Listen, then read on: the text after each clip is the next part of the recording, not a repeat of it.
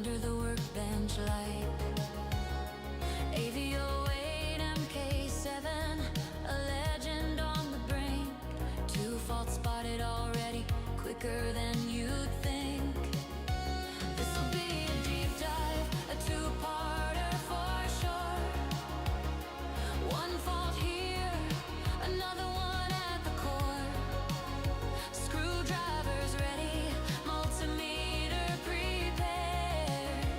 Time for the pickle magic the community shares. Retro and pickle, teaming up to make it right. Bringing old tech back from the edge of night.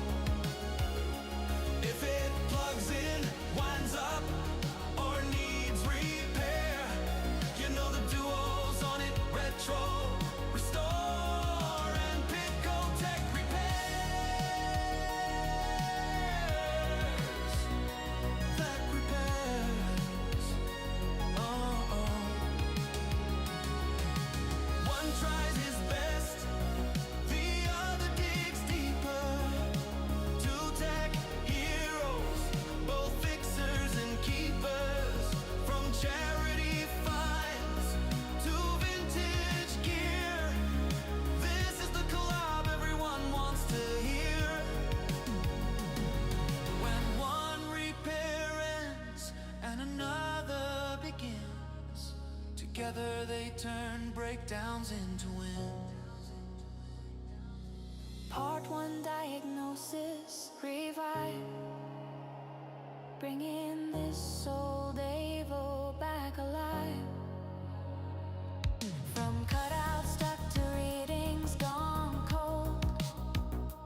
Every little clue makes the story unfold. Retro pass the torch, Pico takes the lead. A rescue mission every fixer can heed. Retro and pickle, legends in the fix-it scene. Saving classics, keeping history clean. If it's broken, rare, or needs that repair flair, call the dream team. Retro, restore, and pickle tech repairs. Tech repairs. Oh. One started the journey, the other takes it home. Together they prove no tech dies alone.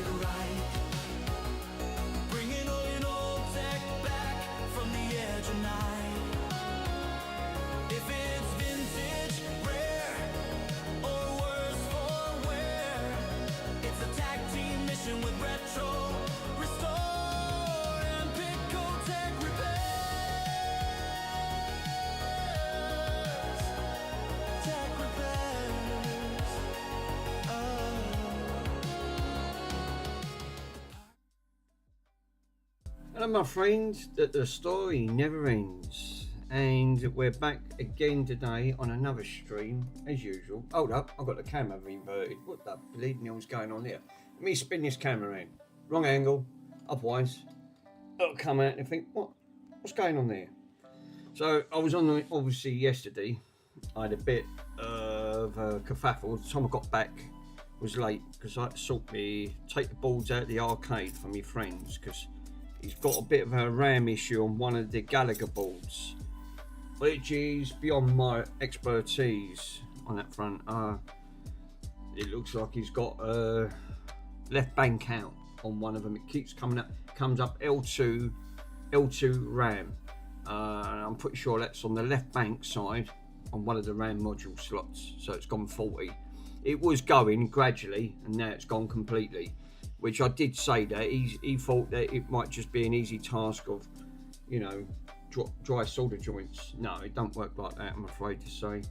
So obviously dry solder on that front would be intermittent, but that wasn't being intermittent, it was boot looping, which I'm straight away suspicious of RAM, because arcade boards have to follow suit.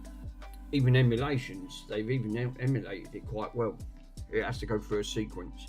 If it gets caught, if there's a problem with any of the video or the RAM issues, or preferably both, it will keep boot looping or it'll just freeze. This was boot looping, so straight away I suspected the RAM. One of the RAM modules were going faulty. And yeah, it's now gone completely. So now it just comes up L2 bank RAM. That's all it says on the screen. So he's going to send that off. I've got the boards out for him. He's going to send them away, get them done. Also noticed a few other issues on the board while I took it out. That the problems that he was having on that, it looked like a couple of pots was going. It was going for the sand. It had a slight hum. I told him to also go and get that sorted. There was a diode, looked like it was burning at one end of the board, and also a resistor, which I did say that's probably not going to help. So it looks like it's got a few issues. I remember these boards are nearly as old as me. If anything, I would say they're a little bit older, which class that 50 years plus. Well, they're not really supposed to last that long, so you can't wonder about it while they've got problems. A bit like all this vintage stuff, I suppose. It's, you know, regardless it's an arcade machine or what I'm dabbling into, the principles are the same, you know. So howdy Juice, how are you doing, my friend? So we are going to continue where we left off from yesterday. Obviously it got a bit late on that front.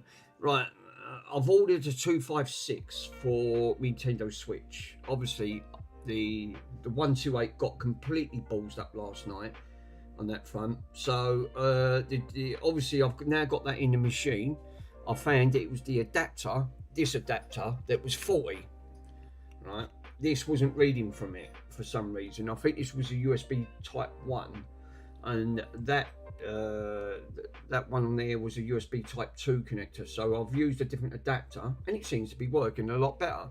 So I'm formatting the entire drive of that 128 because obviously it's obviously having issues.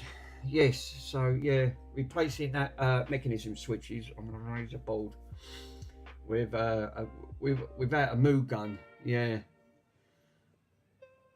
Yes, you obviously do need the Moo gun. I'm assuming you're talking about the desoldering station, the solder gun, which is obviously one of these, the Moo guns, because it would. But they are great, you know, recommended. They're all right, but don't go too mad with them because they will take the traces off, unfortunately, which you don't really want. Hey Worms, yes, Worms is in the house. So obviously, as we were saying yesterday, yeah, them desoldering guns are expensive though. Believe it or not, you say that, Juiced, I paid that on AliExpress, doing it with the solder sucker. I mean, it'll do the same job, but it's the trouble with the solder suckers, and I've got one here, and I'll show you the issue that I have with solder suckers, right? And I don't know about you, everyone's got different solder suckers, but the principles are the same, right? I've got one here. I've never used it, right? It's because I always run into one problem with these, right?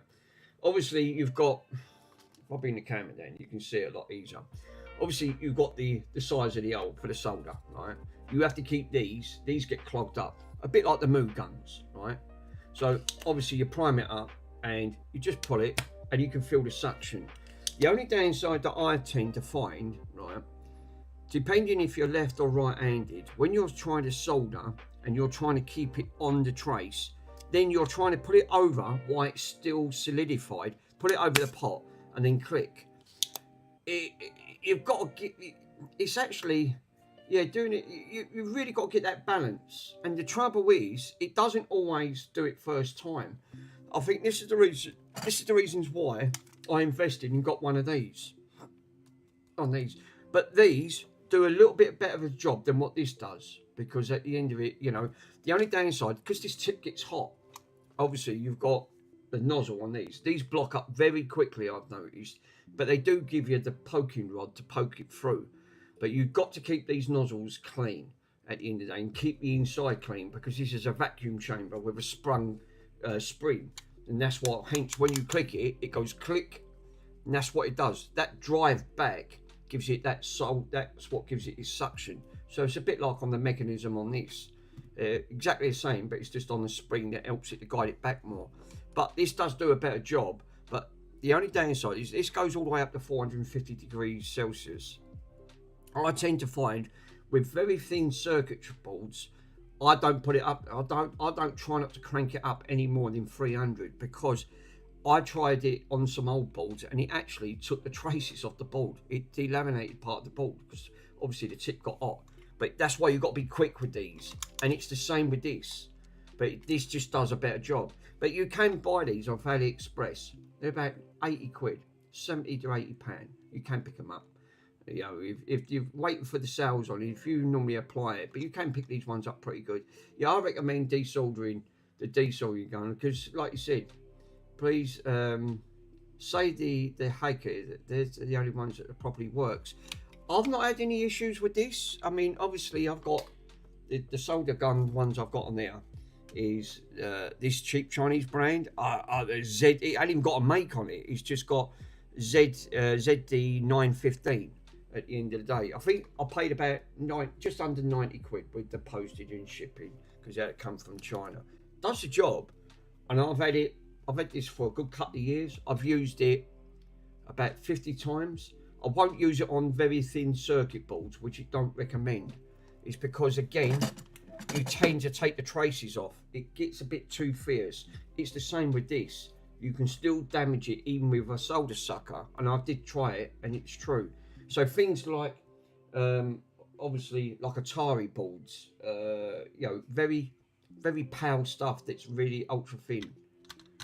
Oh, Pico, how you doing, my friend? Yes, so yeah, I've ordered a 256 card on that front. So I've got a 256 card on the way. I'm trying to sort that 128 gigabyte one out, because that got buggered up the other day due to that. So when I was trying to put the software on for the Nintendo Switch, it completely buggered it up. JFix, how you doing, my friend? Nice to have you in here. So yeah, so yesterday, obviously, I found that this was shorting for some reason. Obviously, we did get power up to here. So, in the circuitry, yeah. And then this is what I was saying about yesterday. We all agreed that, who's the bloke that deals with, I forgot his name. He deals with all of the power amplifiers. We was only just saying how dangerous he was dicing with death, mucking around with the high voltage capacitors. I mean, you know, 1,000 volts. It's true what Pico said. That's it. So yeah, that's exactly it. I mean, if one capacitor holds 1,000 volts through that, you don't really want to, you know, piss it off by using your fingers. You know, if you're going to discharge a capacitor, yeah, Simple Tech. Sorry, thanks, Joe Fix. Yeah. So yeah, Simple Tech. I mean, buy the tool. You know, safety first. If you're going to muck around with high voltage, don't use your fingers. You know, I couldn't watch because I honestly thought that he was going to kill himself live on the stream, and we couldn't be there to actually get him out of a situation.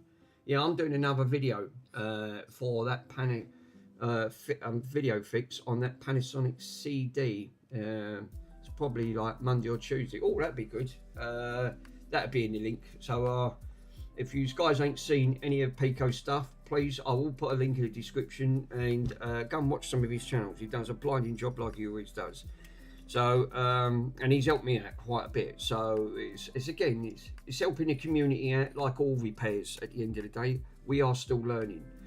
We are not all masters of understanding the way electronic works, and obviously it's not easy to diagnose a problem a bit like this.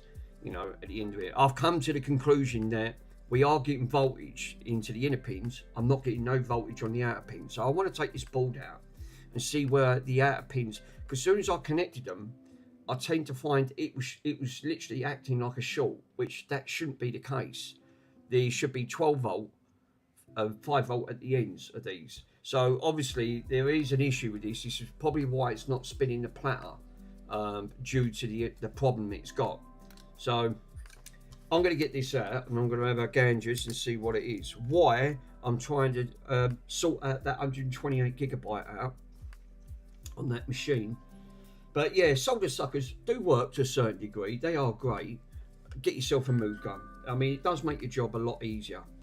I mean, you know, it's a bit like anything, isn't it? If you can buy the tool to help you guide you through doing your electrics and, you know, doing your repairs, it's going to help. I'll say go for it. But obviously, price is always going to be against it. Yeah, the bolt may be the other side. There's someone at your front door. Wow, is there? Oh, delivery. It's alright, it's at my mum's. Sorry, I've knocked on the wrong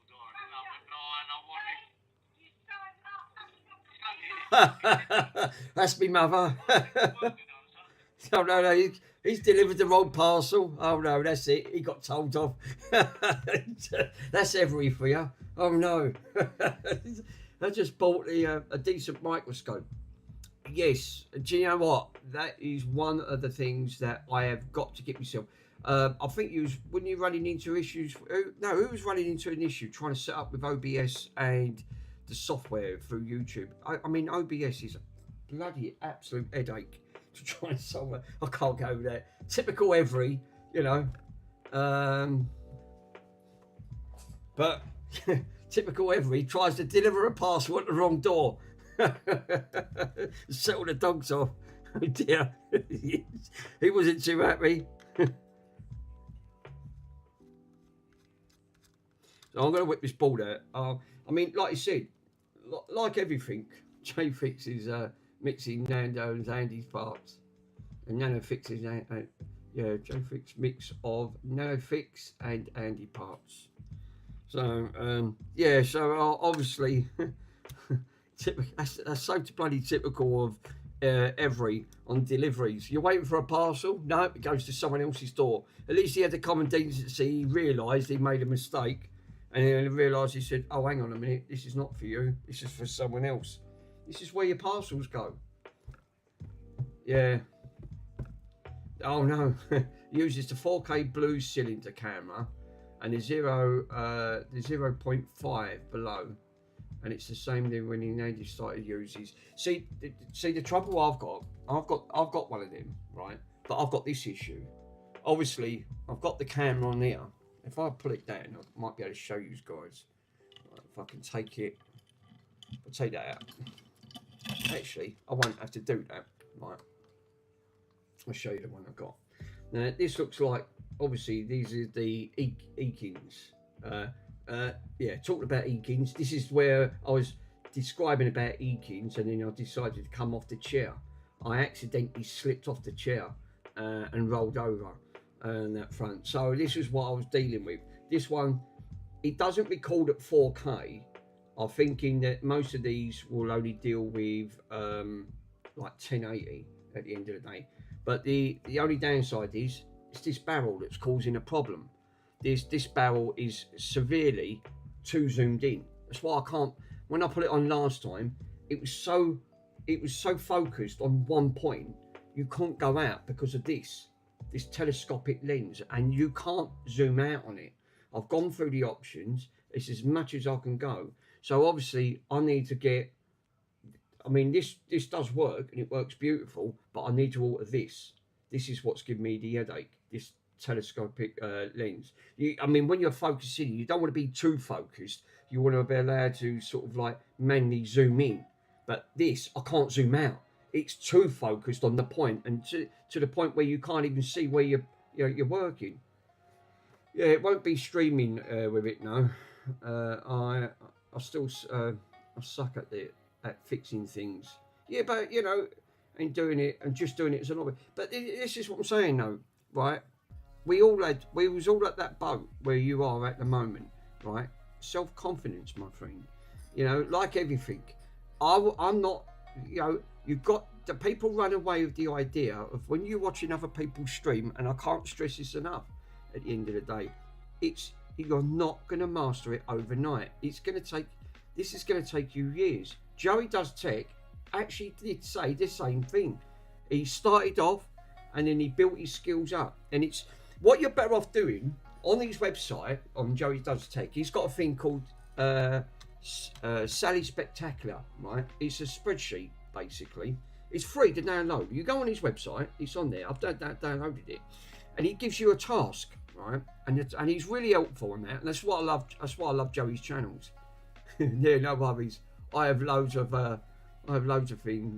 fun fixing things, but they won't bother me otherwise if they're my fixings. I just like watching the stream and getting on there. Yeah, I mean, you know, whatever. But yeah, the spreadsheet he gives you a daily challenge, and basically that he's done another spreadsheet one. Yeah, can you not use the Eakins cam as that microphone like a lot of people do? The only downside is that this is what I need to change. If I can swap this off, which I can take this off and I'll show you, right? The sensors, these sensors are all the same, right? They're all standard. They're about 22 mil, right? Roughly around about 21.5 to 22 mil in inch diameter, because they just got threaded. The downside to this, as you can see, right, you've got a long telescope, but only a thick lens up here. So the lens only goes about that thick. So it focuses straight down on one piece. What I need is, I need a wider, I mean, obviously I need that diameter, but I then need another adapter. So then it becomes slightly wider. So you get more in the shot. And if you want to manually zoom, then you can not only bring the camera down, but you'll have much more of a focus point. The trouble with the downside to this is, it's like all of these type of things, the sensor is very narrow. I mean, the wider the sensor on this, the better you're going to get. I mean, a true 4 camera one will have a much wider sensor. It'll probably have the width for this to broadcast in 4K. But like all of this one is just too focused. It's prefixed. And I don't like the prefixed ones because they'll tend to have that issue. On that, hang on, we got a new message. Oh yeah, Pico, glad you mentioned it. I've ordered a few things for me daily fixes. Managed to pick up, right? I did manage to pick up this record player, and I'm just having a look. I noticed that it hasn't showed a photo in the marks and plastic casing. Right, okay. Oh, right, okay. Let me know if you still want to purchase. I'm just going to put, yeah, that's okay.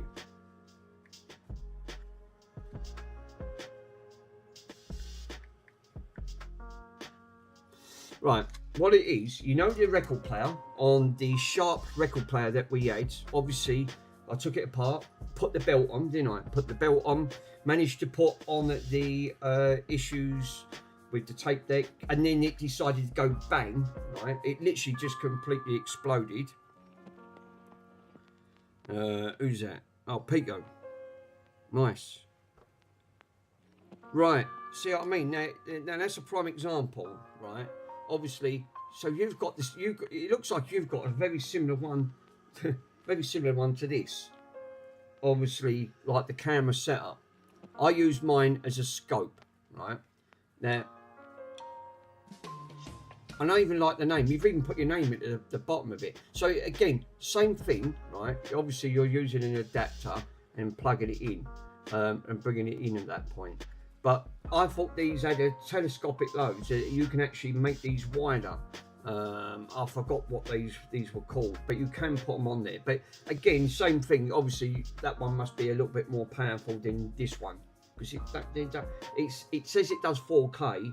It doesn't do 4K. I think it takes pictures at 4K or put it through a 4K TV, but it still downscales about 1080. The HDMI Viva's, oh right, okay, it's a capture card, right, brilliant. So, yeah, it looks like again, I have got that piece, what you did have, what you've got around yours on that front. But do you tend to find that you're still having, because I'm not used to it, that being too focused, because it's too zoomed in. That's why I've tried to put an arm as high as I can. Look, I've put an arm that high, and I try to go higher because it's too zoomed. When I put it in, you can't bloody see anything. It's too focused on one point. And I think, no, hang on a minute, I can't see what I'm doing. So this is the issue that I tend to have. What it is, you want a sort of a wider view like this, but then bring it down, and then you've got more. You still got a nice wide view, so you see other components while you're working, because sometimes your hand might get in the way. If I try to do soldering with this, yeah, you can adjust it, the lens itself. The downside to this, when I try adjusting the lens, I can't zoom out, so it's too focused on that point. So if, say for argument's sake, I'll give you a for instance, if I try to zoom in on here, right, or on this little resistor, it'll be so concentrated, it'll be blurred, and it'll be more zoomed in than this, and I can't take that back, because I went to the camera software, which once I put the HDMI through it, and it was already at its maximum zoomed out point. If I try to zoom in, it just goes completely blurred. That's why I try to raise the arm as high as I can to try and compensate for it. But the lens on this is too focused, and I think that's what it is. That zoom lens on there, it's just too much magnification on that lens. It's too powerful. But you can't. This is what I'm saying. So because you can twist it on these, and then you've got obviously at the bottom here, you've got like a focus. So that's your zoom, which I've already zoomed out to the maximum, which it won't go out anymore. And then that one's obviously your focus point. But it's an absolute headache. I did try it and I couldn't get on with that point. So anyway, yeah, what I was saying is the record, you know, that record player that we was doing, and we decided that it needed a belt.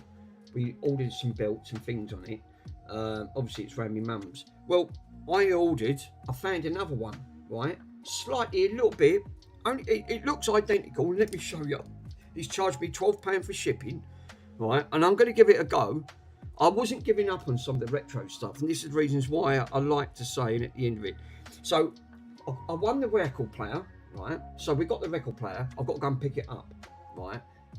It's over in Loughton, right? Which is about 25 minutes away from me, give or take. So I've won that for £23 for the record player. Obviously this one's got a hum, but again, she's not got back to me, but she did accept the offer, but now she ain't given me her address. So I don't know what's going on here at the end of the day. If that weren't bad enough, so I thought, right, I've got that to pick up. I've ordered a 256 scan disc card for this. Obviously 64 is not going to be enough. It's just not at the end of it. And I also won a Sharp record player, which is the one that obviously went bang and the old boy saw. This model is, now my model is the Sharp VZ3500. This one is the Sharp VZ3510, but it looks identical to the one I won. So this one, I actually did one for £35 plus shipping, which was, he originally wanted it $47.50. I got it for $35, plus there was shipping to add on top of that at the end of the day.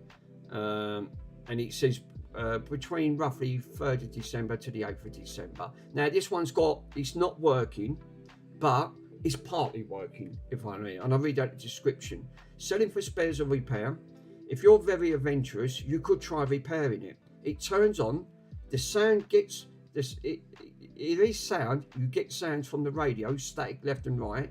No exterior antenna was attached. The signal indicator does go green to red. See photos. No belt on turntable. One cartridge is missing. Bought for spares or repair that wasn't needed. So he bought this for spares and repair to try and do it himself, and he obviously couldn't do it. So that looks identical to the one I've got, which is the exact same layout. So this is going to be interesting. If worst case scenario, I could take this apart, take that big massive power amplifier chip out, which was about that big, wasn't it? It was an oval shape amplifier. It was a really weird shape. Because we couldn't get the amplifier out of it, I might be able to desolder it from this board, desolder it from my board, swap these ones over, because I've done all the work on that, and the other one's in much better nick at the end of it. But this one is partly working, or I'll go down the route is buy another couple of belts, right? Because I don't want to take all the belt off my one. Buy another couple of belts, sling the belts on this, because this one is partly working, and get this one up and running. But he just showed me it's got a mark on the top of it, but at the end of it. So either way, I might be able to salvage bits out of one to fix the other. So whatever route I go down, I can at least get another bits going in it. But yeah, so that's going to be interesting. So some of these two finds are going to come back at some point. But at least if I can get the record player, obviously the other one's got a hum. And she bought that from new. Her parents bought that from new. So, I mean, that'd be great. But yeah, I reckon this, if I can change the lens ever so slightly, too focused on that lens, that'd be great. At least I won't have to keep relying on these cameras. All right, like you said, these webcams, but it's not ideal. It's making things work. So yeah, that's going to be coming back to some of them old things. That's what I said.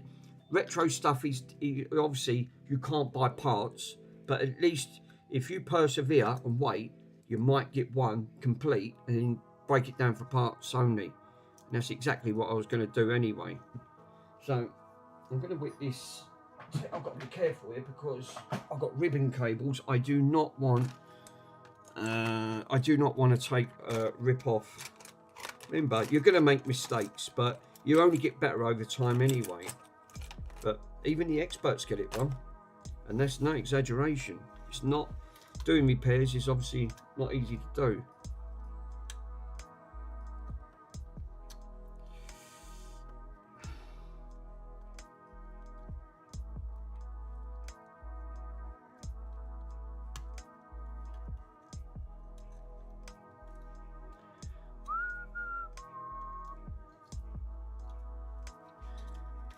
I hate getting these bloody ribbon cables out, and they are an absolute headache to master. You know, like when you always have the issue, if you look at on these bolts, right? I don't like these type, especially on these old type of computer, these disk drives. They're absolutely dinosaur. Obviously, they've done this where you have to slide it up. So it's like a locking mechanism, like the Nintendo Switch. They just have a little brain clip that you push down, and then it locks the ribbon, so it pushes down on the contacts. This one is a sliding mechanism, and these always warp or something, and you can't bloody adjust them properly.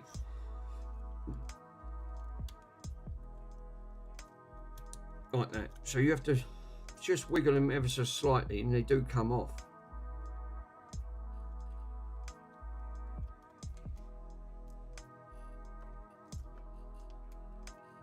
I can leave that on. The only issue I'm going to have on there, obviously,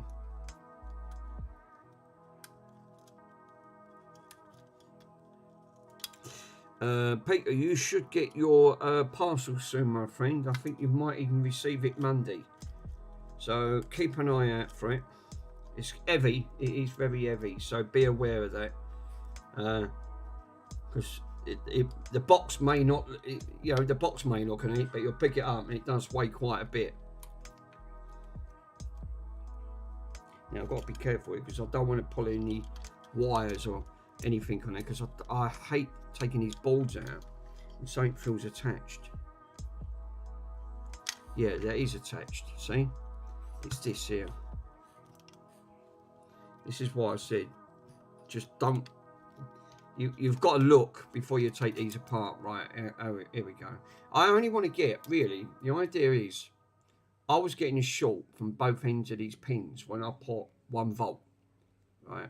So when you told me to put 1 volt through, and obviously I couldn't get through to the other side. Obviously we've got the capacitor here, so I want to test its capacitance and just see, but I want to see where these traces go, because for some reason, they look like these were grinding out. Unless these are, they are ground problems. So this could go to the end of the pin, which that's what I need to trace, because it actually does state, and it's really hard to see, and I can't show you guys, but if you look really closely now, obviously you obviously probably can't, but you can just about make out there's a 12 on one side and 5 volt on the other, and that's what made me thought these end pins, one should be 12, one should be 5, and these ones should be roughly around about 3 volt, obviously to put voltage in because it's going through to the chip. But I couldn't get this out yesterday, but now I've managed it. Pop that out, so I'm gonna push that to one side. So what I want to do is put my multimeter and start finding where these are. Are these going to ground? Because and I can also test the capacitor, because why would they put green dots on these capacitors? It's only on this side of the board they've done it.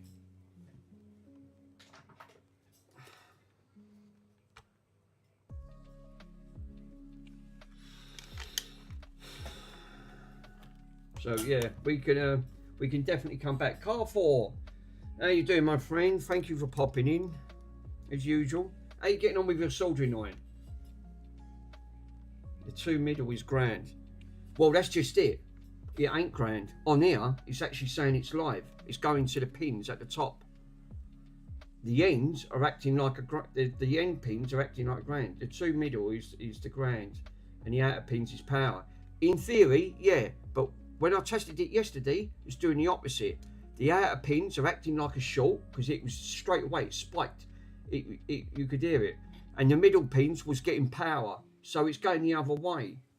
So obviously the 2, oh, I didn't drop it there. So the 2 middle ones on here, when I traced it yesterday, I followed part of the trace circuitry, and it looks like the pins, this side here powered the yellow and the blue, right?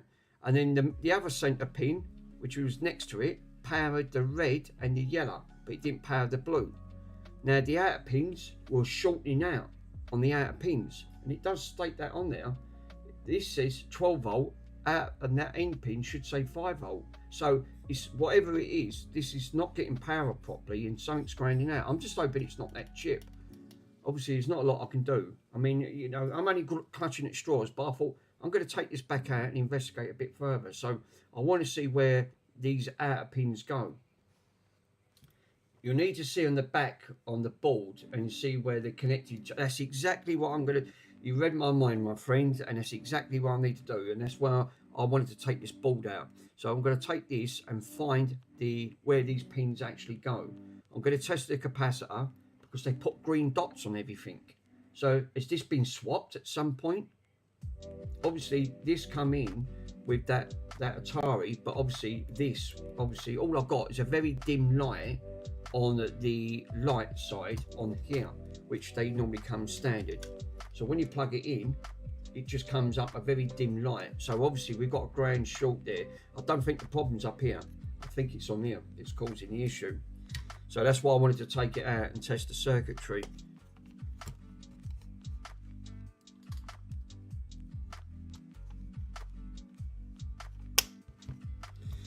So just need to grind the pins down. There you go. 2 at zeros. Then I know that I mean, if that's the only thing with these. Right, Smoke, be right back. No worries, my friend. No worries. So, obviously I need to put it in microfarad. And I need to do some tracing. First things first, that capacitor should read, I think it's 0.47 microfarad at 50 volt. It was saying on there, and it was right on that bloody circuitry and all. I think that's what it was reading. Yeah. No, it's just saying 47 microfarad at 16 volt. And these are the Nichon. So these are good capacitors. The Nichons are pretty good caps. The Nichons. I don't normally have any issues because these act like a filter anyway. So yeah, 47 microfarad at 16 volts. We're not worried about the 16 volt. I'm more worried about is it registering at 47 microfarad. I don't know if they actually are, but remember you're reading it in circuit, but if there's anything near it, then it'll pull the resistance that up or down, but there's nothing near this, so there's no other components with it, so it should give me a true reading. Should do, he says. This is what worries me if the capacitor on there.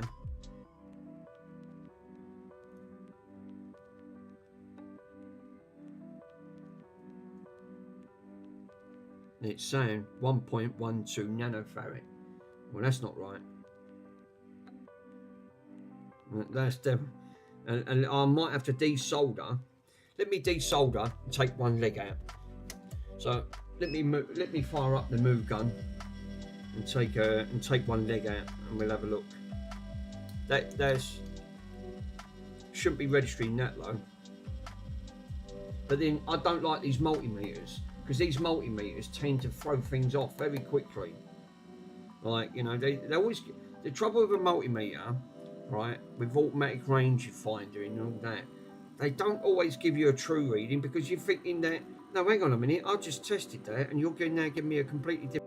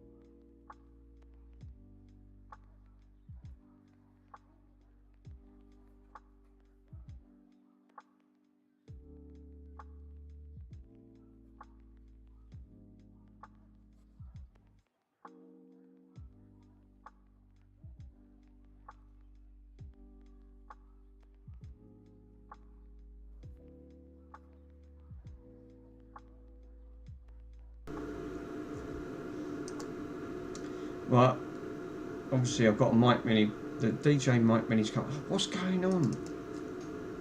Right, I'm going to go back to DJ microphone. Right, we should be back. Again, what the bloody hell is going on?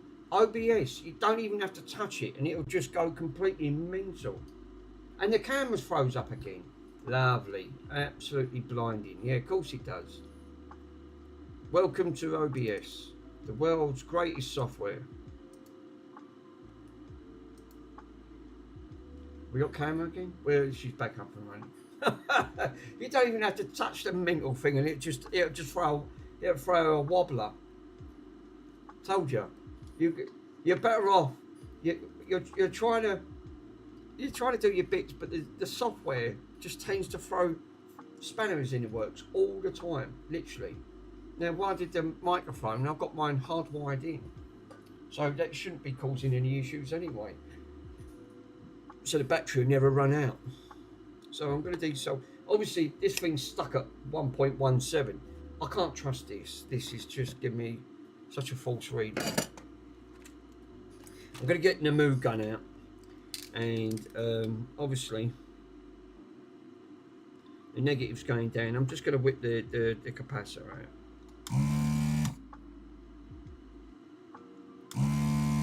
I've got it on 300 Celsius. I don't like going too mad with these because these Mu guns can be a bit... She's out.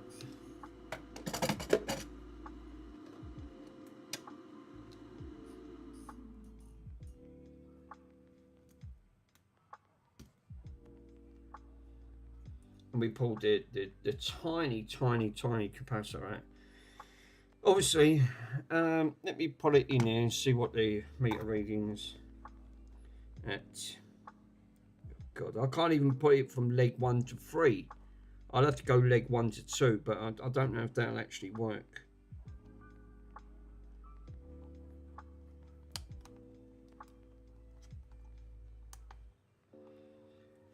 We can give it a go. If it can't read legs from 1 to 2, it's normally 1 to 3. No, see, unknown damage. So that's obviously not the machine. It's just, it's obviously the leg's so narrow on this, I can't get a reading from it. So I'm going to have to try and use this nanometer readings on there. So obviously the one side of the leg is negative, which is always down the stripe. So I need to power that up. Again, it's just spiked. It's just gone to 1.16, 0.16 by itself. So it's not even, no, actually I'll put it in, you can see it for yourself. I'm not even touching it and it's gone to 0. That's how stupid these multimeters are. They're not the greatest, but I need to find the value.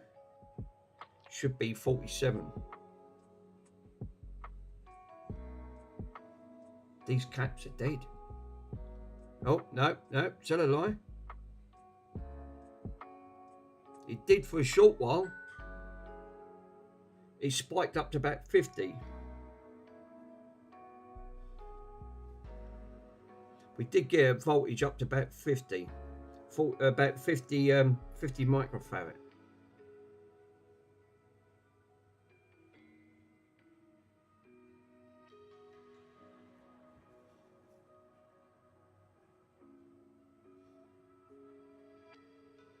Here we go.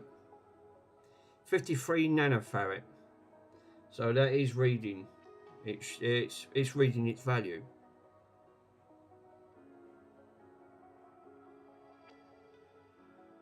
Now we've got an open line.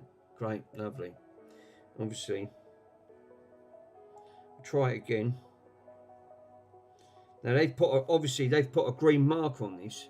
So as some of these capacitors gone bad then? I mean, is that why I'm not getting a resistance reading on any of them?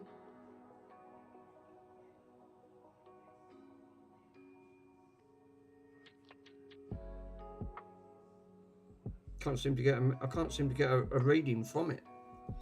It goes up to a nanofarad, 53 nanofarad. That's weird. On mine, it works. Wow. 1 to 2 works with the pin layout. Normally, I always do pin layout 1 to 3. From pin leg 1 to 3. I can't get nothing on this. You know, I don't know. Obviously, I don't like the idea of this. This just rests in there. So straight away, that's janked straight away because again, how are you supposed to make a connection through into the inner pins? It's the way they designed this transistor tester. It does work. It normally works. So I might have to, again. Unbelievable. Well, that's coming up at roughly around about 53 nanofarad. Now, which I'll have to ask, is that okay?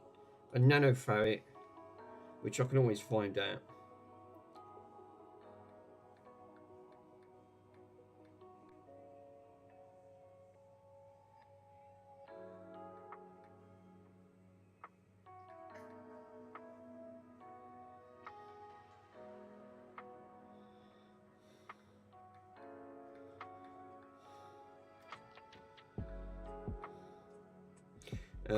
Microfarad is MU.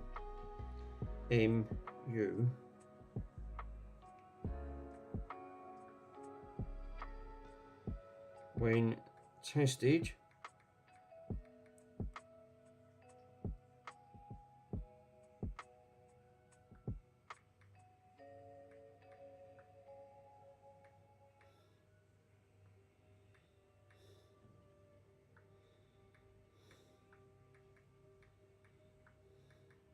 is that okay?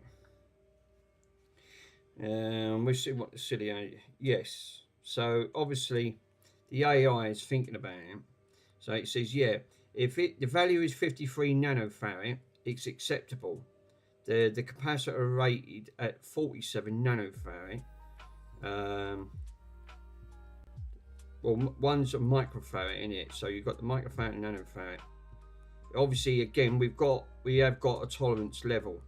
He says if tolerance accepting range between 37.6 to 56.6. So anything above that 10%, obviously, then it's classed. That will start acting like a resistor when you're taking these diodes. So, so this is again, this is registering okay on that punt. So obviously, this is not causing the problem, but obviously, try to read it in circuit, it's just not. But the tolerance levels is between plus 10 or 20, plus 20%. Sometimes it's like certain electrolytic capacitors, even more with a wider tolerance between, which I didn't know that, which is minus 20 to plus 80. Now I would have thought that. I didn't think that the electrolytics could have that massive tolerance level, but apparently it can. But he says it falls within the 20% tolerance range. This is closer to the upper limit of the plus 10 range. This generally is considered acceptable for most general purpose circuits such as power supplies and fittings with a general coupling. So again, so this must be okay, and this is what I'm saying. If you're never sure, you know, the Google AI, it don't always give you the correct answer, but it does sort of know roughly what you're trying to ask you. So we can, and look, and I didn't pull no traces off that because that was at 300 Celsius. If I tried to use that solder sucker, look how tiny that is. I'd struggle. And this is what I'm saying about the old solder suckers are actually quite good. But we shouldn't be getting this grain to short up here. So now I know that I've eliminated that point. I can put this back and then solder this back up. Just got to make sure I put the cap man the right way in it. Yeah, I see. So let me give a quick dab with the old solder.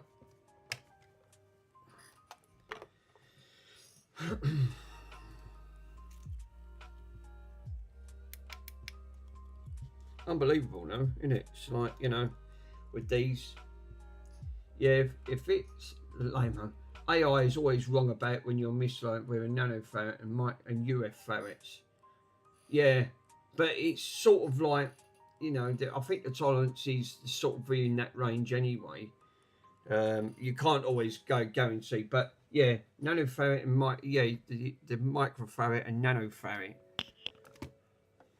But like you said, you can't always. But I didn't know they'd done a tolerance level between minus 20 all the way up to plus 80. I honestly thought that was I didn't think that would be acceptable. 450. This is why, Carfor, I love these little soldering irons. The little dab of solder on there, this soldering iron is absolutely blinding for these little tiny components. It's literally so nano at the end of that tip. It's smaller than, it's like a pinhead. And it gets right in there, right where you need to get. I couldn't have done that with my other solder gun. I just couldn't. I would have just run into a problem. 450 seems to work really well on this. It just seems about the right temperature.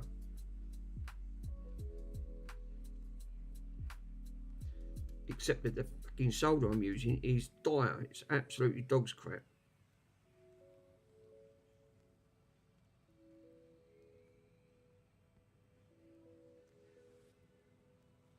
There you go.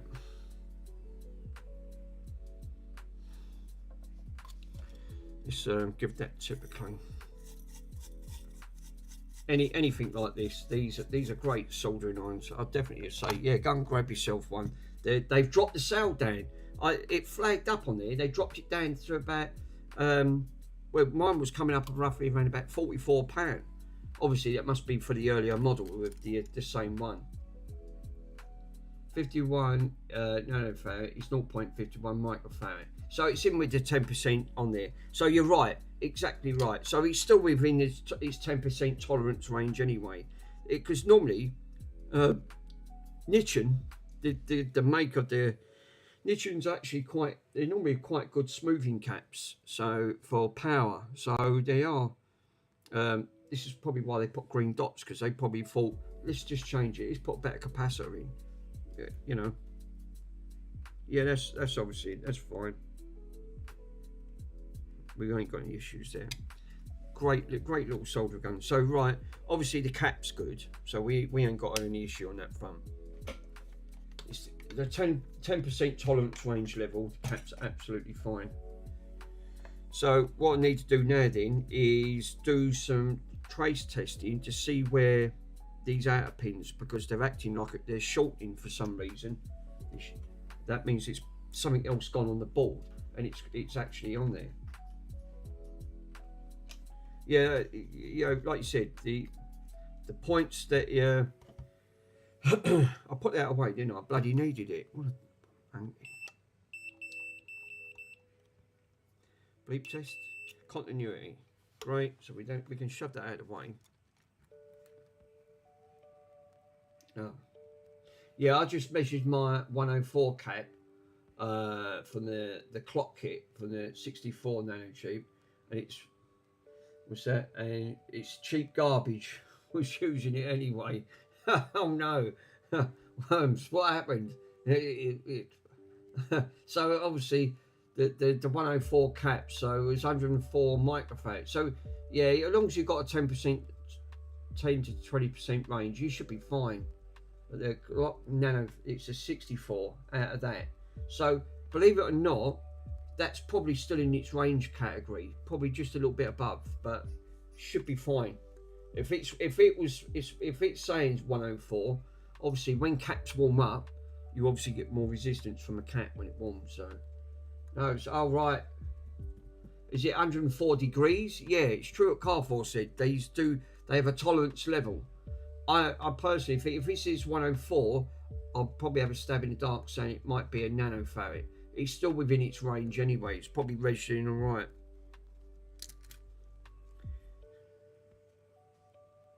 The trouble with most of these components is like everything. Now I've got to try and trace this. So this is going round. It's going round on there. It's going round on there, all the way up to here. So it does go to the outer pin. So this, I've just traced this one, right? So what pin was that? Pin 12, right? Well, not pin 12, 12 volt pin, rail. It's supposed to, yeah, this ain't a ground. This is acting like, it's literally like, and it's actually acting like a short. I've just followed the trace. I've gone round, followed the outer trace. It goes right on the outer one, and it goes right up into that corner to this pin here. Right, well, it looks like it goes again, but it goes into other pins as well. So it comes back round this trace, then it goes to this trace. So we're going to, it looks like it's going to this side of the chip. So one of the chips burnt out. So one's going to one chip, then it comes down, follows it, then it goes into these two, which is going to this resistor. So one of that resistor's gone bad, the transistor side.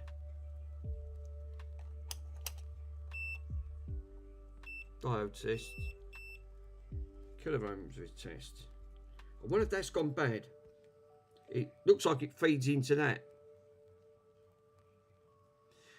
Obviously that's reading in circuit, but it's saying 0.750. I think that's reading in circuit, but that's reading roughly, you can't see it there. Let me pull it out because of the glare. 0.75 on that transistor on the resistance side of it. Let's try swapping the leads over, see if the value alters. I'm hoping that ain't gone bad. They do go bad. I'll have to check the colour band and see what that's supposed to be reading. But that 12 volt pin looks like it goes to one of the end pins, then it goes to the end pin of the chip, and then that chip then bypasses, goes through to here, and then obviously there's a bridging command, so it's going straight to that. So I wonder if that's gone bad. Obviously it's not pulling the right value. So I should have a resistor chart, which I have got on my phone. So hopefully, let's have a look.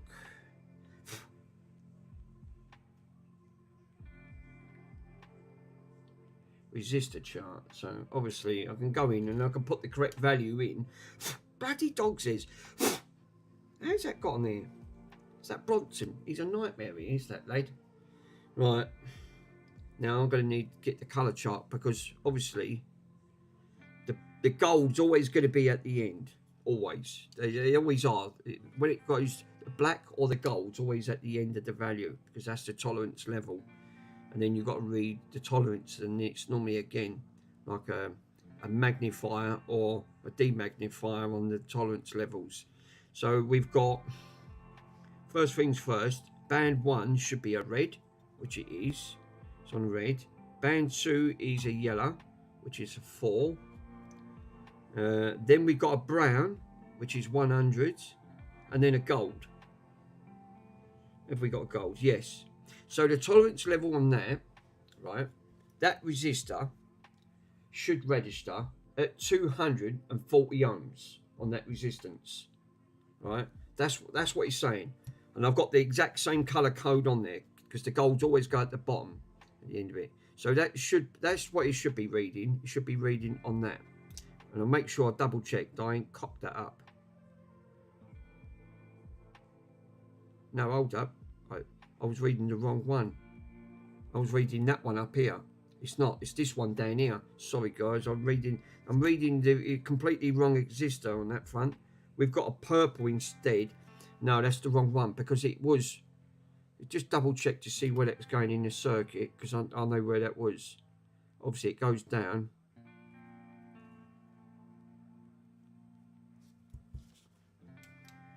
I think I was reading the wrong resistor. Yeah, car 4 is perfectly fine to use a simple clock KIL reading of 64 nanofarad. I know the other cheap ones. Again, you're in that range. It should be fine. Yeah, I just expected better performance. Yeah, they're poor. They're poor for reasons. That is why most of these Chang or the other ones, they're rather, I would say, close to the 20%. They actually seem over on that one. Yeah, the resistors go higher or open. Yeah, exactly. Yeah, so obviously it's in with its tolerance range. You should be fine on that front. Yeah, I can't see why. So obviously I'm reading that bloody resistor, and I put the wrong bloody value in because I was reading the other cap. The other one, this one was saying 240. The one I put on, no. So it looks like it goes down.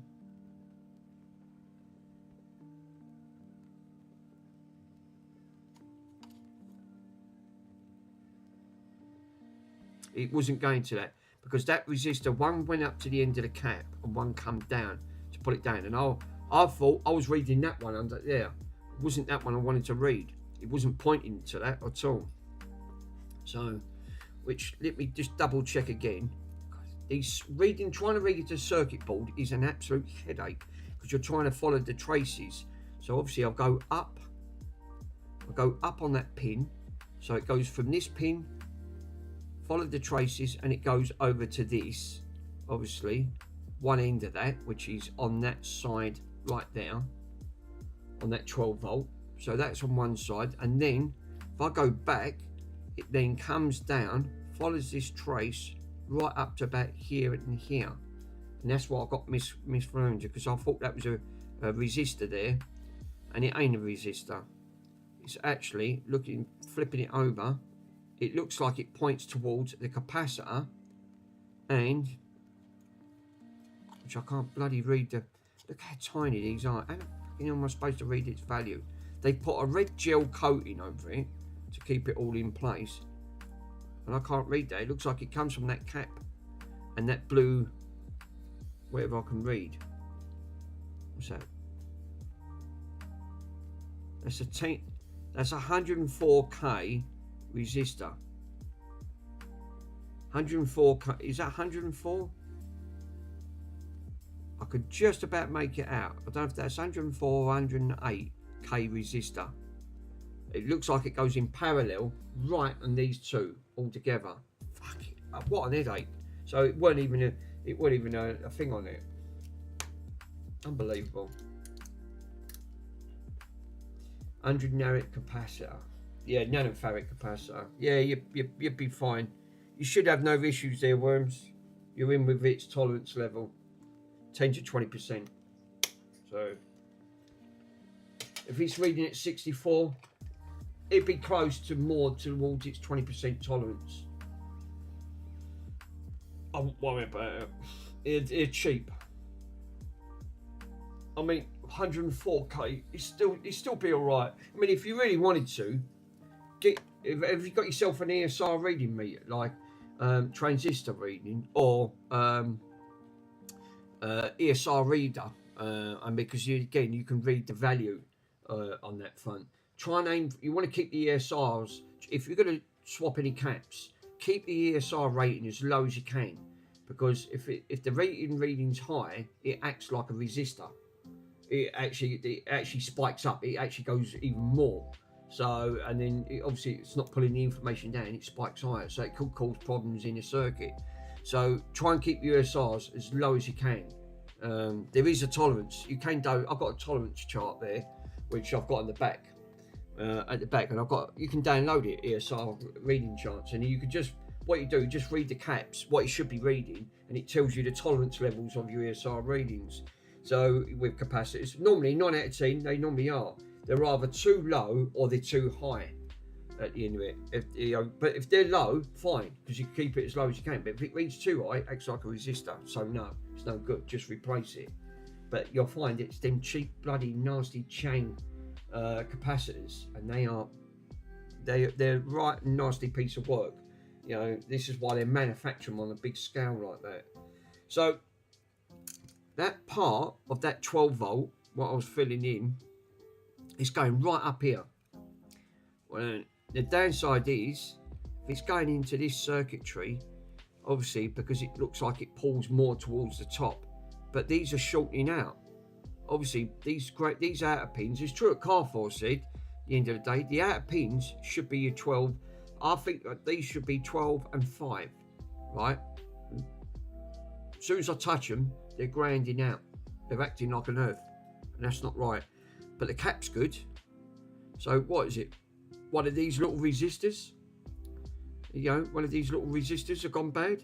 I've not known resistors to go bad. I'm not saying that they don't go bad, because it's still in circuitry. Or is it the chip that's gone faulty? Because one end goes to that, one end of that goes to the goes from the chip, and then it pulls back to the capacitor, and then obviously the capacitor then refilters, goes through to the resistors, and so it's more filtering going on.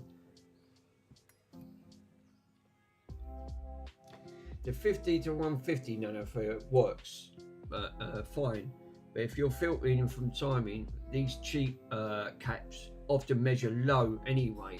They won't damage anything. No, you're right. I mean, like they are nasty. They're not the nicest of capacitors.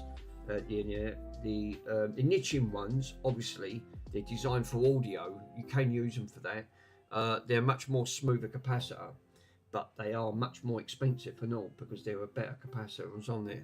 The Panasonics, any of them, again, much better cap, but then you're going to pay about £7 for one cap, which, where you normally could buy a bloody pack of caps for about £5 or £6. But then you're not going to get great value out of them, I'm afraid to say. It'll get you out of trouble, but I can't say how long they would last for. Resistors don't normally cause a short. If anything, is most likely a cap causing it due to its age. I mean, obviously these are niching caps. These are actually pretty good caps. So, I mean, is that a niching cap?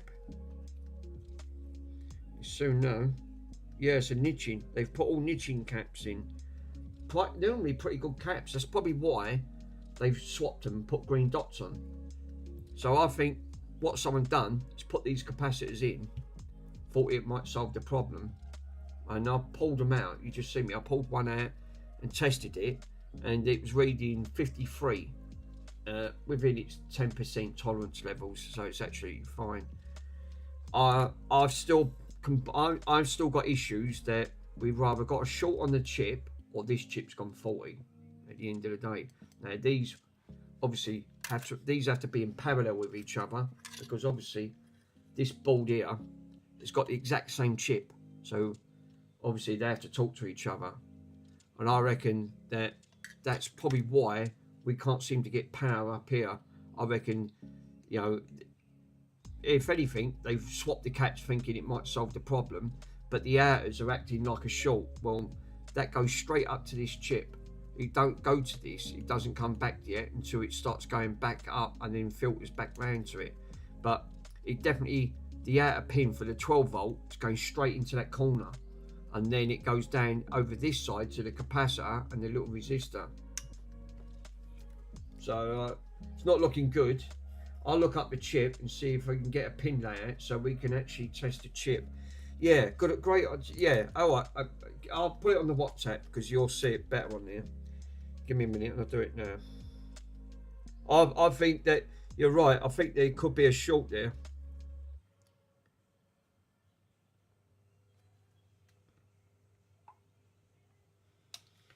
This is the only thing with chips. Now, obviously, if this chip has gone, if there is a problem, obviously you need to program it. Which then you've got to pull the schematics, and this is what I'm saying. This is, what's this going to be, a 12 pin layout? How many pins have we got? Let's have a read. I'll times it by 2, so we got 1 2 3 4 5 6 7 8. So we've got roughly 2 8s, what they say, 17. So you're going to have roughly around about 17 pins on that front to literally. Yeah, what is the ohms in the 2 pins? Well, that's just it. I put when Pico said don't put too much voltage through, because obviously we couldn't get a pin, so I was doing voltage injection into the center pins. But as soon as I touched that, which was 0.1 volt and 0.5 of an amp to actually inject into it, and we managed to get voltage up here, this end. So we was getting voltage up here, but as soon as I touched the outer pins, it spiked straight to 1 and 0.5. It was acting like a short. The HD1 is an older Hitachi audio IC, so it's an audio chip. So why yeah, I suppose it does make sense because this is a data line. Obviously these data cables, so I suppose they would do, because it would not only pull video, you would also pull audio from it as well. If that's the case, the outer pins, without the pin layout, is this pin acting like, because as soon as I touch that, these 2 outer pins, they're grinding out, which is giving a short, so which is going straight into this chip first before it goes back to this. So it is going, pin 12 on the actual outer pin on there is going straight to that pin. So it's, I don't know. I mean, I haven't got the schematics on it, so I won't know. Is that a ground at the end of the day? Because some pins do act as a ground, but the inner pins, obviously, we are getting connection and they are reading all of them lines, but the 2 outer ones, no, because some of these pins are going to be dormant anyway. So obviously, like you said, you're going to have audio. So 2 channels are going to be the audio, and the rest is going to be like power relating to it. Like you'll have your data. One will be data, and the other 2 will be, which would make sense. two would be audio for your left and right channel because it does stereo. Probably one would be data, and the other two will be like power. But obviously, I don't know if that outer pin there, this one, is that an earth, because it's obviously going straight to that 5 volt. It's going to that 12 volt. That shouldn't be acting like a 12. If that's a power line, because I know they do put power lines on the outer pins, right on the edges of the pins. The pin is projected to 12. It's 12 in. See, that's what I'm saying. These obviously, looking at these type of when you put the disc in, these will go up to obviously it will pull 12 volts because it's coming straight off the main power supply, which that's the idea of your power, because you'll have 12 volt and 5 volt, which it's the same with PCs. Exactly, the principles are the same, but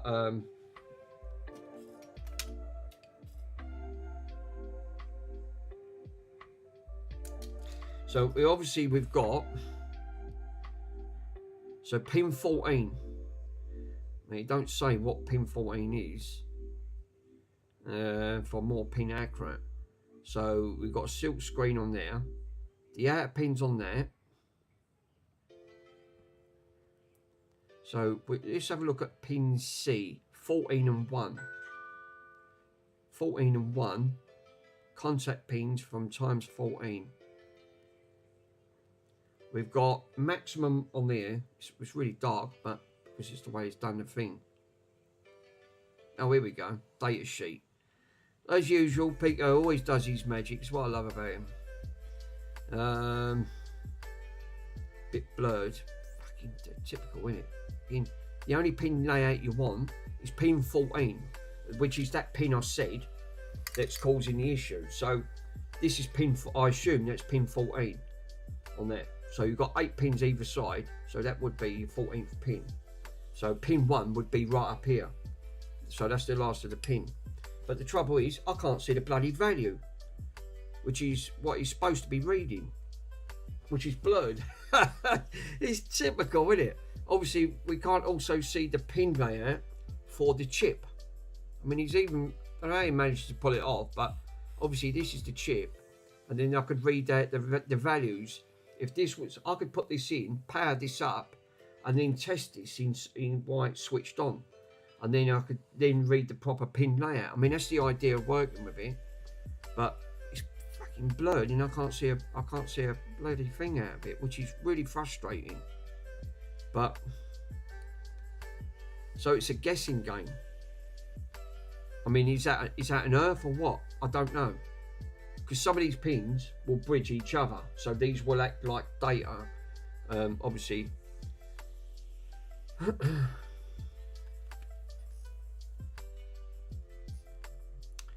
well, most of the current drawings see the microchip packaging specifications located at microchip.com/packaging. This is a 14 lead pin plastic small. Only got small outline. The D3X, the UEB, and the M5B narrow is 3.0 millimeter, the body. So obviously that doesn't help me on the diagram, because like I said, I ain't worried about the diagram. I just want the pin layer. Obviously we've established now that's pin 14, but obviously I just want to read the value of what that pin layer is. Is that a ground? Is that a live? Because again, it doesn't say, which is bloody annoying. And the only data sheet we've got the pin layer, but it's obviously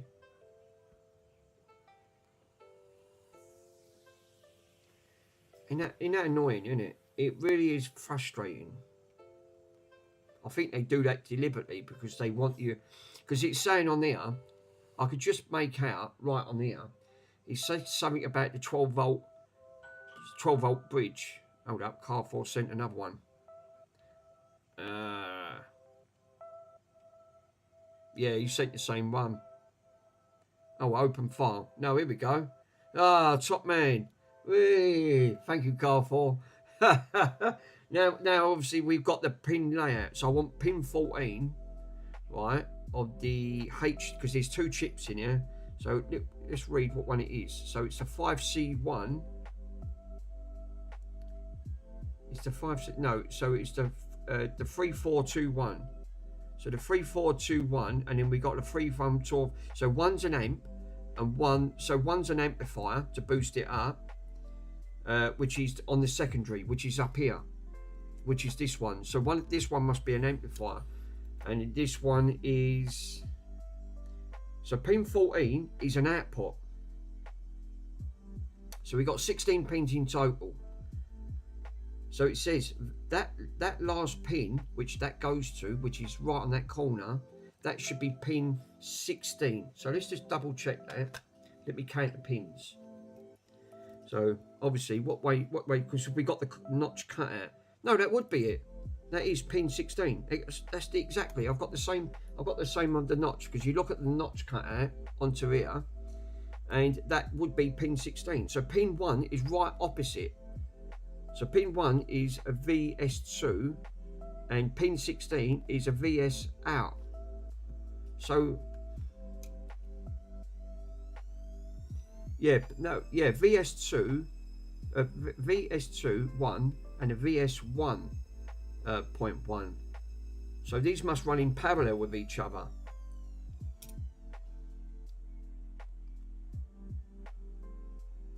So it says on there, voltages are, and what did I say? And I guessed this, right? I took a stab in the dark, and I wasn't bad at trying to stab in the dark, because most of these work on the exact same when it comes to PCs. I said to you, didn't I? And I didn't even have to bring the schematics up. I said, them pins are going to be about 3 volt, right? Outer pins will be 5 and 12. Well, on here, it's actually less than what I thought it would be. But it's, again, the actuator on that, on the 5.25 inch floppy drive, voltages are normally 0.33 of an amp. So again, correct, not putting too much voltage in, times up to 12 volts. So them outer pins were right. One should be 5, one should be 12, and I'm not. They're acting like a short. So something's grounding him out, because we've got the ground issue here. Obviously, Carfor's done his magic, and I've got the pin layout for the chip, so I can probe the chip to see if we've got any of these. Because some of these, look, they've got GND, was short for ground. We've got a voltage output. We've got power saving on the chip, so we can test the chip on that front. So the grounds are in the centre, not on the end. So, and that's what was happening. As soon as I touched the outers, and I said to you, didn't I, sometimes they would have them on the outside, but also voltages will be on the outside as well. So the chip, you have to be careful probing them. And I think, I've got a really bad feeling one of these chips has gone faulty, because as soon as I touched it, it grounded out. It just spiked immediately, and he didn't like it on that front. Carfor, I don't know how you bloody managed to pull that off, but as usual, thank you. Yeah, you can measure within the tool multimeter between the 2 outlet pins. Well, now I've got the pin layout. The pin layout on this, obviously this is the orientation because of that notch at the top. So obviously, right at the top of here, on these corners, where that comes from pin 12, goes right up into that corner, which should pull up to about 12 volts. It don't tell you on there, it just says VS1. I don't know what VS1 stands for at the end of the day. And then on the opposite pin is pin 1, and that's pin 12. So that's obviously on that front as well. So interesting, because the ground pins are actually in the centre, and then we've got outline pins near enough at the bottom.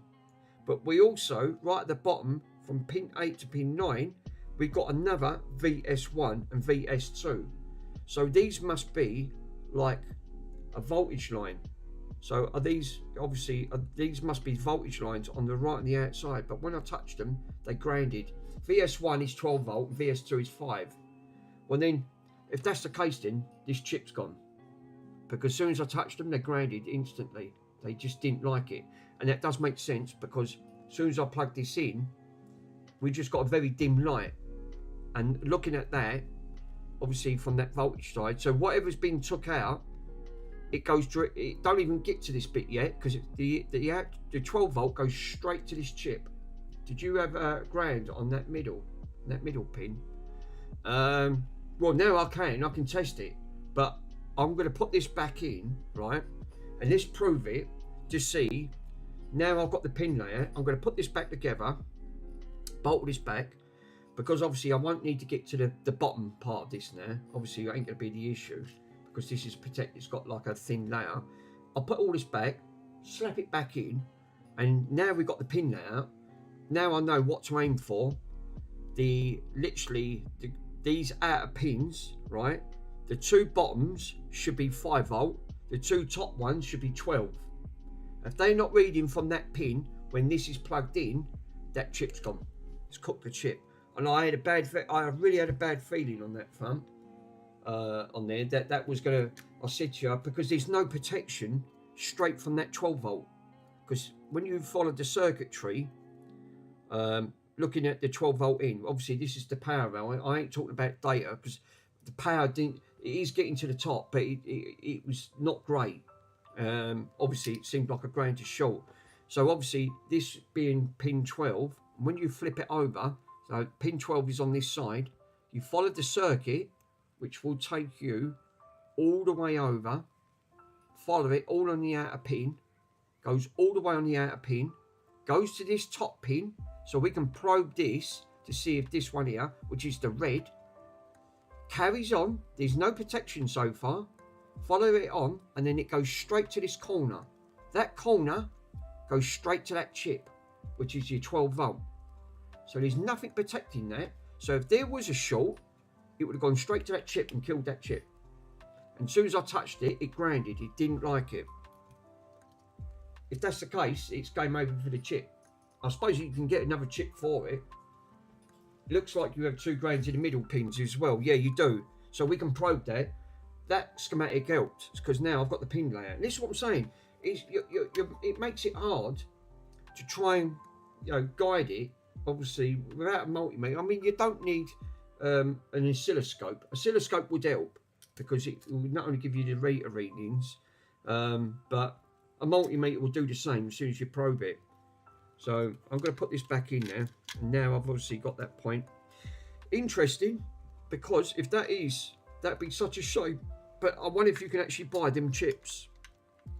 I suppose you could do, but are they compatible?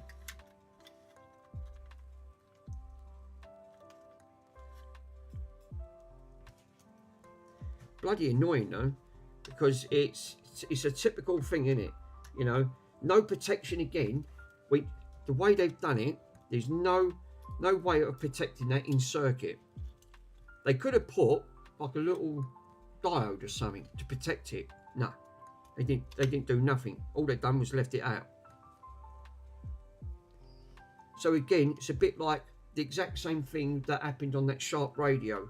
The protection got bypassed from the transformer and went straight to it and took the audio chip out. Because there's there was nothing in between it. It just got bypassed straight from the trans. And again, it's a typical of them type of circuitries. That's the way they've done it. It's not a great idea. It's not a great way of looking at something like that. But now I've got the pin layer. It makes sense. It was pointing towards that chip. When I looked, I thought, I'll take the cap out. Let's give a test on the cap. See if that is causing a ground to short. No. So even if these components wasn't faulty, that 12 volt line, which I had an inkling these volts, so these were supposed to be registered at 0.33, and these outer pins should be 5 and 12. And as soon as I touched them, nah, it didn't like it. It grounded them out. So I obviously thinking, if that is the case, straight away, it's popped this chip, it's blown it, and I went, oh well. There's not a lot I'm going to be able to do on that front, but at least I've sort of narrowed it down a bit more there, so which really helps. Obviously that dynamic really helps and all. So thank you, Carl, for that. And Pico, as usual. Amazing, isn't it? You can just get that information, and that really helps you to guide towards it to try and do a repair, and then you can sort of diagnose to try and get to the problem. Did you have when I tested it? Yeah, I tested it, but whatever I was testing, it was just grinding out. It was acting like a grind. I've got a really bad feeling this chip's gone. I won't know until I put this back together, pull it back in to the Atari, boot it up with this drive, and then test it. Obviously I won't connect it up, but put the thing back in and see if we've got any shorts on here.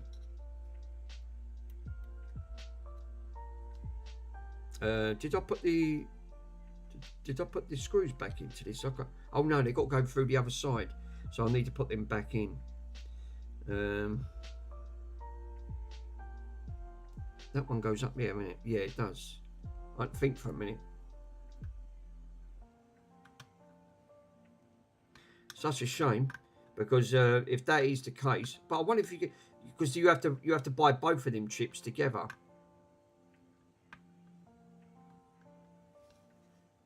For some reason, that is not going in. What?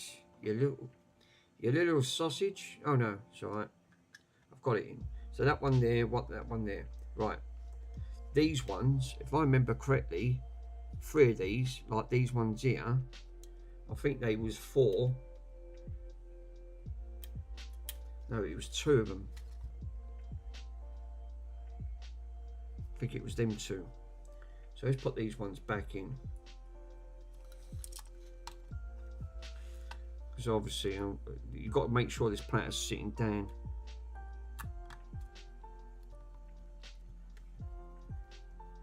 That was handy getting that pin layout, no? Because that really does help you sort of diagnose a bit more of it, to try and thinking, well, you know, what's the cause?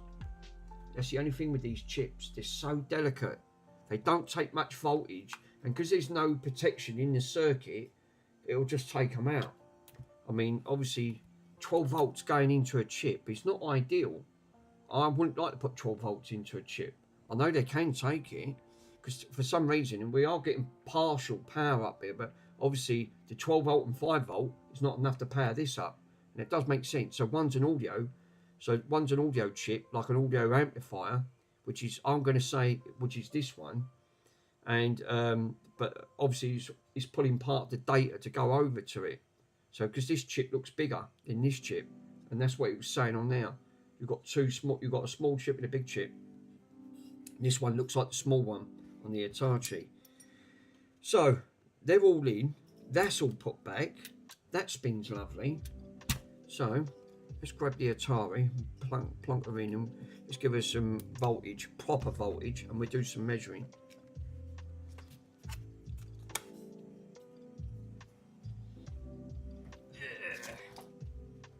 It does bug me, though, because you think, no, if I'm crying out loud, you know, it's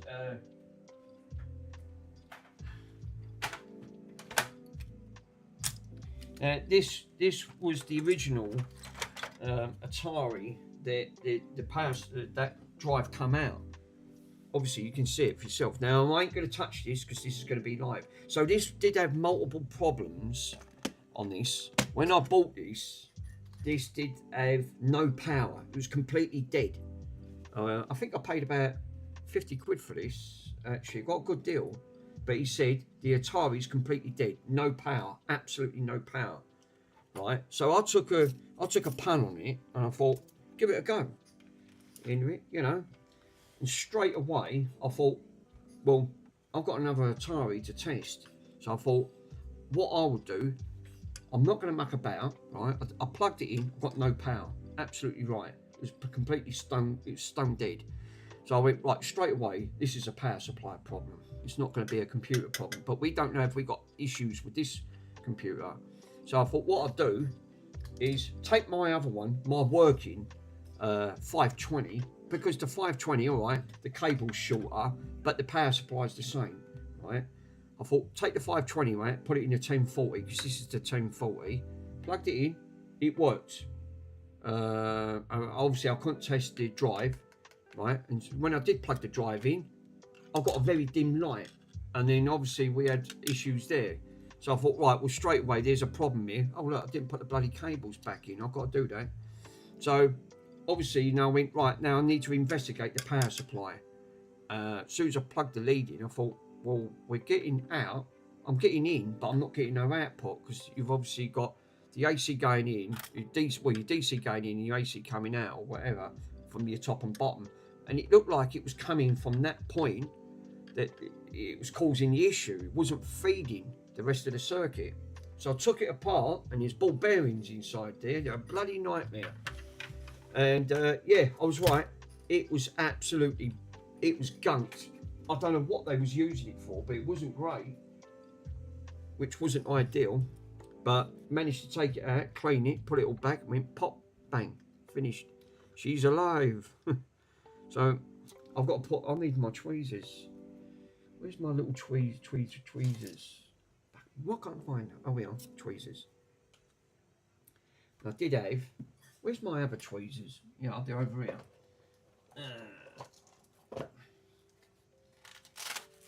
So, obviously,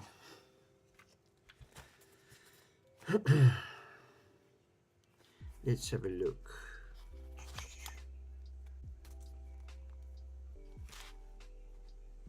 I don't like using these ones. I like these bent. I always tend to find I like these, but they're so bent up, it's unreal because I've used them for everything. I really put my tools to good use. Right, that's in properly now, and that's in. Cool. That's in. I've obviously got to do this one up here. These is obviously, otherwise it won't spin up here, and we'll have.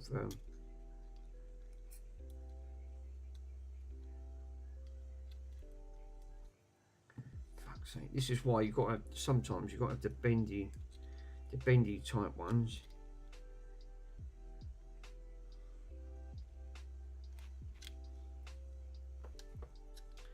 Because you can get in really tight angles and give it a go. If this power's, like I said, if I get voltage up to there and I'm getting 12, we assume that 100% it's that bloody chip that's gone. It's gone 40. And there's nothing I can do on that front. That's the case.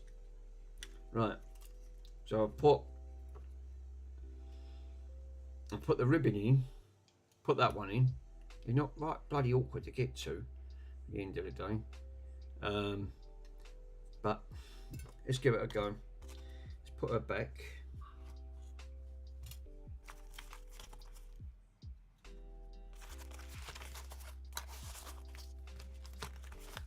Cool. Put them to one side for a minute. Except for that. Yeah, no, I'll put that to one side because I know I'm going to use it. Right, now we'll grab the Amiga, we'll grab the Atari. I nearly said the Amiga. Jesus. I'm not going to put the keyboard back on. Oh no, the keyboard is back on. Oh no, because I'm going to, I'm going to need to reset it at the end of it. The only downside is, obviously, I'll need to flip this over and I've got to protect it.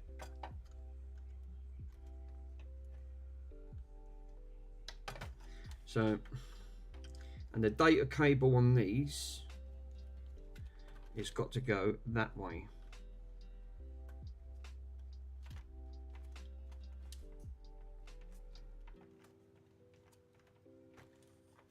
Well, that's not going in properly. That's not, something's not right there. Hold up. That's all bloody splitting apart. What's going on there? That's better. Right. Much better. So what I need to do is put something on there because this is metal, right? I don't want to write this out, so I think my best guess is if I take a microfiber towel, fold her over, there's no grain to shorten, then we've got something to probe her, that front. She's all bolted in, so we can test 12 volts, right?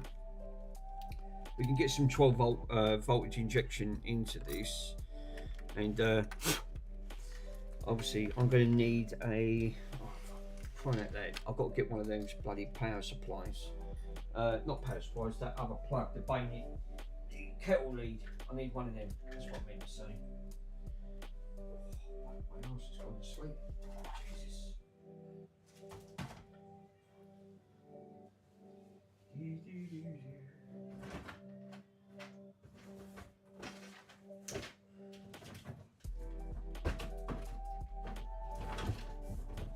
Where's that torch? I can't see it. Getting big in here. Jesus.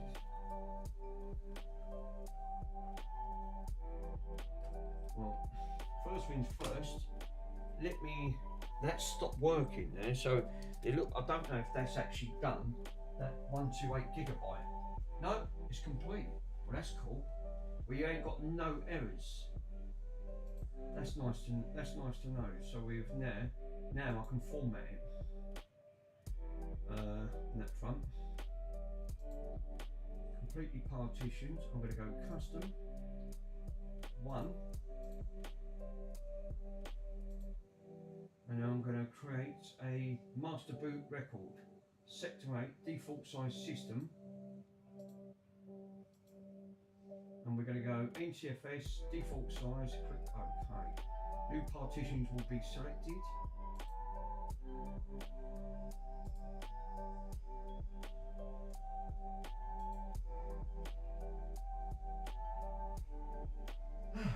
And we now have a full working now 128 gigabyte card. Thank God for that. That's done. That's why I like that program. It's really, really cool. It's got so many options on it. So we've sorted the SD card out that I had an issue yesterday, and now we've got 118 gigabyte free on the card system, which is cool. Cool for that. Right, I can shut that down now. That is now done. Right, it's now that's all sorted. Let me see what other plug we've got. Got that one.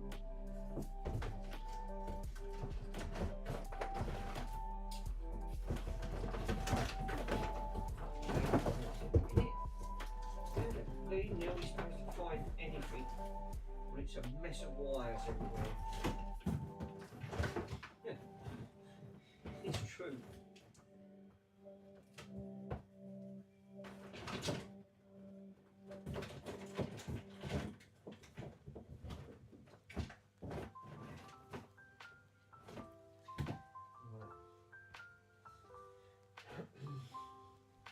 You got back like a cogwheel. Right, you might have to give me 1 minute, guys. I'm going to have to go in my bedroom and let me go and grab the power thing at that. Who's on today? Crispy Bacon. Hiya, bud. Thank you for joining.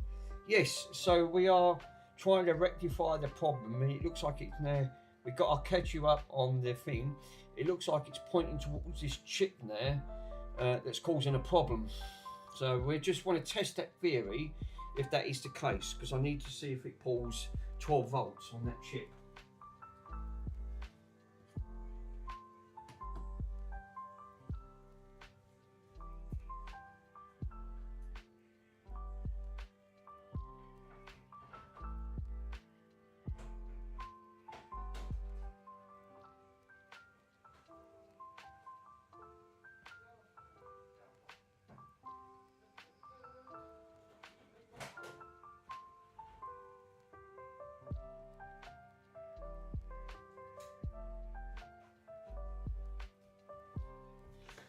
We found one, we got somewhere. So, fucking trying to find bloody leads is a nightmare. How you doing? Good? All good, I hope. As usual, like all retro stuff, not the easiest to work on. Just like any repair, I suppose, if it's a laptop, computer, yeah, whatever. Normally 9 out of 10 you always end up having problems. Right, now I'm going to have to be super careful here, because I do not want to get zapped with this. This is going to be really high powered. Obviously we got a 400 volt cap and that, and I won't do what Simple Tech done. Obviously he had a 1000 volt cap and you nearly got fried in the process, which is not ideal, and I wouldn't encourage that to no one. I really wouldn't say you know, oh, we've got a frozen camera. Of course we've got a frozen camera. As soon as I move the bloody camera, it freezes. So, yeah, no surprise there, is there? Up front. Right, so I'm trying to make it comfortable for me. Right, obviously I'm not going to get no picture because I'm not plugged in. I'm not worried about the picture. I'm more worried about getting voltage to this point. So let's get a few things ready. I'm going to switch her on. She ain't switched on yet because we ain't got no pink light in the corner. Right, obviously I'm going to need a disc. Ah, yeah, that's a good point. So I'm going to keep it on millivolts, right, and then it'll come up the voltage of what we need to inject. So straight away, I've got a probe, a ground on this front. So first things I need to do is find a ground point, and then I can sort of go from there. Hopefully see what we can try and get on this, see if we can get anything probed from this side, because I'm not worried about the data. That would probably work. The issue I'm having is that 12 volt, which will be that red one, which will point over to here, that comes over to this side of the chip at the top. So ideally, obviously the bottom ones here would be the 5 volt, top ones up here would be the 12 volt, middle is ground, because we got now, thanks to Car 4, give us a lovely a pin layer, which really did help. Right, I've just zeroed that out. I need to earth this out first before I do anything, because I won't get you know what I could have just done with, you know, like them little hook ones that hook on to chips. Obviously it's got just enough there to hook onto it to give you your voltage on it. I'll have to have a look out for some, because obviously I don't like touching pins when something's live. You know what's going to happen, it'll slip off, ground it, and then that's it. You've now created another problem. Not ideal, that front. But I'm trying to find an earth pin, which the only earth pin I've got, which is right up here at the end of the day. So first things first, I need to earth this out, right? Which, if you look, what I've done, I've slung the earth right on that earth pin, right? So now it just gives me the probe. Not ideal, but it's earthed out, because it's gone to the chassis, it's also gone to the earth itself. So it's going to give me a much more true, accurate reading on this front. Let's grab a disc, because obviously see if we can try to probe and see if we can get something out of it. I ain't worried, it's only got to read the predator side. It ain't caught on nothing, is it? No. Right, she's powered on. Let's power this on. We've got a red light. We've got spin drive. We didn't have that before. This wasn't spinning. So did we and we got a full red light. Well, this is interesting. This wasn't doing that before. Is this reading? Did I disturb something for this to work?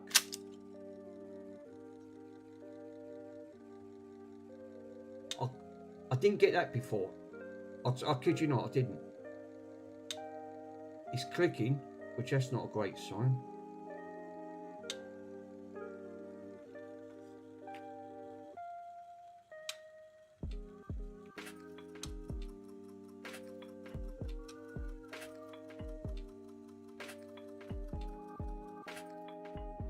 Obviously it's cut out, and now it's flickering. So whatever that was, it didn't like. Turn it off. I never got that before. Seriously, I've got a solid red light now. Obviously it's trying to look for a disc.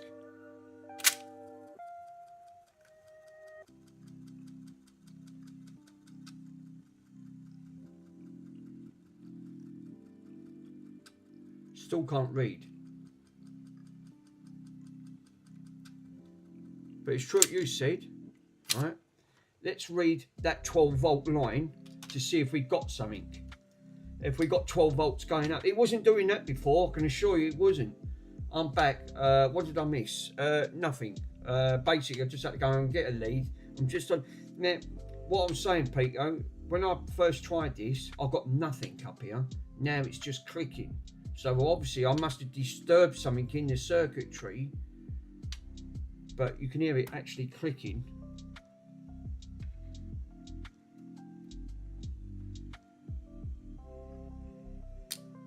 So I want to probe the ends on that chip to see if we got 12 volts coming into this. 12 and 5. Because when I tested it, it was acting like a ground. We got 12.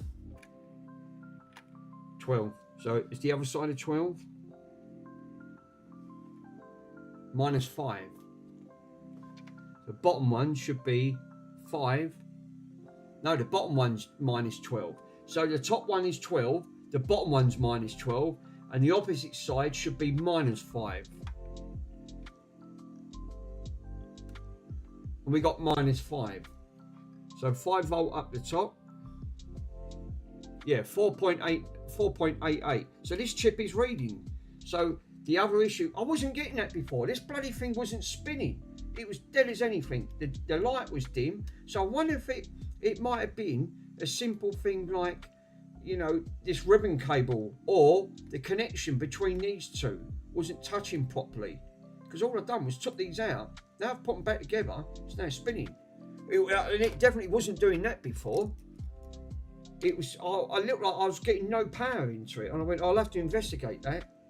Yeah, the red on that that's probably why it was a negative side. That's probably right, yeah.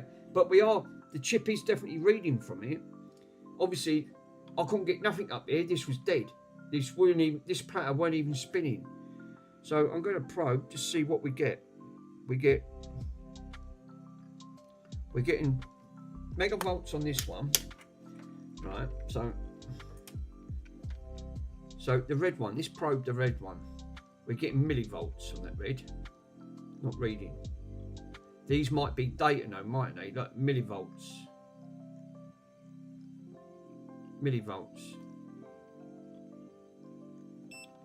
Voltage.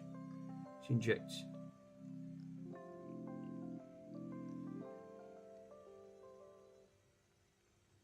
Keep it on there until it goes down.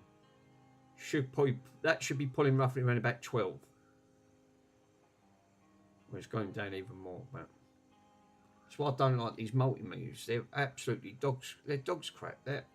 It don't give you a true reading. You know, you obviously should be pulling.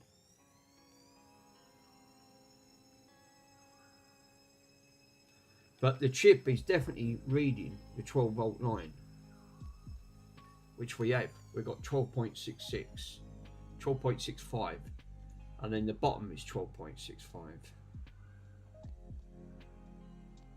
Yeah, so the chip is reading on that. Well, that's interesting, because now I've got this to spin. At least I got a lot further than before, because when I first tried it, this side was completely dead. I couldn't even hear it spin up. And the light wasn't as bright as that. It was really dim. So now he's sort of like got to that aspect side. You know, obviously it's nice and bright on there. That's the way it should be. This is the original drive from this, because it couldn't read from it. Obviously we've got the lights on there.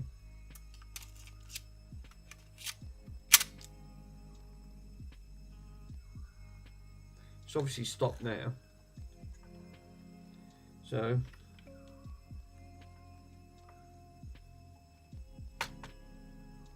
let's do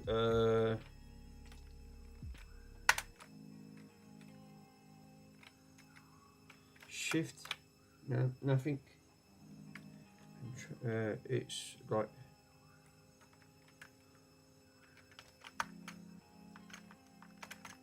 Nothing.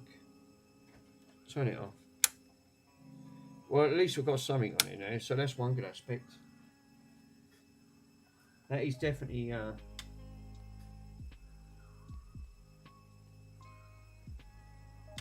obviously we've got a click in there, so it's trying to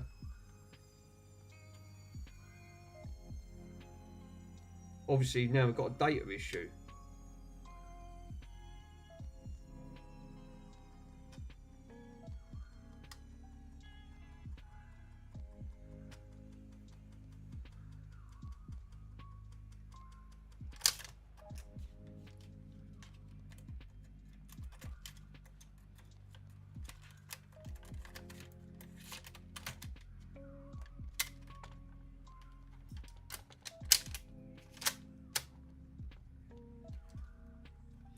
Yeah. Obviously, as soon as we try and put it in, it's obviously not detecting. We've got no detection on this front.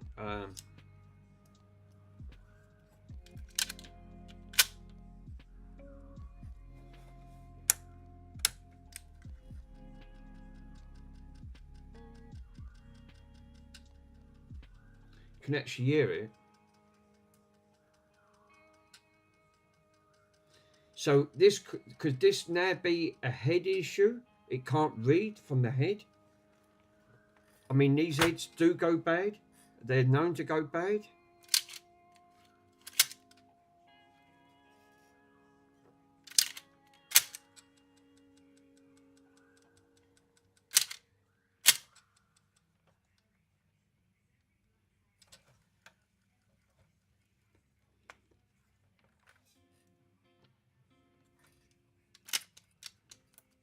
But obviously there is definitely an issue with it.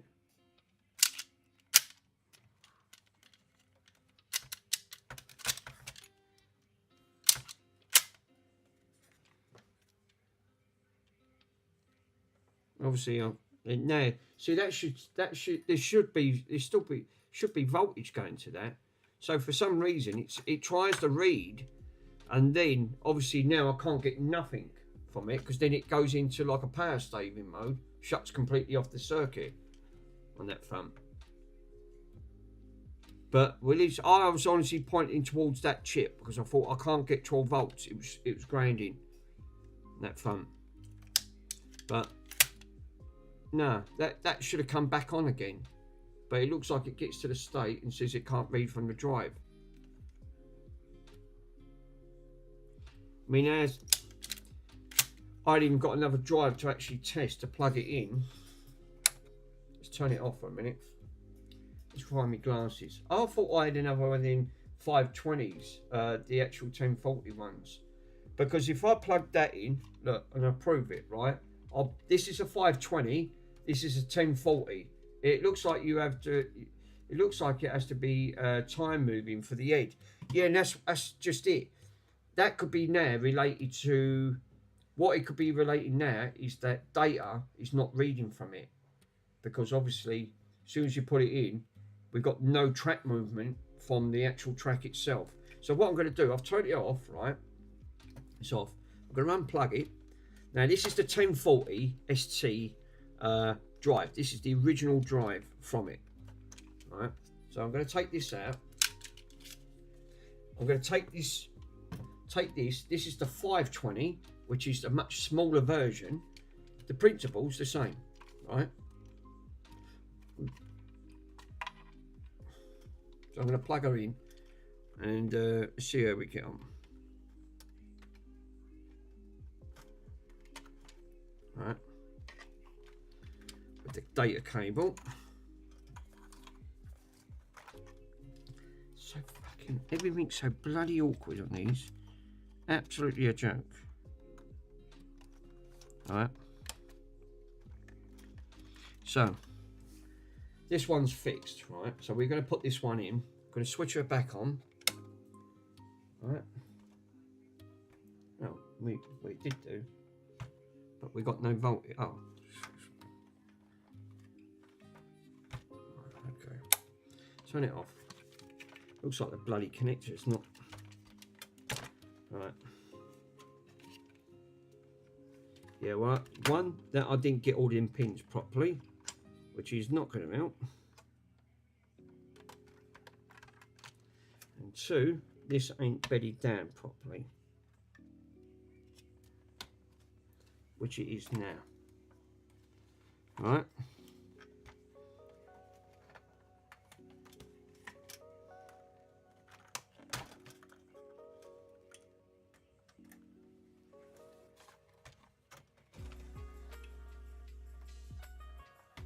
Right.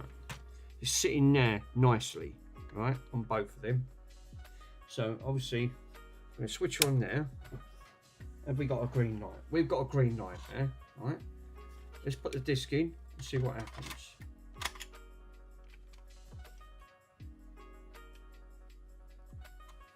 She's working. reading from the disc. So I know that 100% we're getting the data there. So obviously this could be now a data issue. Obviously now we're getting voltage up here, which I wasn't getting before. I reckon it's these bloody stupid connectors, this double joint thing, they've done it. I mean, obviously that's loaded in. And if I take the disc out, right, which this comes out lovely now. It weren't doing that before because all the mechanism was jammed up. Obviously, we've got the green light and it's trying to read from the data. So I know for a fact this is 100% fixed. So even though it was partially working, the disc kept getting jammed, which wasn't great on that front. This is what I was saying about bloody saying. So I think now, obviously, we've got this one partially working. I reckon the issue still persists that now it's not reading data. So could that still be put down to the chip? Obviously, if it can't pull, because it tries to read from it, which it did, which it couldn't do before. Obviously, this being a 1040, that's the 520.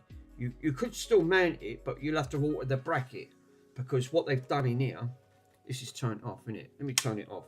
If I look in here, these holes don't mount up, right? Because the other, obviously, this being original one, is slightly a little bit bigger, and they've compensated for the holes.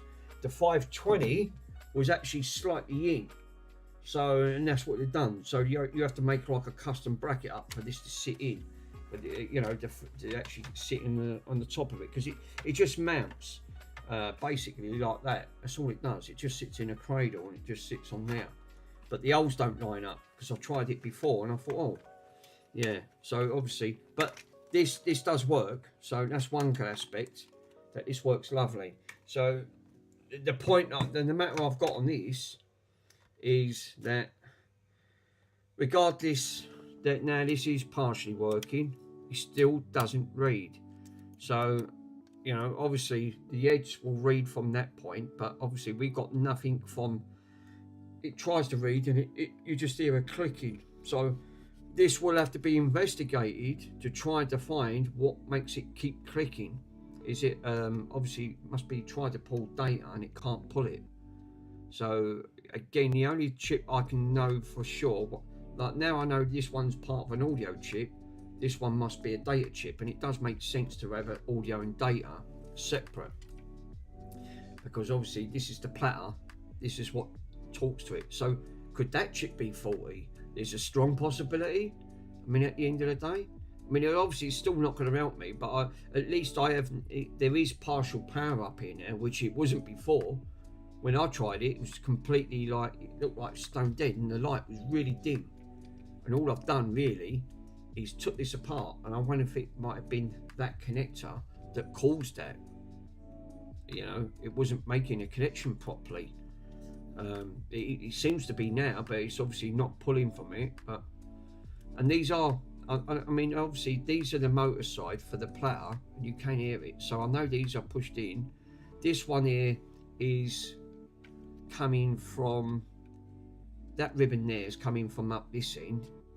So this is pulling from the motor, obviously, where it tries to read from the laser. Well, these don't have lasers, they just have them like them platter heads that are just sandwiched in between. But I don't know. I mean, you know, like you said, it's these are so complex, these bloody things, it's unbelievable.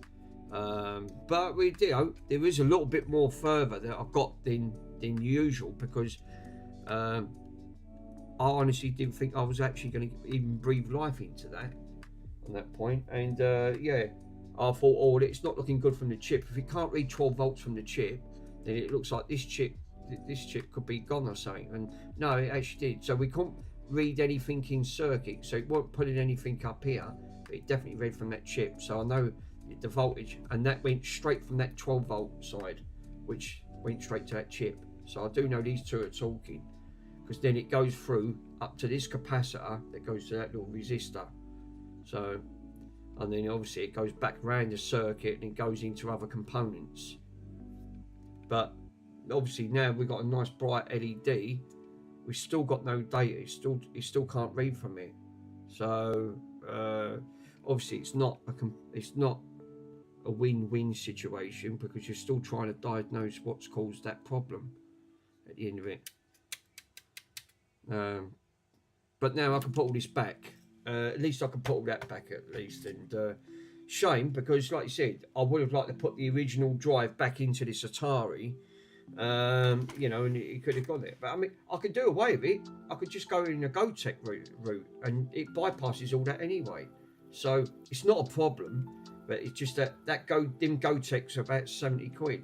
They're not the cheapest, but it replaces the complete drive, because the GoTechs have an IDE cable and it has that connector as well. So it's just plug and play.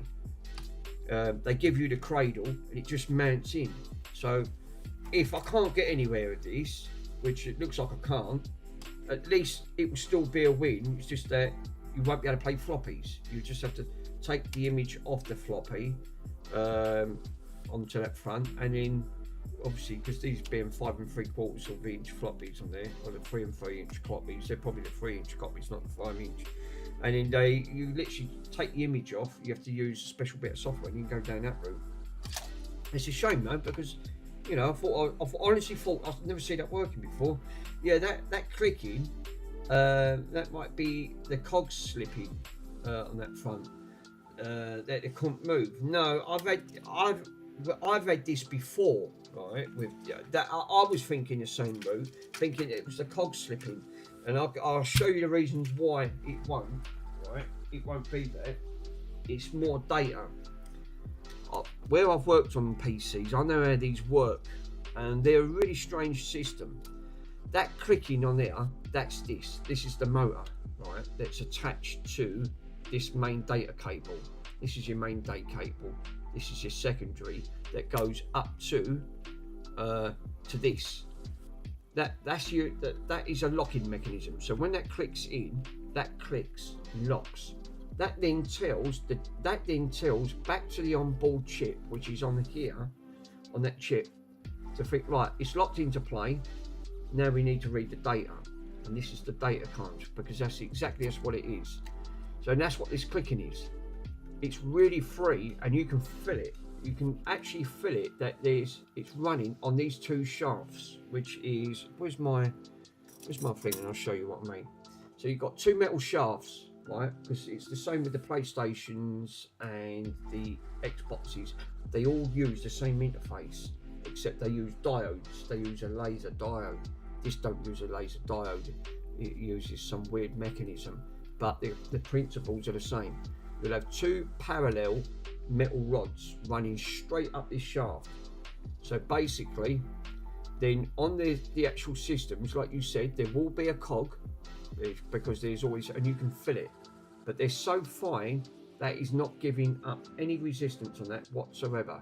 So if there was an issue like a jam, right, you'd think, oh, that don't feel too great. It feels like it's jamming, right? That there's no resistance. It's buttery smooth, and you can actually feel like you're thinking, bloody hell. But when I turned this on, this motor was clicking. So it was getting to that point, and it was just clicking up and down.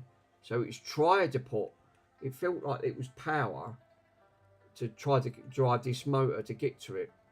And obviously, what it's supposed to do, it's supposed to be in that position, in the closed position. And when you put the disc in, you watch what happens when you put the disc in. If I find a disc, so when you put the disc in, this closes down. See, that's preventing it now, right? I can't put would it if I do it? No. So if I put this in, this then collapses, goes down. That is now in the locked position. So if I push this down, it is now locked. This is in the top position of reading the disc. Discs don't read, they always read from the top and work their way down. A bit like the PlayStations. That is why if you look, the disc, when you put, like, even if a compact disc or a CD player, it works exactly the same way. It normally goes in, goes at the top, and then goes back. This is what makes me think. So what you're supposed to do is go back into that locking click, which it just clicked. Then it then sends that data signal straight back to that ribbon, then goes back to this, goes back to the chip, goes back to the ribbon. Then it says, right, we need to read the data. That's why it takes milliseconds. So now you'll start seeing it jerking backwards and forwards to actually try and read the track that you selected. And with games, it will go right back to the far end, right? Or it could be reading right back to the top, and it will go right back there, and then it'll start gradually going forward and backwards in the jerking motion. So this is obviously, this ain't jammed up or anything, but that looks like to me it's more reading towards it can't seem to read the data. And it, you know, obviously again there's only one side that reads data, the chips. So obviously we know that's the audio.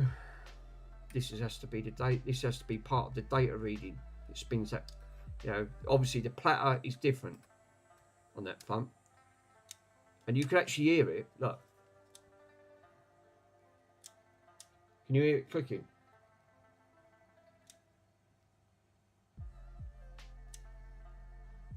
It's tried to read, and then it can't move. So it seems like to me it can't seem to pick up any momentum or motion on there. But if I remember correctly, wasn't there a spring off one of these? A tiny spring? I mean, I don't know. I haven't got another... You know what don't help? I need another really 1040 ST-FM disk drive working, and then I can sort of go through it and diagnose it and then go through that side. Because that could also be another part of this. That there is not something that's not quite right. But it does work on the 520 works it. You just heard it, and it's obviously reading from the disc. It's a shame because everyone I've seen on eBay, they're all broke like this. They're always broken. These must suffer the same fate. And again, this has never been mucked about or trying. You know, no one's been inside it because I can prove that they're definitely not.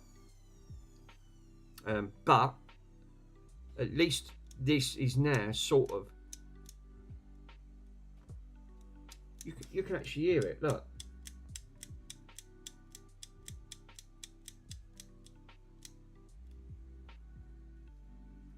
It goes quiet, and that's what that clicking is. So that's got to be something inside that platter.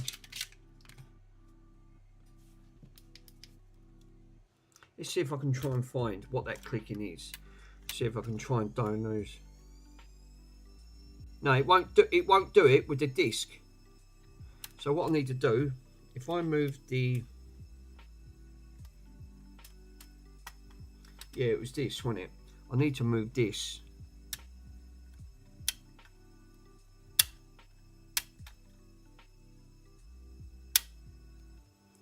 I touched this and this went down. I know I did. There you go. So she's in. Right.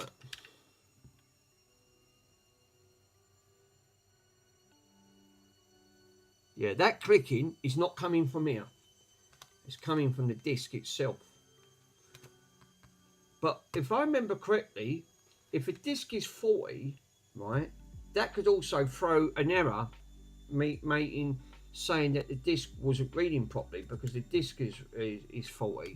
So what I really should do is try a few discs to see if that makes a difference.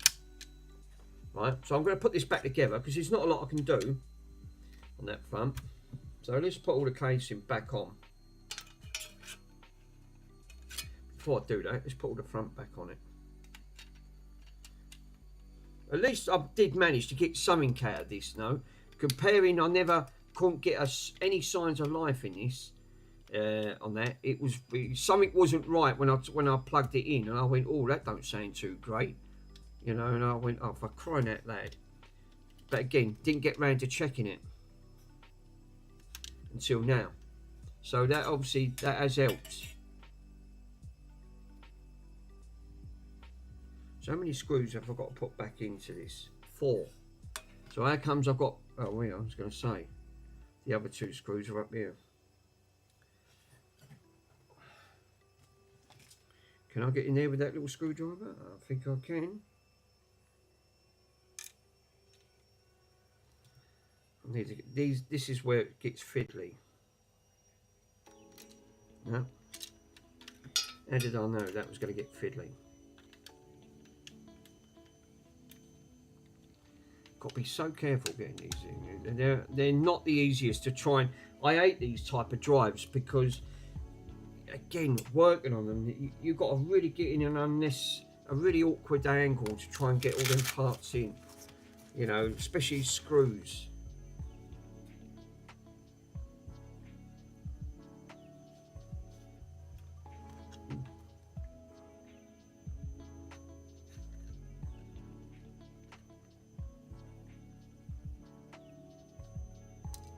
No.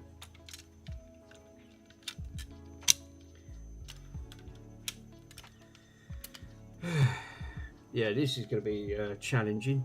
You've got to try and get a screw back into a really tight area now, and it's not going to be the easiest.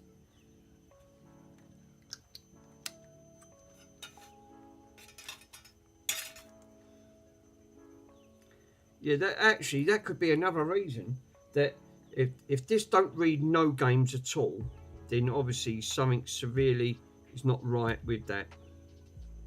Right, that one's in.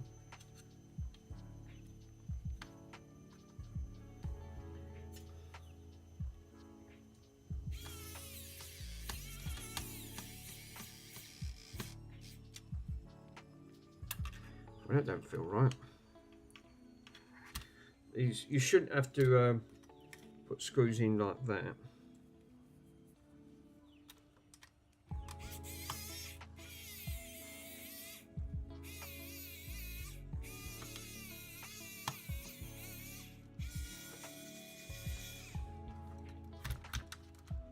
Yeah, they're not the right screws for it. I thought it didn't because they looked a bit big.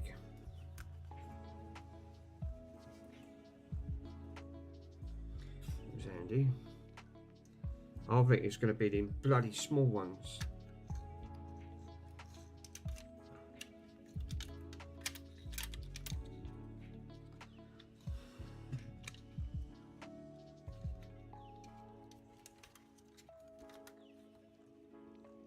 Right.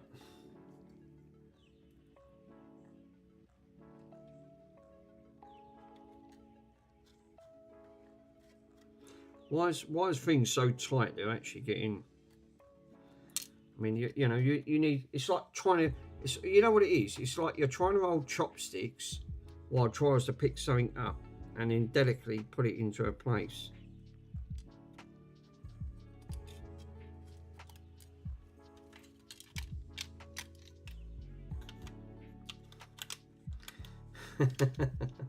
It's a challenge, and you have to keep persevering with this challenge. That's why I don't like muck. Again, it's who said it in the last comment? I don't know if it was Stuart.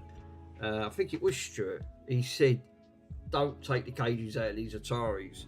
Right? You know, it's a bit like the cages on when you're mucking about.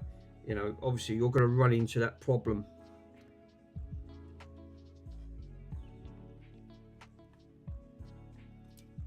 No, she's popped out again. Fucking hell, that's jeez. I've never known anything like it in my life, seriously. You've got a really, really tight tolerance gap, and you've got to literally get that in without not causing any issues. Yeah, that's easier said than done. I mean, it's...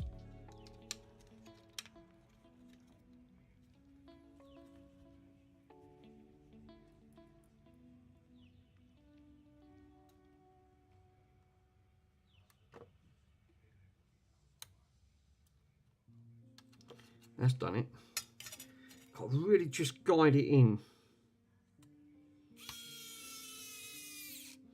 Yeah, that was the one. Well, I can't find the other one. I don't know, I ain't got a clue where that is. That ain't the screw for it. Well, I've got one in anyway. I thought I had it up here somewhere, but it's like everything, isn't it? Put it on the table. Hey presto, it's gone walkabouts. Yeah, of course it is. You know, well, one's in anyway. That's obviously going to load it back in. Oh no, this goes at the... Hold up, we had... Oh right, there's two plates. I thought there was. Oh, cool. fucking the magnets. It's pulling all the things on it. So obviously this is the bottom part.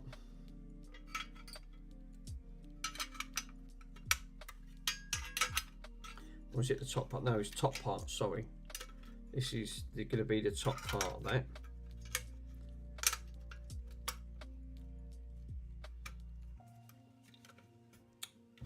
Everything's getting caught up. Right, in, clips in, and then we put that in. That then guides all them in. Cool. And that should be, yeah, that is.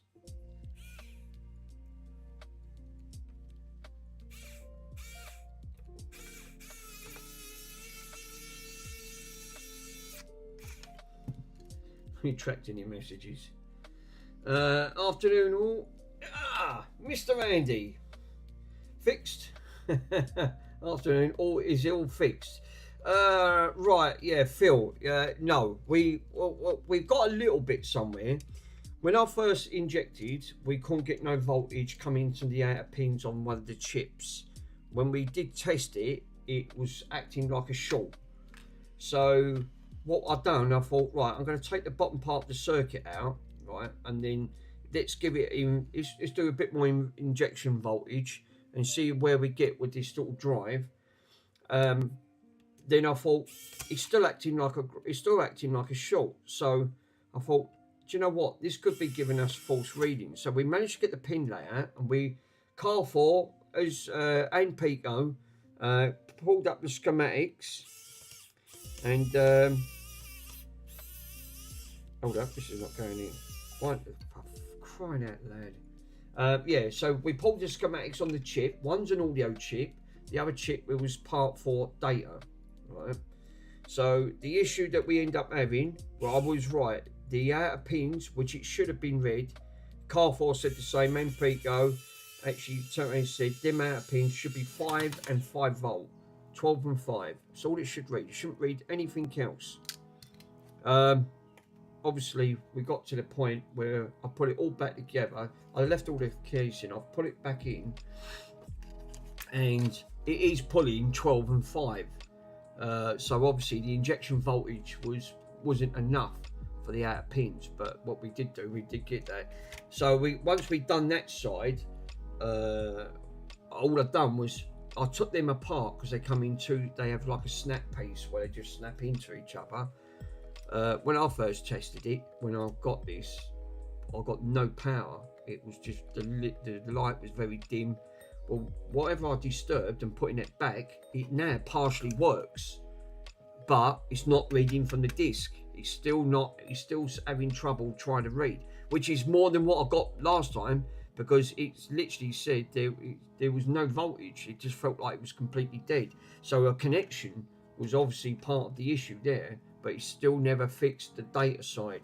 But that's why I wanted just to put this back, put it back into the Atari, try a few more games, because I thought if it's not reading from data on this one, then it could be the actual disc, because sometimes these discs can go faulty, and I know what they're like.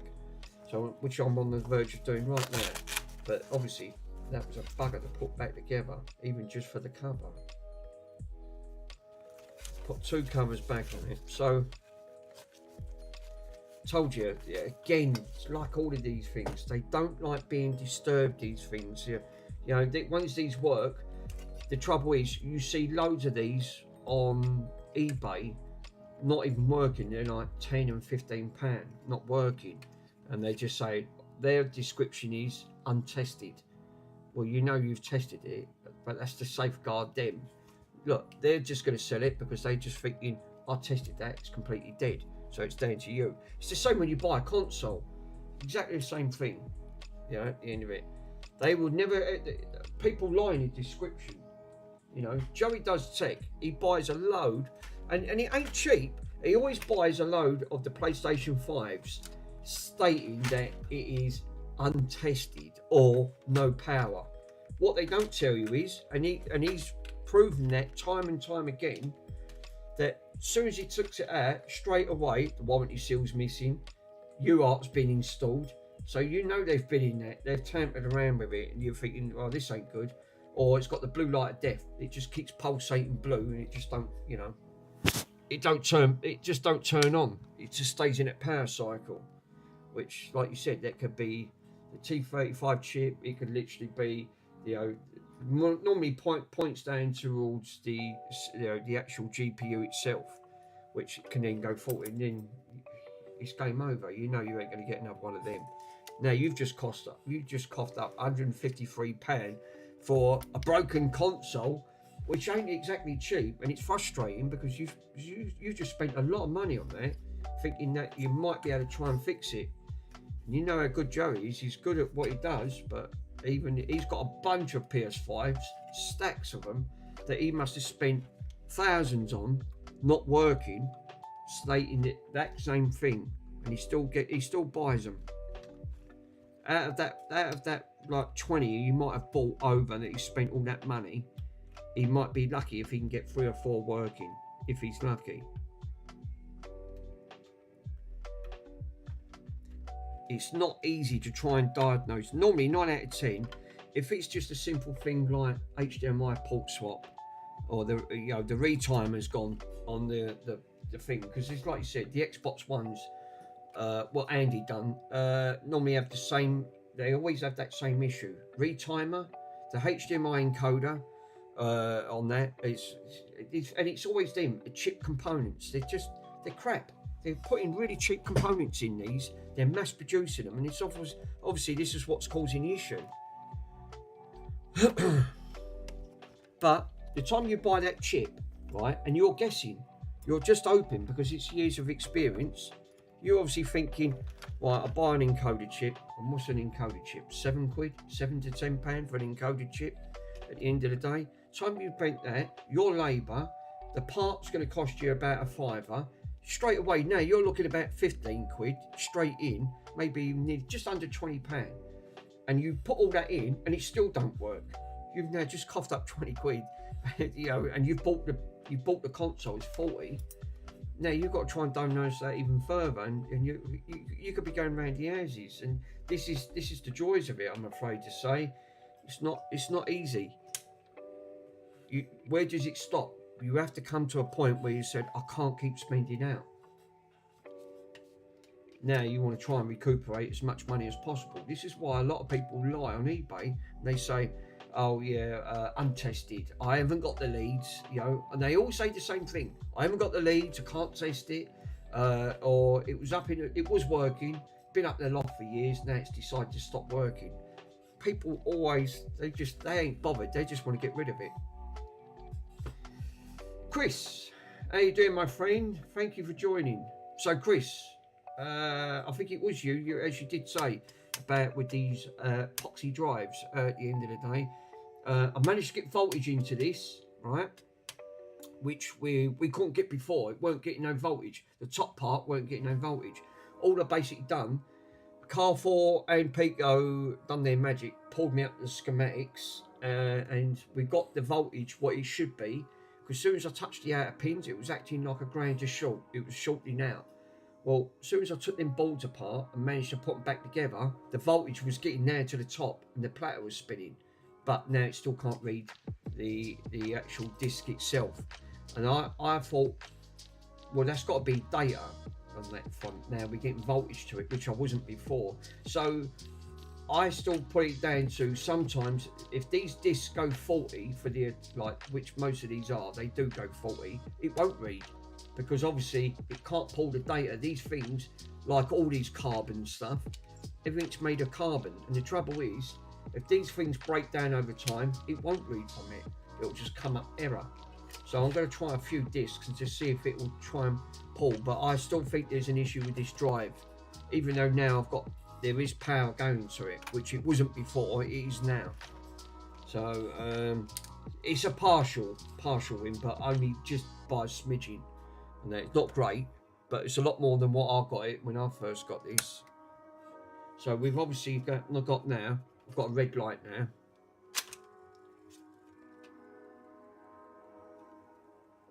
It tries to read, but it's clicking. which you can hear. Right. So let's try let's try a couple of other discs at the end of the day. See, I know that disc works because I tried it on the 520 and it works lovely on the 520. Did the other disc drive work? Yes.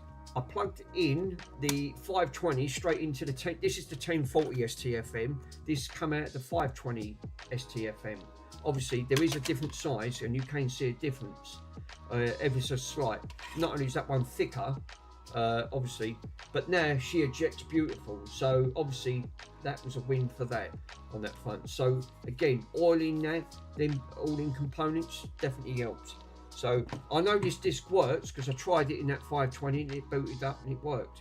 But this one's clicking, which it didn't before because I couldn't get power to the top part.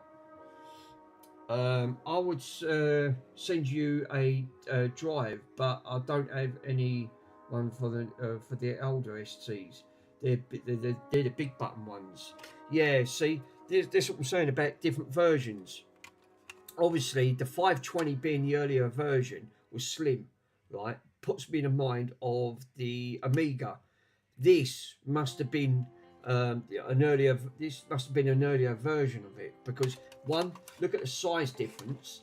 Not only is that 1041 chunkier, it's a little bit bigger, and that's the trouble. I think and that's why if you look on eBay, there's loads of these for sale broken, like literally loads.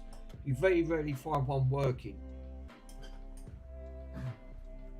Because when I bought the Atari, I got a load of games with it. They give me a stack of games when I bought this at the end of it. So, I mean, I only bought this because of parts, really, because I was going to pinch the RAM out of it. But now, obviously, this one does work, but this one I bought for 40 because it had no power. It was completely dead, stone dead. And then when I took the 520 power supply, put it in the 1040, it powered up and it worked, except for the drive that was dead. It was no power to it. The light was very dim. But now, obviously, now this is partially working. You still can't read from the disc. So, but then I found out the problem with this. It ended up being the micro switch was faulty, which I repaired, and it was working. But this is now partly working.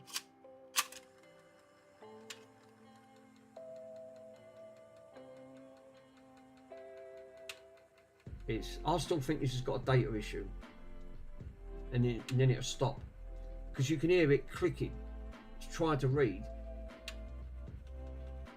So could that obviously be the other? Because obviously there's two chips in these. You've got an audio chip, which we found out, and there's a data chip. So there's two chips in there. This is how they talk to each other. But a lot more than what it was originally doing. Yeah, you have to move that step and manually. Yeah, I tried that. It didn't make no difference. I know what you mean. You've got like a motor with a wheel, and it's like a platter sticking out, and then it goes into a sensor. And then what you have to do is move it over until it slots in, and then that acts, and then it's supposed to send data to it. But it makes no difference when I even tried it manual. So I reckon that even though this has now got partial power to it now, which it never had before, the issue still with somewhere it lies on a chip that it could actually still read from the data. Because you could hear it does partially try, and then it stays dead. Because look, if I put it in, it obviously can't read from it until I reset the whole machine. So obviously, that's why it makes me think pointing towards on that front. But the 521 works beautiful. So if the worst comes to it, I took this out of the 520, which I've got over there, which is this one. I took the 520 out because I got this one here on the 5. This was the 520 STFM on these ones, and that was the original drive. So this come out of it. Yeah, I just used one of the 520 ones then. So the only downside is, as I said earlier on, the hole sizes are pre-sized. Obviously, this being a bigger drive, the issue that I've run into is the problem I've got here on the board. if you have a look on the board, the hole sizes, that is slightly bigger by about that much. And they pre-size the holes for it, and that's why the difference. So what you have to try and do is make something up to put that in its place, and I'll have to do that because obviously when I took this one out to 520, this was jamming, and once I got the disc in, I couldn't get it out. It wasn't doing nothing. Now it works beautiful. I've sorted all that out by oiling it, giving it some 3-in-1 oil, and getting all in them connectors and the metal. So it's basically just rubbing on pure metal. So, and I think that's what the issues with Andy's thing was as well.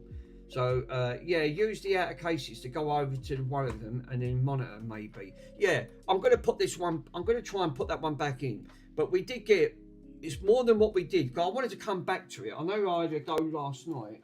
Remember, you're still learning. When you're trying to diagnose a problem, straight away, injection voltage, putting it on one of these, was acting like a grain to short. It was actually, it weren't straight away. It didn't like it. As soon as I put it spiked straight to 1, and then I went, oh, the chip got hot. So it didn't like that 1 injection voltage, you know, which is mad because it's supposed to be 12 volts. So I did go mad with it anyway, and I did damage the chip, but it made no difference. It didn't like it. It was actually, that's what I said. And when I followed the circuit and took all the chip, I took that out.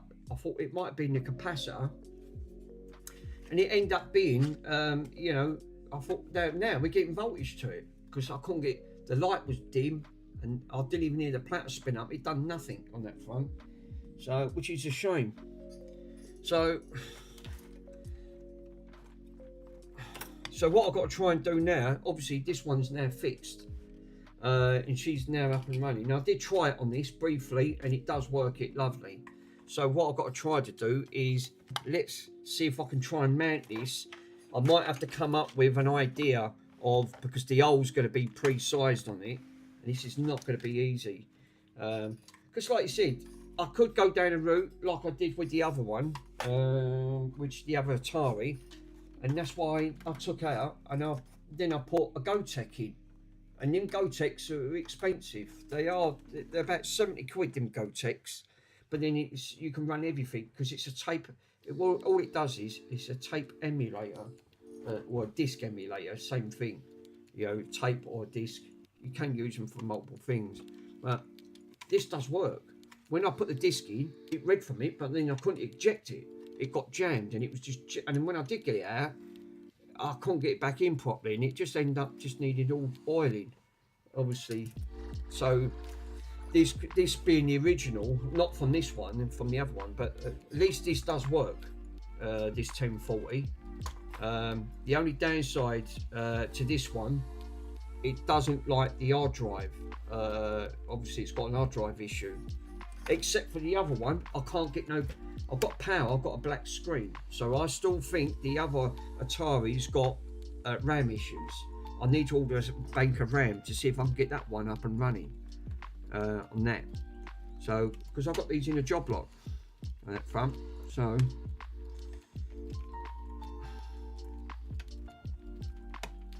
but she is fixed. She is definitely 100% fixed on that. But so see, this is what worries me. You can't just put this straight on the chip on that. And this is why I'm thinking that this has got. It's going to have multiple issues because it, to me, that looks like it's just resting on the chip. You shouldn't rest these on chips because these chips get warm, which is going to go straight on that shield, which is not great. So I think there should be an issue here. Actually, come to think about it, let's take that back out. Right, I'll take this out. Where's that original one? How did the original one go in? Obviously, we got screw holes here. Did that sit on it? I don't know. I can't remember. Yeah, it does. It's just sitting straight on the chip. That can't sit like that. Surely not. Not straight on the chips. I don't like the idea of that just sitting on top of the chipsets. Let's have a quick look to see if the holes are lining up underneath.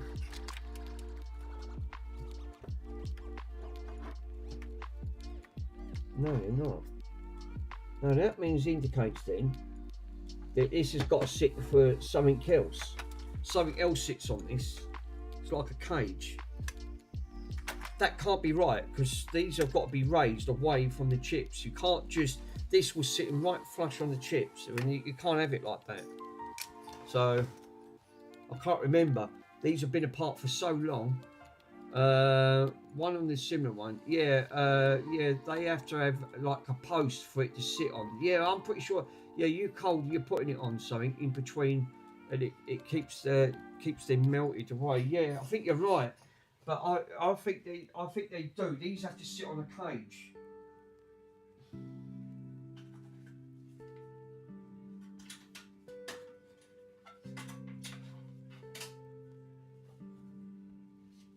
Well, we've got a cage here.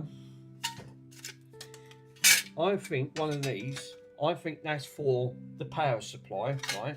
To keep this away, which makes sense, right? I think there's a cage that sits in these, and that is the one to keep the. Because I think, well, that's bad, isn't it? You can't have that open. This is all live. I definitely need a post or a cage or something. I think there's a cage that sits because I found that. Remember, there was other parts, and that's what I need to look. But because this all come in bits, I can't find half the bloody bits for it. Obviously, that's not the part for that. And I think that's exactly it. I think there's a cage that this sits in, like a cradle, and then that sits in, and that makes sense because it keeps it a few inches off it, and the cradle sits into this section. Because you're looking at that, we've got we've got 4 posts there, 5, and there's one in the corner. Yeah, that floppy has some sort of post to sit on it. I think it does. I think, you know, I'm glad I found the cage for the power supply though, because that's all live and I don't really want to touch that. It's really high voltage. I think there's going to be a cradle. This sits on a cradle, and I think that's where it is. Yeah, they have like a hollow for long screws or something. Yeah, again, it could be something like that. But in my Aladdin's cave, anything could be possible. I mean, it's a shame really. I have now managed to get power into this, and I can't use the original one on that, but it's got a really, this must be an earlier version. It's because obviously they don't have big chunky buttons like that on there. Not with the slim one does. So this must be a right early revision on the 1040s, because all it is, it's just that it's got more banks of RAM. I thought honestly on there, there ain't gonna be anywhere else, because I can't even find the other parts of the cage for the other Atari. I don't even know where that is, because I've got all the manuals for this on the front.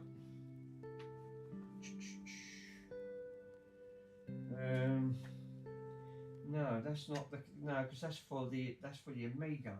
That I thought that I had the other part of all the cradle for it to sit on. I'm just having a look to see if it's tucked behind here or anything. No, it's just a Bush record player. That front. Yeah.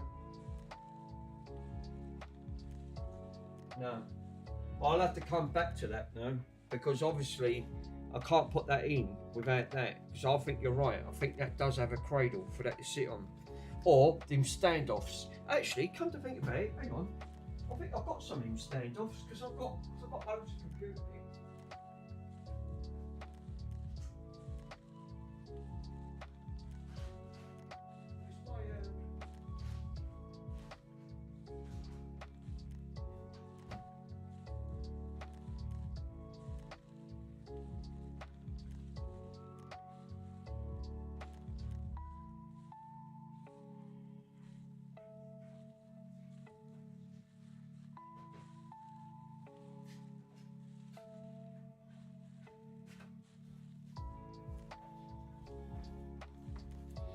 I've got loads, like when I go by, when I normally do the old computer repairs, I always keep like standoffs and things like that. And I know what you mean, because you mentioned about standoffs on it, because they use these. You're talking about these type, because they use these for motherboards. They're like a form of standoff that just keeps it away.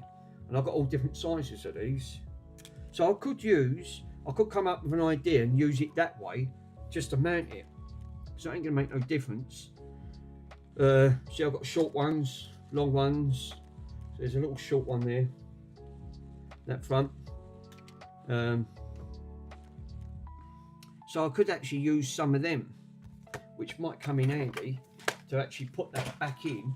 But I still think there's a cradle. I personally still think there's a cradle sitting on this.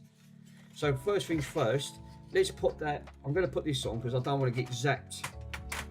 I ain't going to do I ain't going to do simple tech and muck around with. He was mucking around with the high voltage caps. I thought, right, well, rather him than me, because I wouldn't do it. So I thought, no. So yeah, this is the cage. That's good, because at least now I ain't got to muck about the voltage on that. I ain't got to touch it. So I'm going to pull that down and twist them ever so slight. That's it. Now I'm protected on that front, so nothing's ever going to fall in to something that hot. I think it does make sense.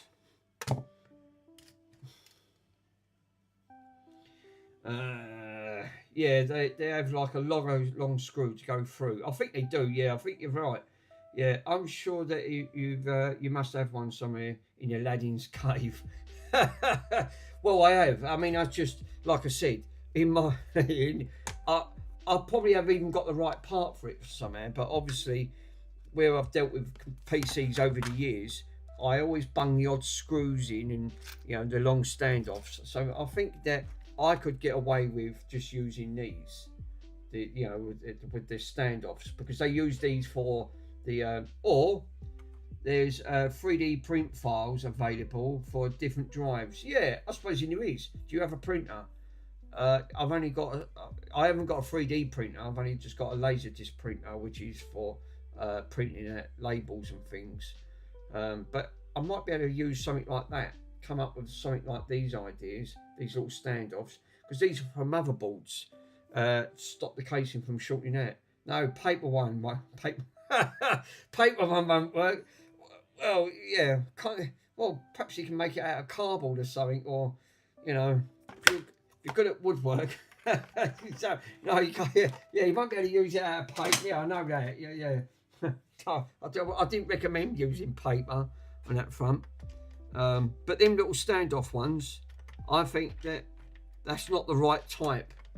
I still think I'm going to run into an issue, because by putting that through, obviously, thinking, oh no, oh no. But yeah, even these, this is the longest one I've got on the standoffs. Obviously, that's gone straight in. And these have got to be earthed out, because these are earth pins. These are like, they're circled out for earth. So no, I won't be able to use them, unfortunately. That side won't work. I can't even use a wooden dowel, because again, they won't get, obviously, wooden dowels won't go. I mean, it's not as if. How are you going to? Are you any good at origami? Well, not really. No, I mean, what was the paper one that you used to put your 4 fingers in, and you used to do the pull out with the links. I forgot what it was called. They used them in the 1980s. Now I'd send you a link to what they should look like, and they have some plastic. See, that's another thing I want to get into, which again, you've got to be good at modelling. I mean, I was good at modelling when I was using clay and things like that, when you're sitting on the old wheel and making clay pots and things like that. But plastic 3D printers, again, obviously ideal. I mean, you've got to get a reasonable size one, because obviously No, just hot melt it and hot straws. No, I'll send you a link. Yeah, hot melt and the straws from the worm fix. Yeah, because that's Worms' favourite. It's just put there. Thanks, Chris. I appreciate it. I know what you mean. It's like, you know, obviously I've got glue gun it. See, look, these are glue sticks here. So if he had half his way, he'd probably just say, dump a load of hot glue in, you'll be fine. Oh no, Worms. No, I was kidding. Well, glue won't stick it, my friend. It definitely won't stick. So I'll definitely say on that front, no, not recommended at the end of the day. Hot glue don't always fix everything. Use hot glue. Bring the hot glue gun out, quick. No. And I don't want to use resin, because that resin can make it. I'll glue it, I won't even get it out completely. I'll bust the ball trying to get that out. If that drive goes faulty, I think I need to actually put in the correct cage. I need, oh no. Cut them out and stick it in, and then melt it to size, and then that'll stick it sorted. I suppose you could do. I know what you mean. You're trying to say try and make a template up. Obviously, trying to from out of hot glue, and you'll get the correct size on it. Yeah, I know where you're going with that, Pico. You know, again, I did think of that.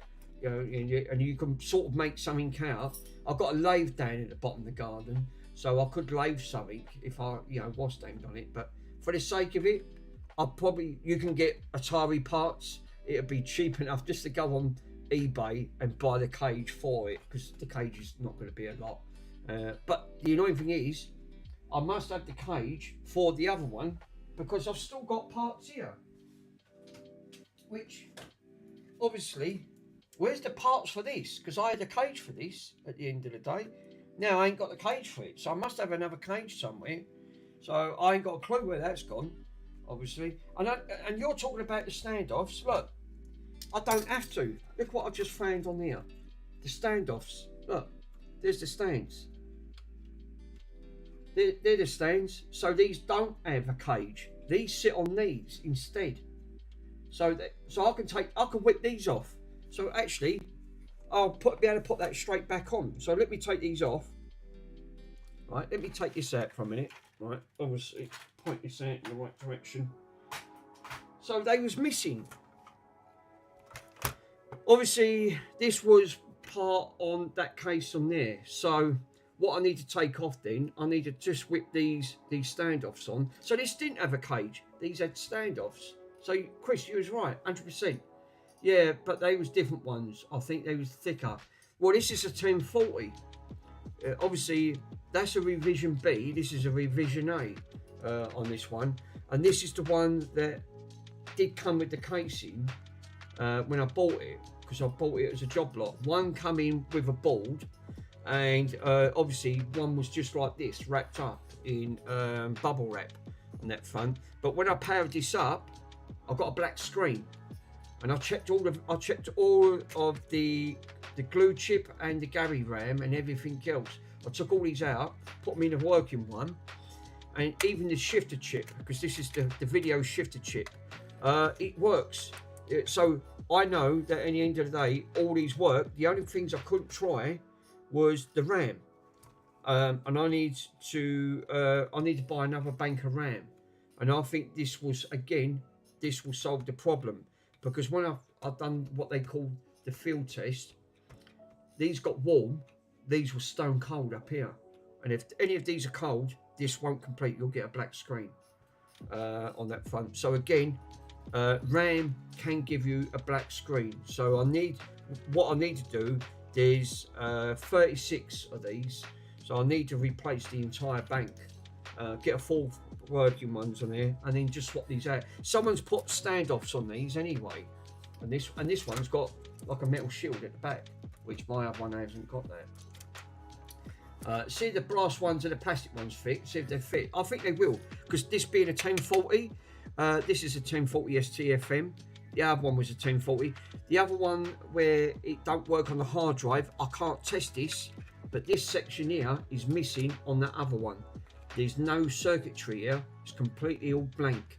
And I think what they've done, that had a problem, and they took all this out.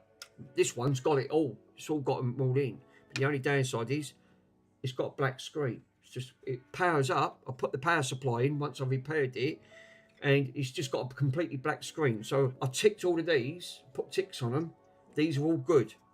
So the only thing I can't test, RAM, because that other lot's all soldered in on the board.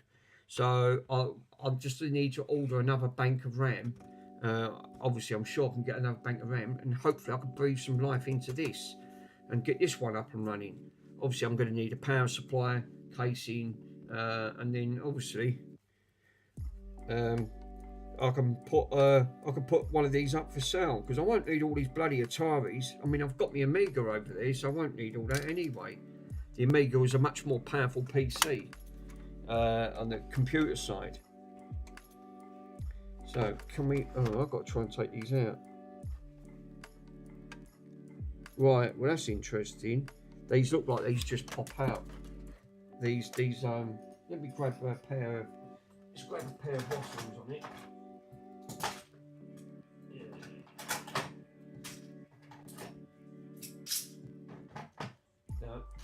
No. Yeah, that's what we need. Now I'm gonna have to be really careful here, because this is. I don't want to damage the chips.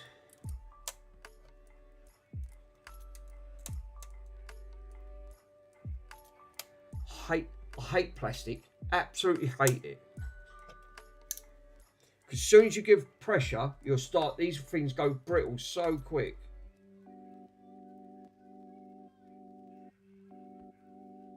Did he send another message, that bloke? That woman ain't got back. Yeah, if that's yeah, I'll just think, yeah, that's okay. He said, yeah, it's okay. It just wants the circuit boards, etc. I'll try and get it posted tomorrow, Tuesday the latest. So that is that record player that I managed to win for £35 plus £12 postage. So it comes about 40, just over 40 quid at the end of the day.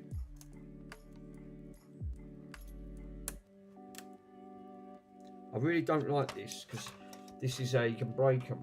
What I'm better off doing is trying to go through this side and see if I can try to. I need mole grips. Where's my mollies? Yeah. That one's brass, and that really don't feel great.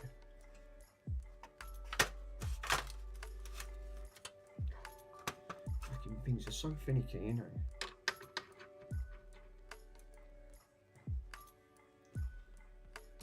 I was supposed to be doing a bloody Nintendo, but I also wanted to get these done because these took forever.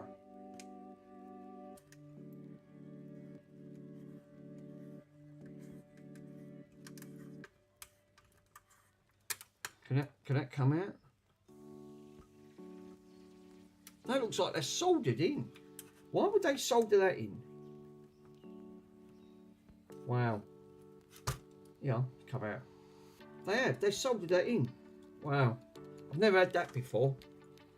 They literally soldered the bottom part of that in, but it wasn't soldered, right? Yeah, that was actually soldered. Right. So what I need to do then, I need to gently tap the other three out. So you're right, these don't have a cage. These have these standoffs.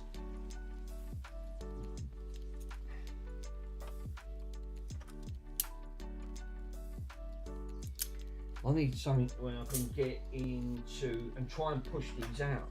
And I don't want to break them because these are plastic.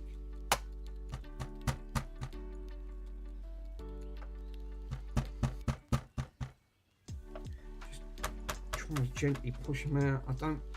I don't like the idea of the something. You know what I need is something like a socket or something to push that section out.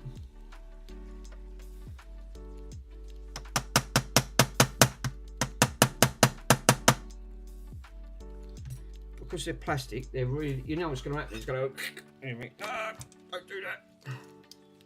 Trying to put, I pulled that one out. That one's out.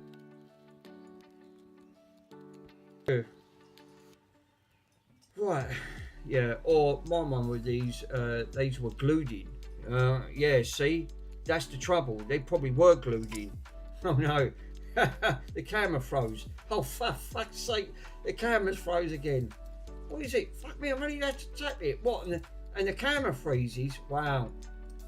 I really have got to have a camera problem, ain't I? You know, at the end of the day, and it really don't like this camera. Really don't like being moved around too much.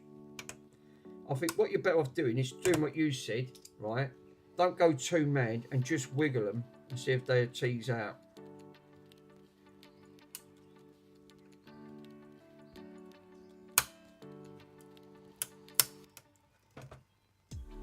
Yeah, you're right. They were glued in. That one's out, and I didn't snap that. Look, that's handy. That's that. Literally, I'll do the same again and gently wiggle it.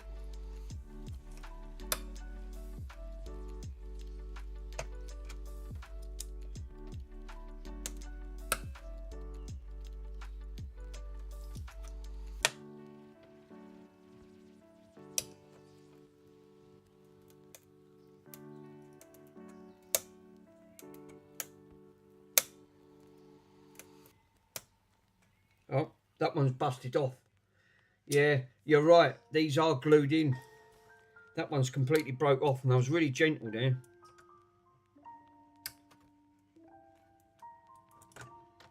So they put bloody super glue in there. Why would they do that? What a stupid design. Literally, what the most dumbest design going, and they super glue them in.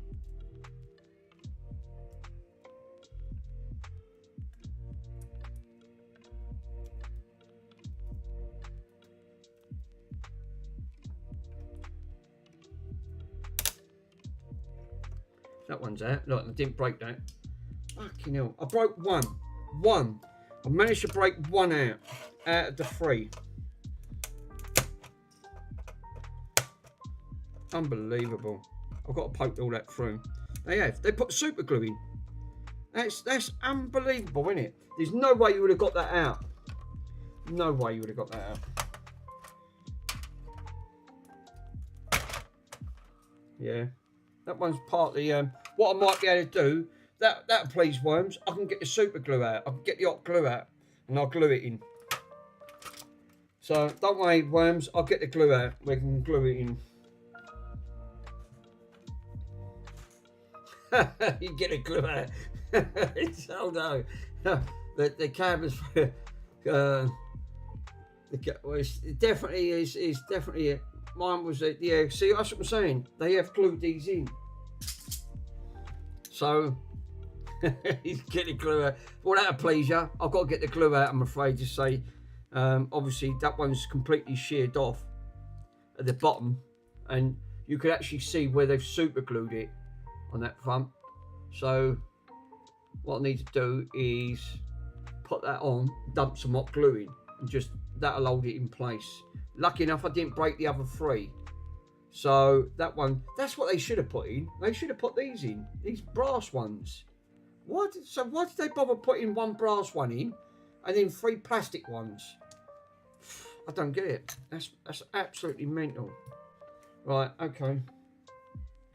So they didn't have a cage then. They actually did physically use, they used, Stuart, you said, Chris, they actually did use, they used standoffs. I thought they would have used a cage. Wow. So these must be like pre-sized. So obviously that one's not going to stick. That one's in.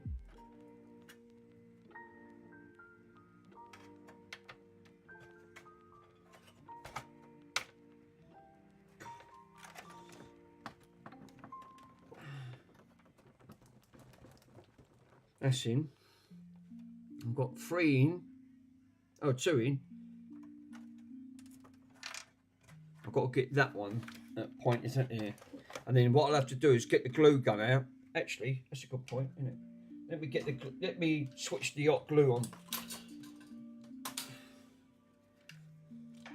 The glue. We've got to have the glue. The glue's the most important thing of the day. If it ain't glued, then you're in trouble. You get the glue gun. Right, don't worry, boys, the glue's on. Now we've got the glue, so you've got a bit of gluing today, so you know that's the main thing. How the fuck am I going to hold that and try and get that in at the same time and not burn me with a hot glue gun? Yeah, easier said than done on that. Get the glue gun out. Here it comes. It's hot snot. Let's get the hot snot out. Oh no, I'm dreading it. So we have to get the hot glue gun.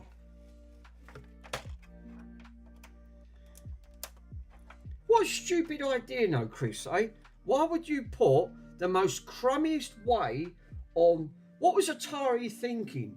What, they couldn't come up with a better idea than try to mount a drive, try to mount a DVD drive, or not a DVD drive, but the floppy drive, onto a board where they're just thinking, we'll go back to the drawing board, we'll think this is a great idea. Yeah, we'll put them in.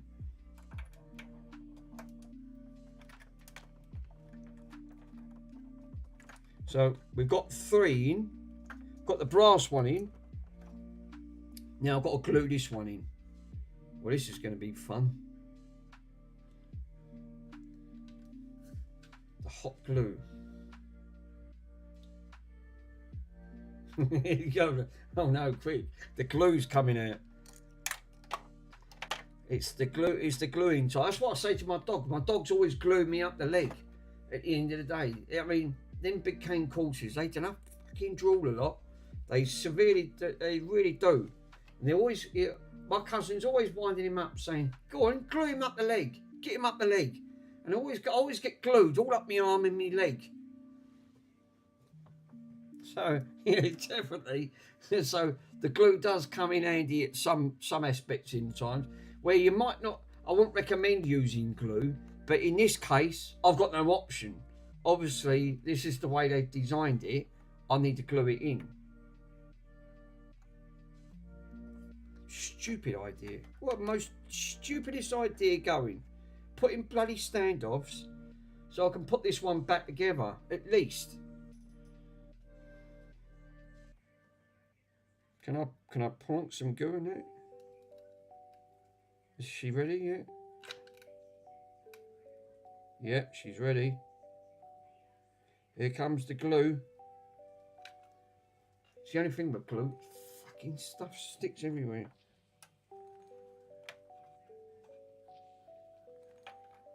No, it's not glued.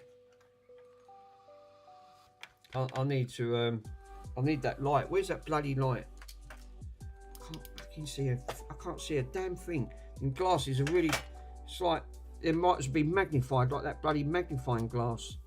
Like, you know. No, this is not helping.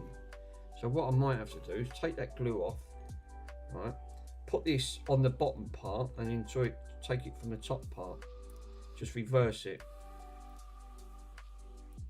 So what I'll do, obviously I'll put this bit at the bottom, right? So it's gluing on that, because obviously that lip's broken because it's not sitting straight and it's going all over the place. So I need to put a smidgen of glue all around it. Look at that. How cool is that? Smidgen of glue, right? Smidgen of glue.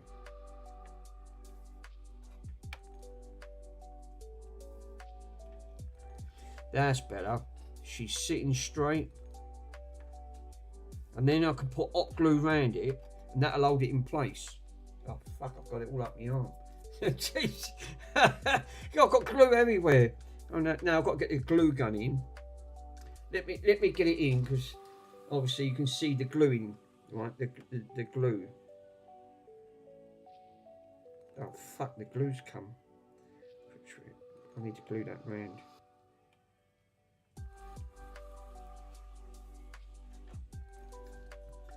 God, this is really not easy to do, is it?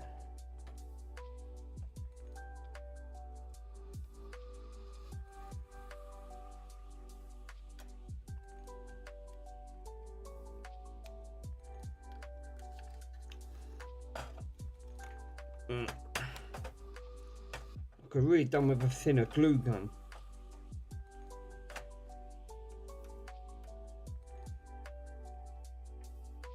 That ain't bad. It's not bad at all. Dump some round there. I could do some round the back. Oh, obviously with that glue gun, I can't bloody get round the back of it.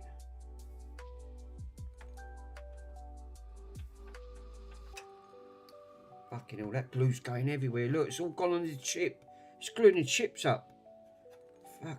That's the only thing with glue. It's absolutely nightmare.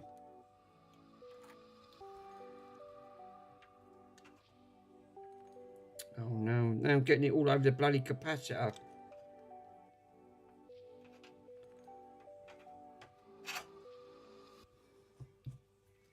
Fucking glue, it's literally made such a mess. I've got it all over, the bloody chip, look. So what I tried to do, right, I tried to put it all round that leg, that supporting leg there. I ain't done bad, the end of it, but I can't bloody get to the back of it because the fucking cage is in the way. If I'd have known, I should have done this one first, but I didn't know at the time, which is a bloody pain in the arse. But it's only got to hold it. I can put in a rod for it. It'll just stop it from falling down the back. Yeah, I bet that Worms is loving that. Yeah, I bet he is. You know, fucking, that's the only thing with glue. Look, it's still dripping out. It's red hot.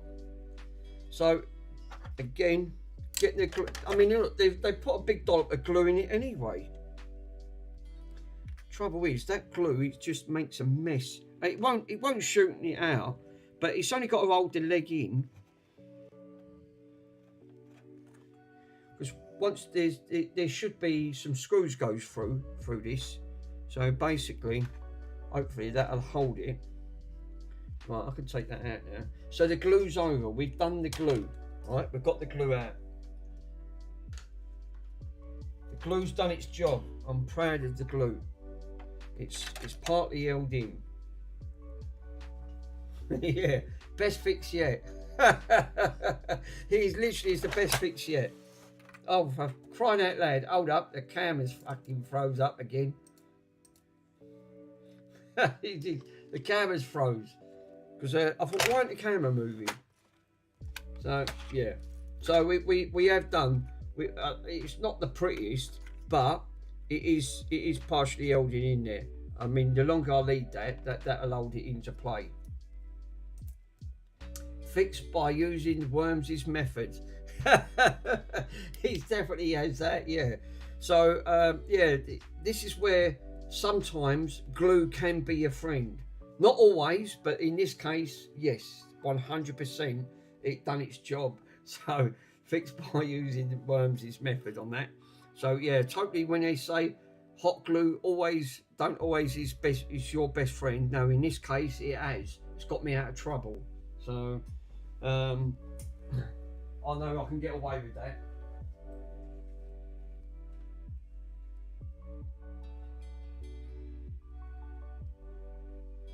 But I'm still in the same boat. I've still got to try and find the screws for it, because where the fucking hell is the screws for this? Obviously, I must have took them out, but God knows where they all are. Mind you, I've got pots up there. Are they in the pot? Let me have a look in the pots. I did take this apart, obviously. Fixed by Worms' method. Get the glue. Yeah, we love the glue. We got to have the glue. The glue's good. We got to have the glue. Anything glued, then you know you've done well.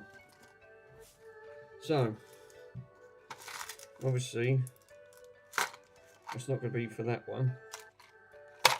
Right. No, in that one. Okay, I've got bits in here for Xboxes. Look, I've got Xbox clamps here. Oh, Carrefour. What did you say to me earlier on? You actually said to me, right, if the worst comes to it, you can always use Velcros. Guess what I found? Velcros. I found the Velcros. Oh no. you know, no, you couldn't make it up. In these pots, I've got bits what I took out, and I went, oh no, look, Carrefour's favourite. So you actually did say get the Velcros out. I weren't kidding. There was Velcros in it.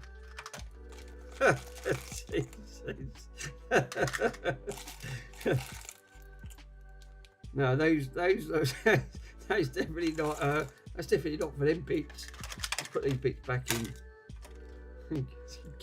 So not only did we have the glue, we had the Velcros to go with it. So it was a 2-in-1 bonus. So, right, how do I know when? Actually, that is. I'm not going to wiggle it because I'll end up gluing it. Gluing the Velcros is nice touch. Literally, that's it. You just think, well, you couldn't make that up, could you? I mean, seriously. I mean, what is the chances? First of all, Worm said get the glue, which I had to use the glue. And when I was looking in the pot, I think, oh, for fuck, crying out loud, look, I've actually found that, which was the ended up being the fucking Velcros. We could use the Velcros to put in, so I didn't need any of that. So, but I'm still going to need the screws for that to be screwed in. So I've got trying to find where's that drive. So what I need to do then, while that gives that time for that to properly harden off, I've got to try to put these into the hole in there, and then I've got to find screws for that to go in. Well, that's going to be fucking fun and games, isn't it? I know. What's the chances of me having that depth screw on that front to try to put that in? Why have I got two screens the same? What the you know what's going on? Program cam. What? Fade to black. I've touched something on there. I think I've knocked the keyboard or something. It's fucking now knocked something on there. I've now got two images the same. I've got two images the same there. Obviously, I don't know what I've touched on the keyboard. It's duplicated it. I think, oh no, quick. So I can't even turn it. I don't even know how to turn it. Transition, cut. No, leave it because it's going to fuck everything up. Leave it. Just it'll be all right. Just ignore it. Perhaps it's all the excitement of hot glue and Velcros. Literally, you're thinking, oh no. So I'm going to use this drive. I think it's a sensible move to use this drive. But I think I need screws like that, but thinner. You know, like the really fine threaded ones. I need it thinner than that. Oh. See, this is the only thing when you take things apart. They sit there for months and then you're thinking, well, I don't know where all the bits are for it. Well, I've got one there. That one fits. That fits lovely. So I need 3 more of them. I've got 3 more of them. So I need it that size. Look how thin that is with the thread. So I need 3 more on that thinner thread ones. Or even just 2. It would have only held it in place anyway.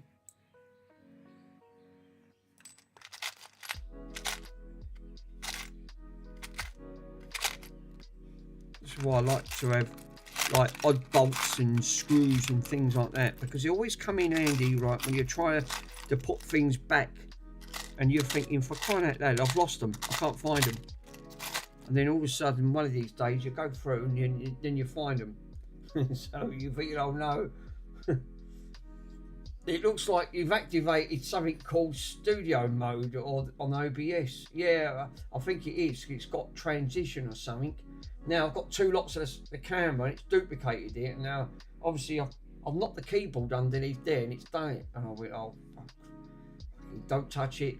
You know what OBS is like? It has a meltdown. Well, I've got one that fits. It's the correct length, but I can't seem to find another one, which is a pisser, because even if I just had 2, I could have put one top and bottom.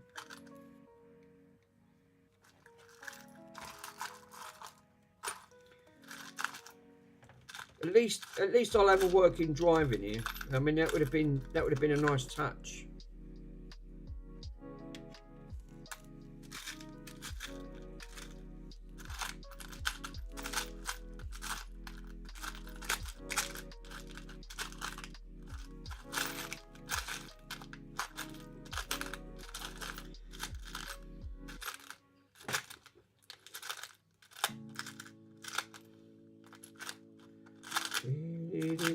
No, it looks like I ain't. Well, You totally screwed me over, innit? I haven't got any. That was just a one-off. Wow. Ain't none in there, is it? No. Well, that's okay. So because I don't know where the other bits are. Well, I've got one. That's not, which is not going to help me. But if I put it in the bad port right at the back, at least that way that'll hold that in place on that front. But let's have a quick gauges up here. There weren't none up there, was there? Got so much shit up here. It's unreal. It's just like, it's like you said. It's true what Pico said. It's like Aladdin's cave. You open it up, it's like the world of wonders. Like you just don't know what you're going to get. Right, and you're thinking, well, that don't sound right. That sounds a bit dodgy to me. I mean, I've got another jar of screws here, and I've got this big pot of screws. So I think what I need to do is put this to one side for a minute, because obviously I can't move this bloody big fucking Atari ST stuck on the place. Because I've got a 6 foot, I've got a 6 foot bench, but I've only got about a fucking foot wide gap to work on. Yeah, that makes sense. Well, she's glued. The main thing is she is glued in. I'm hoping that which will stay in place, which will be cool.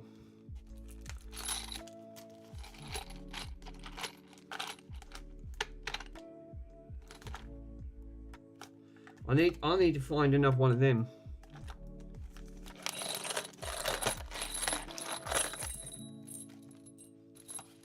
Hold up, what's this one? Will that go in? I only want two, just two. It's not hard to, you know. See, these were the tight ones, but they're obviously too thick.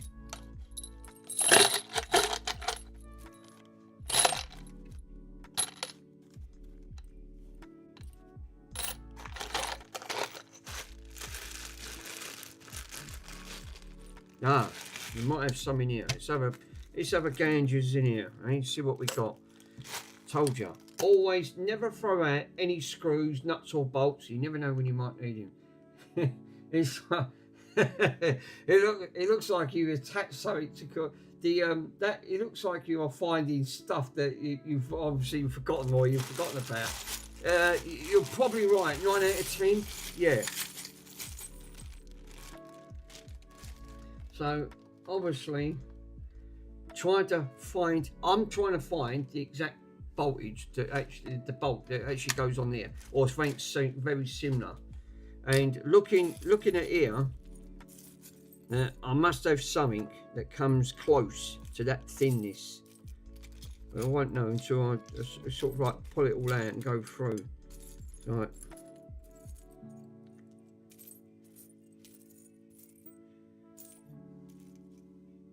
Is that too thick? Can that go through? No, that's too thick. What about that one? Can that one go? That looks too thick. Oh, that's a shame. We're going on the right path, but I've got to have it long as well, which obviously ain't going to help. It's oh, where's the screw gone? Oh, it's rolled over the back. Don't lose that, because that's the right one there.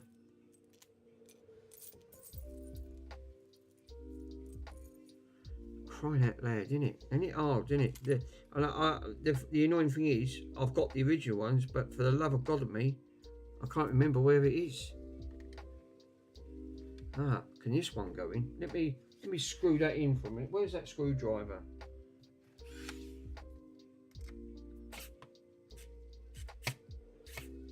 No, nearly screwed in. Right, okay. Let's put them back in the bag. Obviously, we've got nothing in there up front. Oh, that's a shame. I thought I might have been lucky there at the end of it.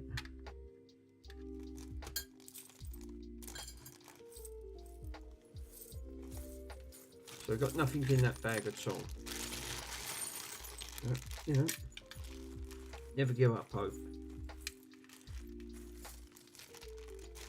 So we've got a little bit of the old glue interaction going. I found the Velcros. I found the Velcros, which obviously did like it don't help me on that front. But now I know where the Velcros is. If I ever have to go back, which so it tells me I'm probably going to need on a future project. So get that out.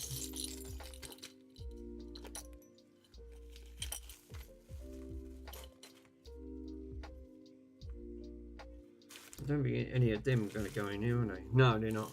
Too small. Right, but in amongst that pot, let's have a look in here. Have we got anything to put come close to that? Oh, there's a bit of heat shrink there. I needed that. Always using heat shrinks. No screws. No.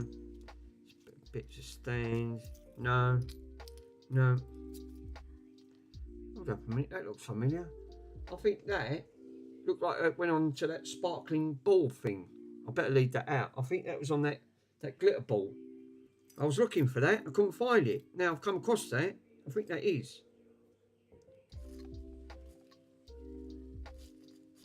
So it looks like no. Well, I'm going to be lucky. I've only got one. Well, that's a right bummer. Because I could have really done with that.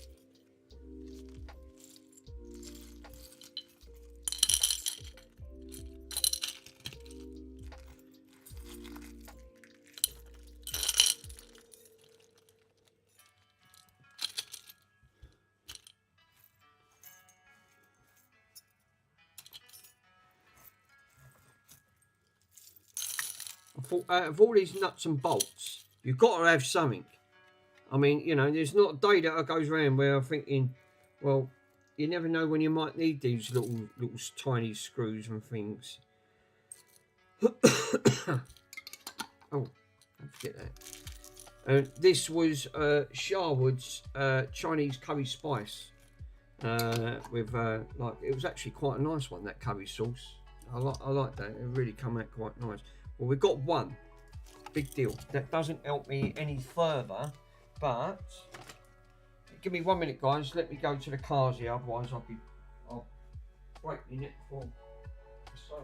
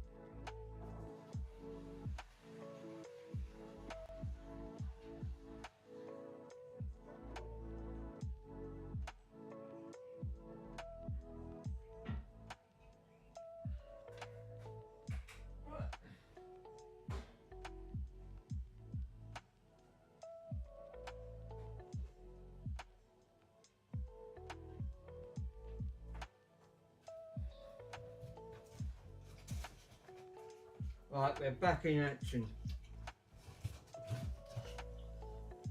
This time with a cheese sandwich. Up in the dog's come alive. He was asleep on the chair a minute ago.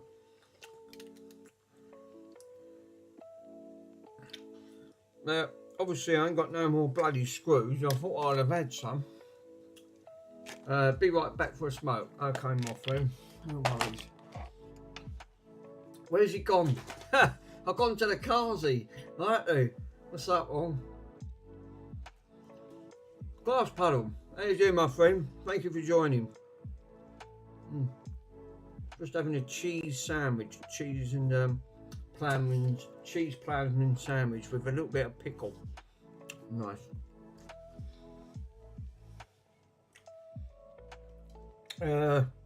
Obviously, the original thing I was trying to look for was this screw.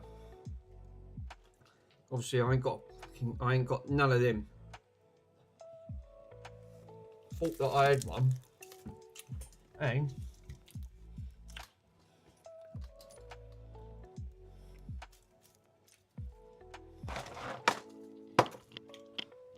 oh, for crying out loud!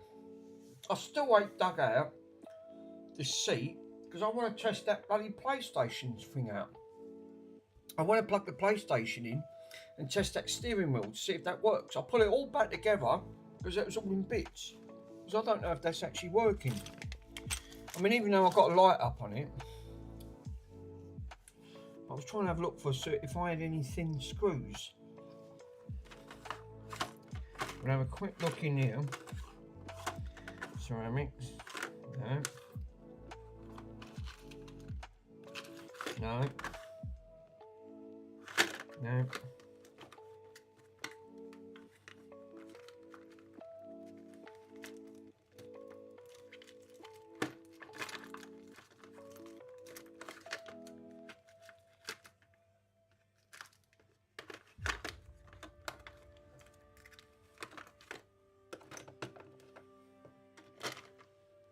No.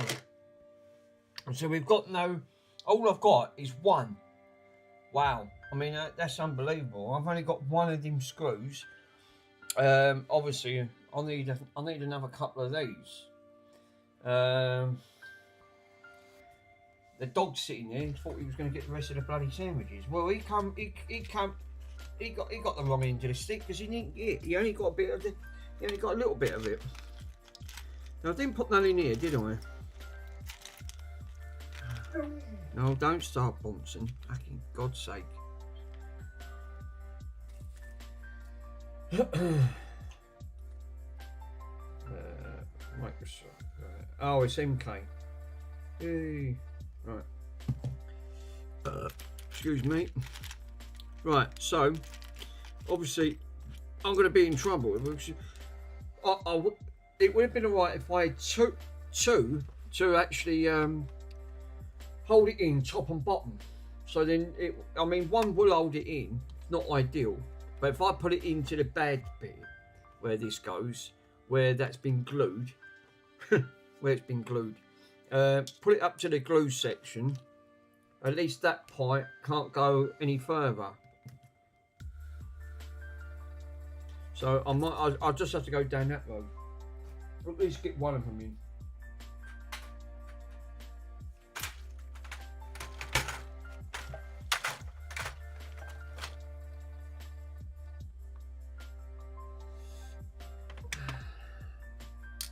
So first things first, I need to do is put that screw at the bottom, poke that through.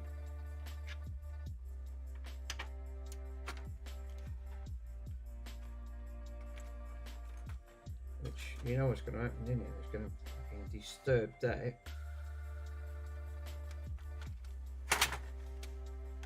No, hold up on that. So I've got to hold that.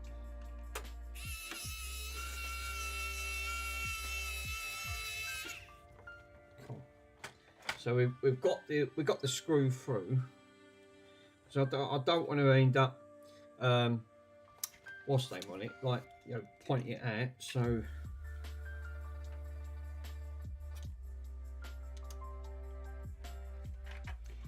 now I've got to get this put in to put the pins in, make sure all the pins are lined up.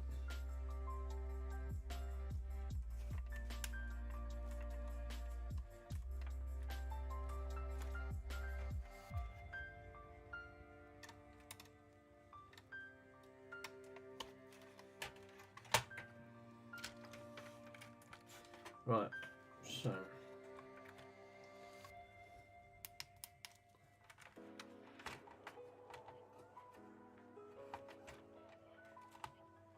yeah, that other one must be a guide pin. I think that's what it was. This was one of them was a guide pin for that to go in.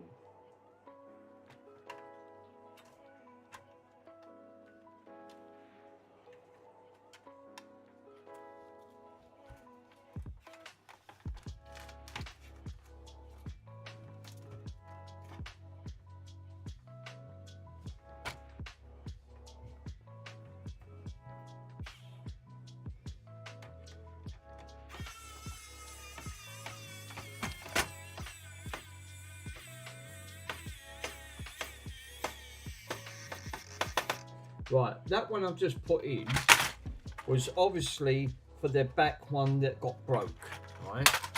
So that's obviously done its job there, right? Because now look, that's not going anywhere, right? So that was the one that we glued, that we put that on. So the glued one that was just the right length of screw. I can't find the others because I don't know where they are. Obviously I've only got one screw in here, but at least it won't come about and it won't break off on that bad point, which I'll have the bit rolling around inside it.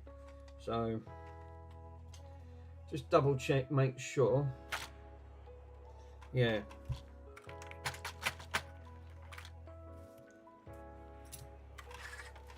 Obviously we've got the shield back on, which is good.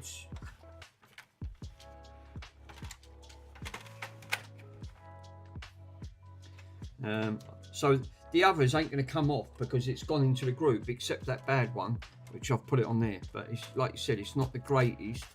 But if I had another screw, that would have held it down that side. Then this wouldn't have gone anywhere, so it wouldn't have been so bad. But I think it'd be fine. It'd be absolutely fine. Yeah.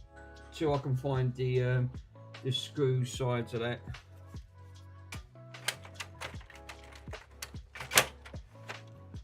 Obviously, now I've got to put this in. Oh, hold up. Of the slots. Will that go in there? Because of the way that is. I didn't give that a thought. I might run into a problem. I don't think I could use it. Because the casing's different. Because of that. You know what it is?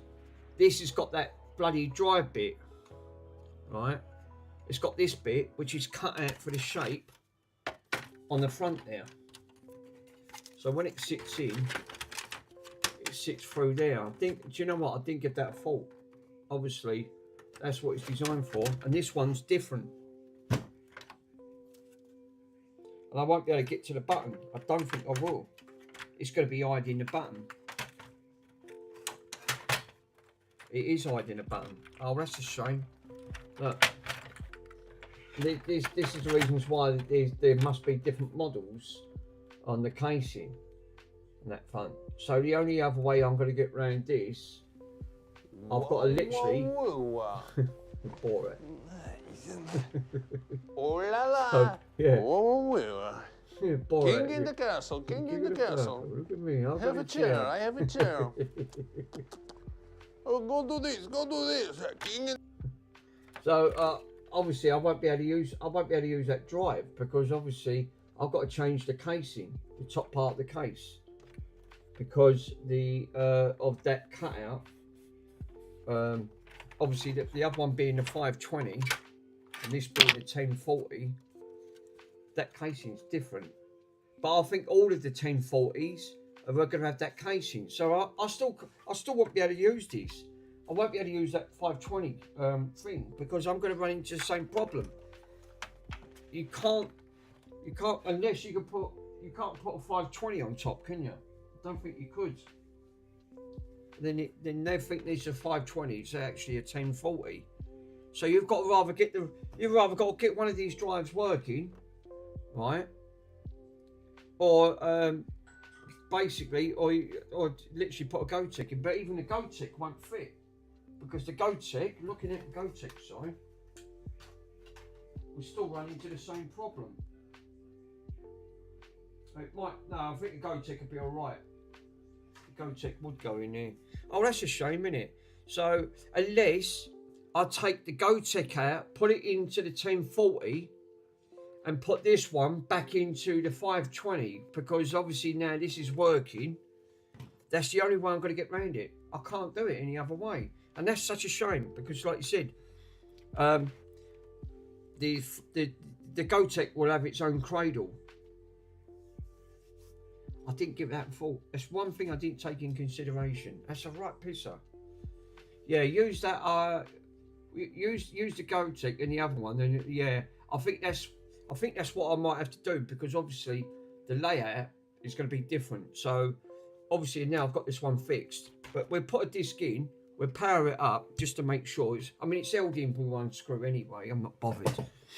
And that. So let's. Where's the lead? Oh yeah, it's here. I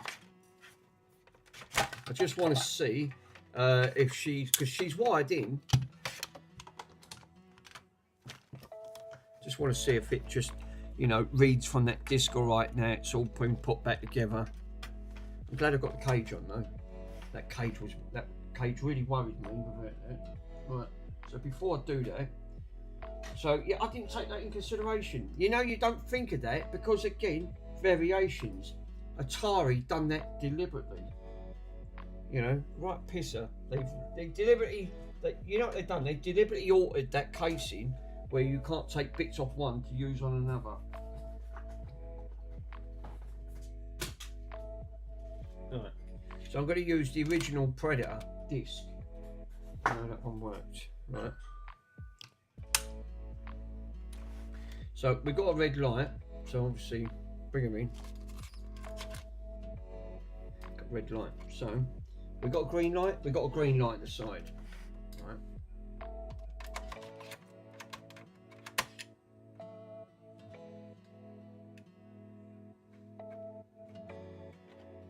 She's working.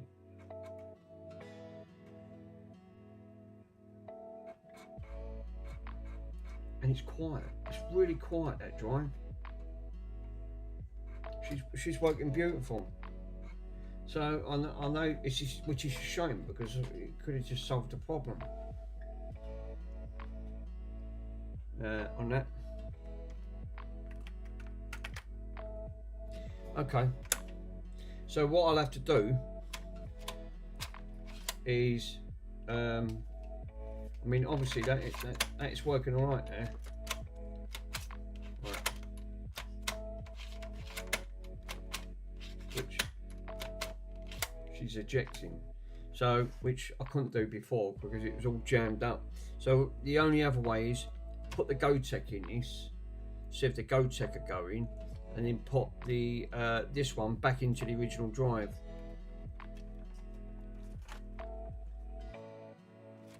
Right, turn her off. Splice that out. We don't need that. That's a pisser, isn't it? I've got to take all that back out. I'll put all the hot glue in, right, for worms, right. But worms wanted to see the hot glue. Used the hot glue. Now I've got to undo her. She can't be used. So that's a massive disappointment. Really. So that's a letdown. A total letdown.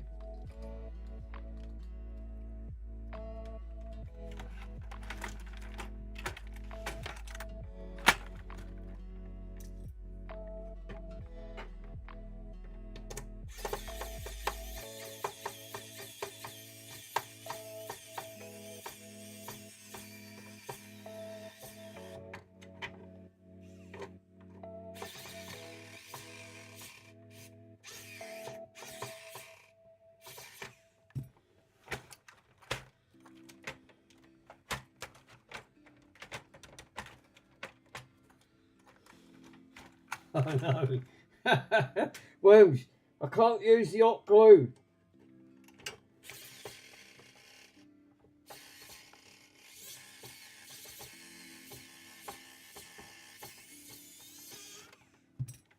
The hot glue's got to come back out. And look, the hot glue's come apart. Oh no. So the hot glue didn't fix. It was only a temporary fix. The hot glue's partly come away on the corner. But we might have to take these out because obviously I didn't check that for that voltage. Obviously, this being a different drive, it wasn't meant for this. You know, obviously. Did they have, Chris, can you do us a favour? Can you have a look online to see how much are working full 1040 STFM of a drive working ones for on these? Because obviously, I mean, I'd rather just, you know, I'd rather just not take that GoTech out because that GoTech works beautiful on that what's that? I mean, it worked nice in here, but for the sake of science, and see if they got any standoffs for the Atari, because obviously these ones are fucking, they're absolutely crap. They might do a new set on eBay or something like that. I'd rather have a working drive to put back in, and also get some new stands for it. You shouldn't have to use hot glue or Velcros. I shouldn't have to use both. Yeah, it's not ideal.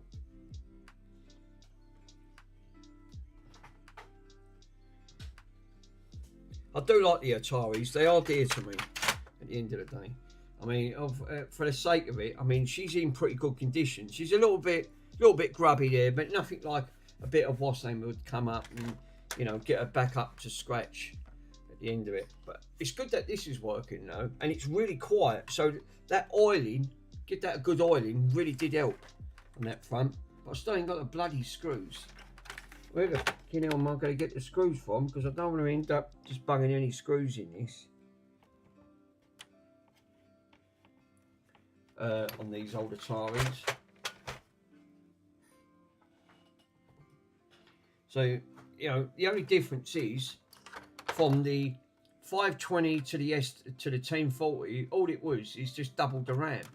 But they altered the casing. Obviously, this is what done it. Obviously, there's a casing altering on this. So Atari done that. You know, I don't know why they just didn't make it. Why did Atari do a generic different drive with two same Ataris, just with more RAM, but completely altered from the 520 to the 1040? And look at the difference. Not only was the 520 much smaller, more compatible on that front, but again, small jet button. But then they went for this bloody monster size from a step up. All right, it was a lot easier to eject and it stopped eliminating the problem, but there was no need to alter it. So, but again, they took that to the drawing board.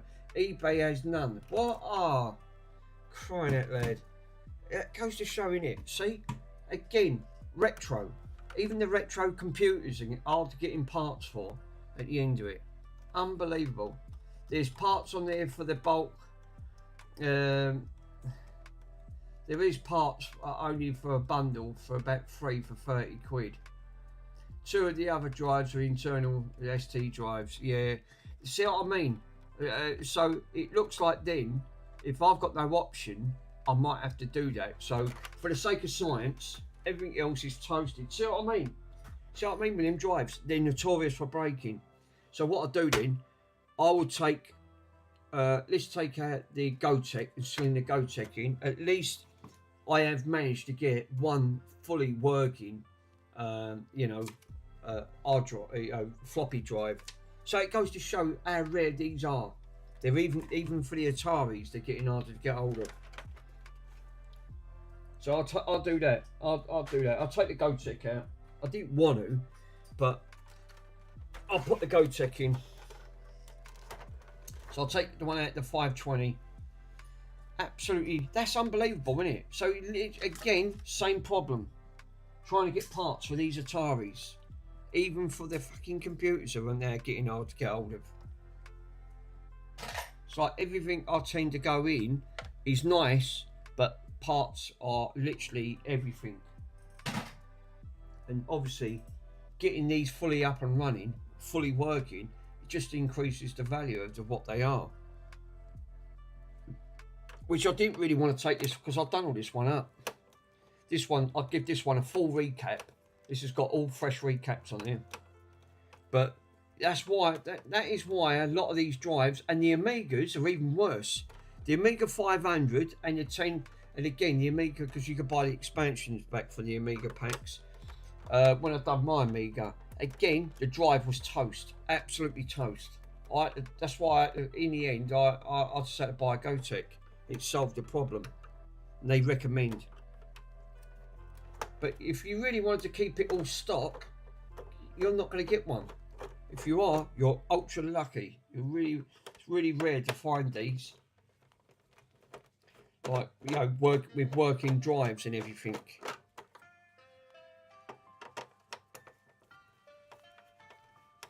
So I'll have to take this one out, put this one back for the 520.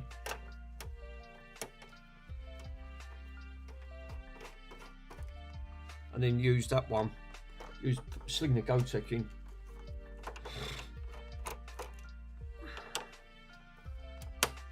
Because that Atari 1040 does work. It's just that you can't, for some reason, it won't read from the hard drive.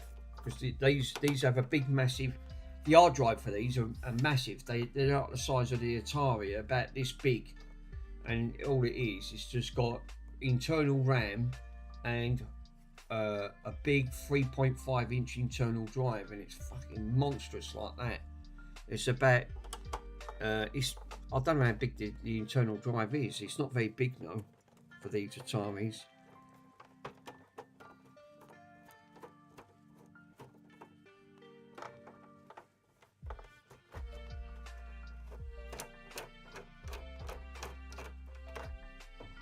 That's why I'm doing this by hand and not by a gun, because then I'll round all the bloody ends off and then I won't get these screws out.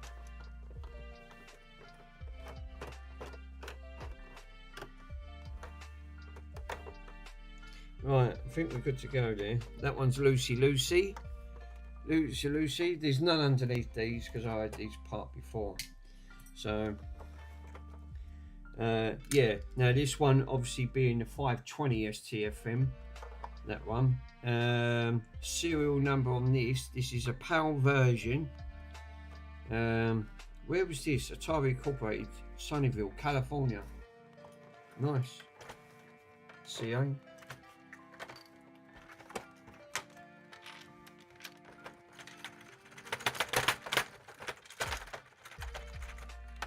Just a little wiggle. So we've got 2 long screws and the rest are remaining small.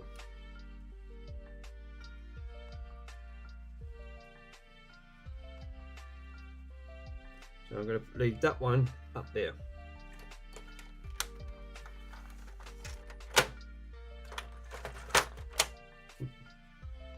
Look how small that Gotek is, but it used its cage.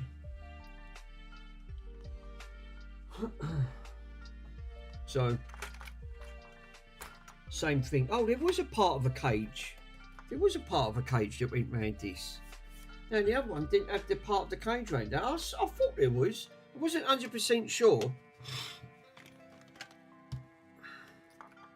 Unbelievable.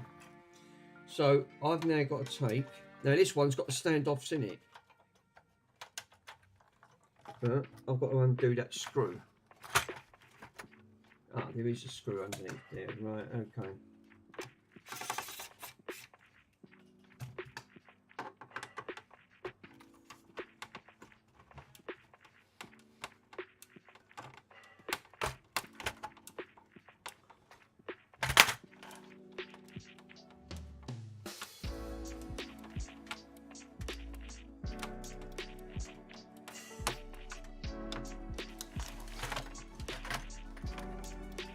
Right, that was quite a long screw on that one, but again, the metal shield one come out. Now these ones have got the standoffs in here.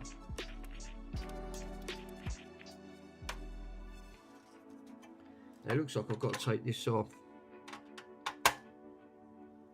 No, I shouldn't have to really. Oh, it would be easier because I can then gain access to the back of it properly.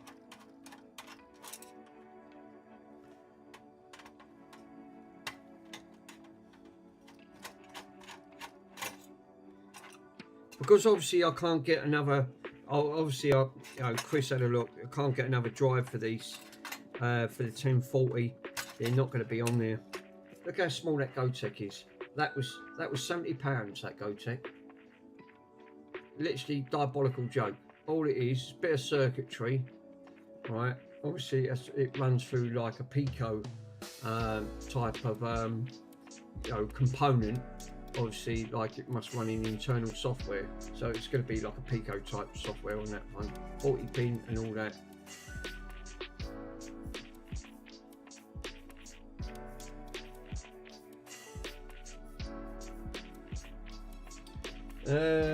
Swindon Electronics.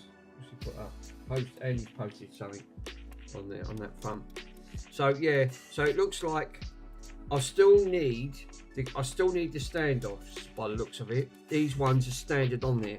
And again, they look like they've been officially glued. So we can use this one to put back. But before I do that, right, let's just make sure that we can gain access, because again, I don't want to take all this out and then realise I can't bloody use it. I don't want to go through all that process. So, first things first, because there's no point mounting this in if I'm going to end up having an issue. I can't gain access to it. Oh, I can. Alright. So we can gain access to this, because I need access to the USB and the 2 bits, like the things. Oh no, not that one. Where's the other one? No, sorry, that was the wrong one. That's for the 520. It's the 1040, which is this one up here.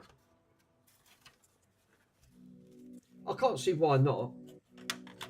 Yeah, so exactly the same. So we should be safe on that one. So that way we could have a working Gotek in this, in the 1040, and put the other one back. I just wanted to make sure that it wasn't in the way of all of the buttons and the other things on there.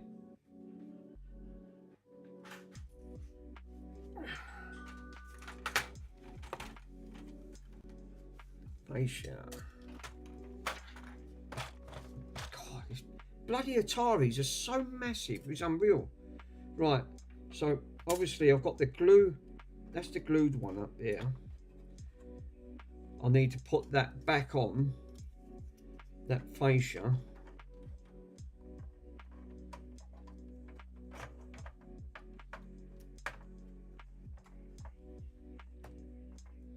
Which we should be all right then, because we've got one gone in now.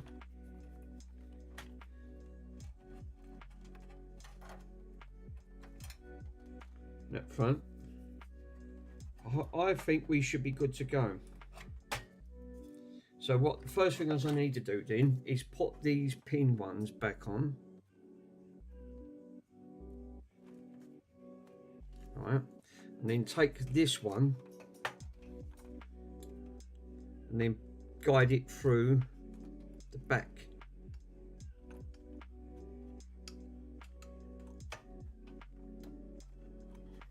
Yeah.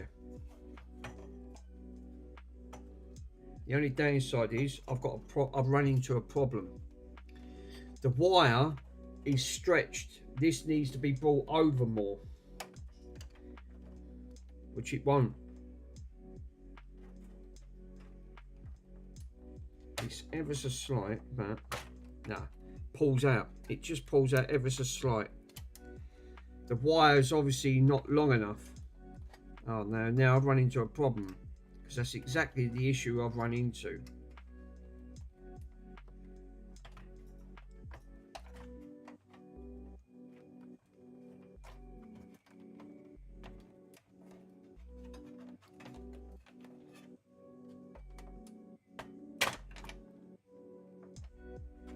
If I put that on there and screw that one up, I'll show you what I mean.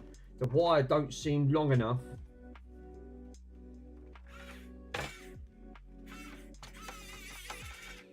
Hold up.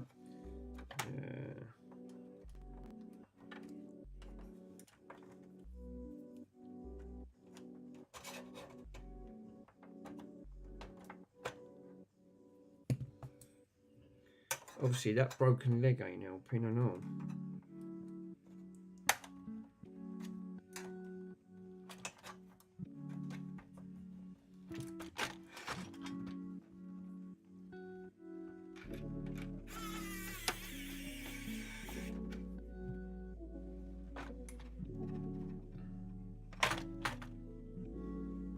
Yeah, it looks like I'm having an issue with that, with the wires. They're not slightly long enough.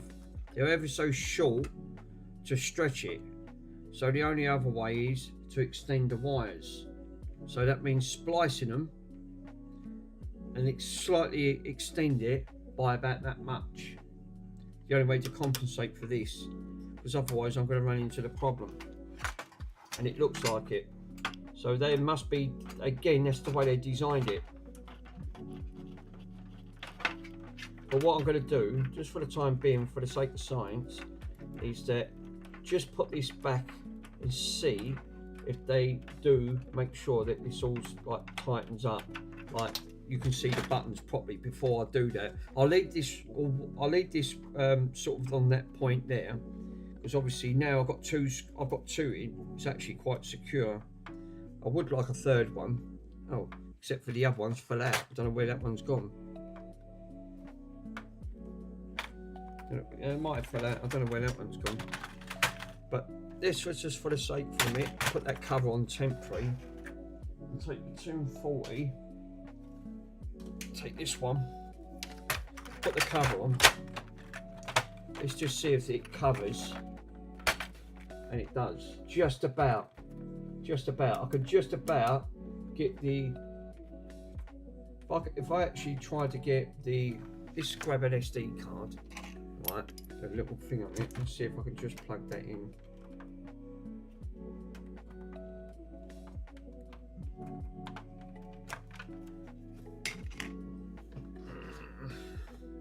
Let's take an SD one.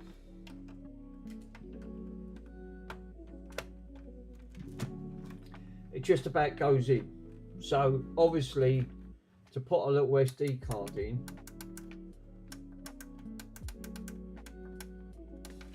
I think that's going to be a tight squeeze, but I'll have to extend in wires for that to work. Otherwise, I won't be able to do it. So, here you go. On my Discord, I have now set up for the best part of it.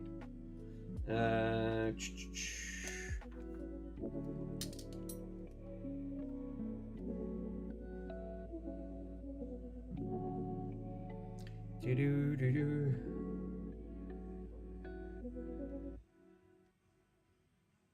There you go.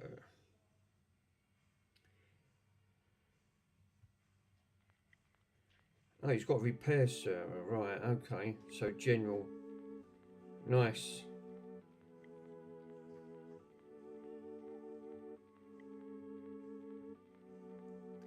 Yeah, so you set it all up, so that's better, isn't it? So if you wanted to download anything like down.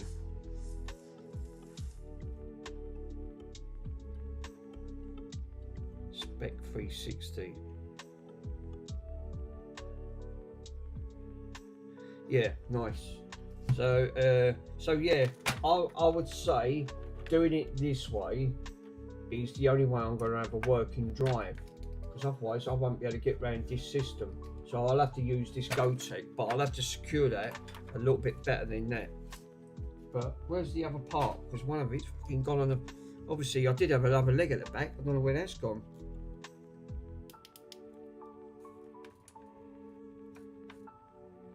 But that wire's not long enough now. I've run into that issue of that wire not being quite long enough. They've done that deliberately, you know, because obviously that drive being bigger.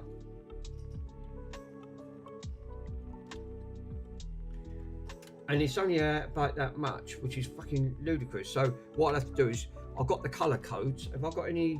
Let me see if I've got any of that wire. I'll go in that in a minute. Where's the other bit for that then? Is that fell on the floor or something? I did have the standoff on the back of that for some reason. It's not on there now. It's bloody missing.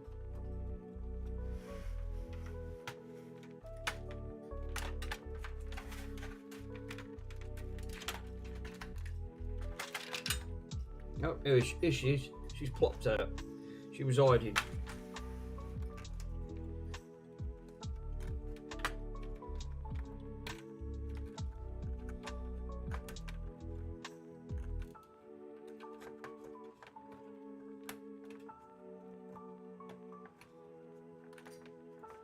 Okay, now how difficult is that? Difficulty level on this, trying to get that in. Wow.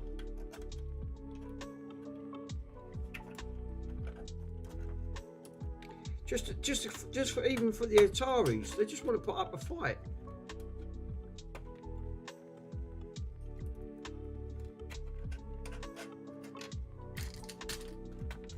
Holy moly!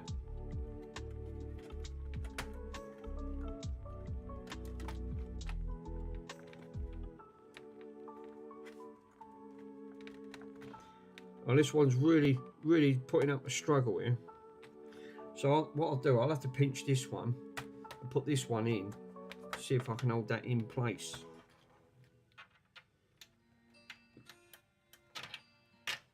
I've got no option. I've got to pinch it off her. I need at least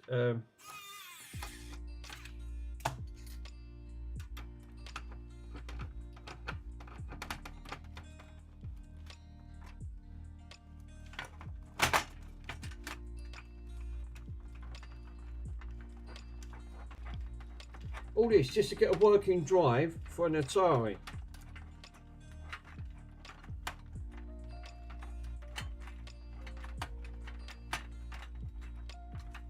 Right, she's held in, is she? Well, it's still not the greatest. It's still a bit of movement there.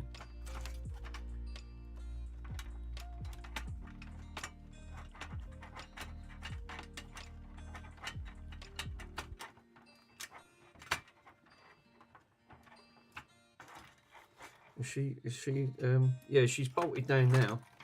She's definitely bolted down now, so this is not going to go nowhere now, so she's nice and tight. So I've put the end one on there, right? So let me show you what I've done. So I've put the one that's broken, managed to put the hot glue. I was obviously trying to keep it straight. I've put one up here. There's none in this one. There's one in there, so we've got 3 in. The only downside is now the issue I've got won't connect, right? It will not connect up. The wire is not quite long enough to stretch in, which is a bloody pisser, because if they would have just made that, no, they would have made that ever so slightly bigger, that would have been pulled in. But I don't want to pull on the wires because you're going to end up breaking it from here.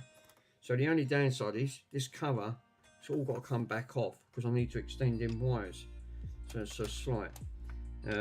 Obviously, because now I'm going to have to get heat shrink and just extend it by about that much so I can get that in. But double check, but she looks like that will do the job. That's the 1040. Again,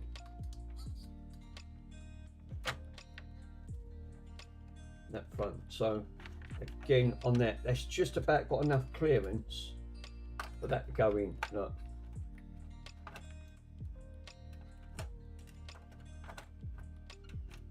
So you can get to the buttons. So this would be the tape emulator on that front. So it will do it. It will do it. It's not, like you said, it's not. Otherwise, I'm not going to have a working. I'm not going to have a working disk drive on it. Otherwise, and I won't be able to use it, which would be a shame. So I've got to take that off, all this caging, so I could just splice into them wires and extend it ever so slight so it goes in there. And then I'll have this one fully working on that. Use the GoTech because obviously you can't get a drive through it. So we'll put this one back then, just for briefly, because it's in there now. Alright. Now let's take the original.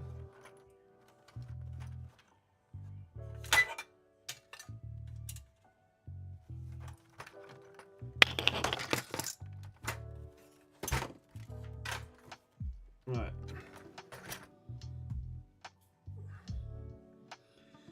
See, this one's longer, slightly a little bit longer. So they again, I personally think that they've done this deliberately because they didn't want you running into that issue. So they just extended the wire. So now we can put the original drive back into this. Because this one's now officially fixed. And she does work. So this one's fully back to stock. So the Gotek really, it did come in handy from that sort of aspect.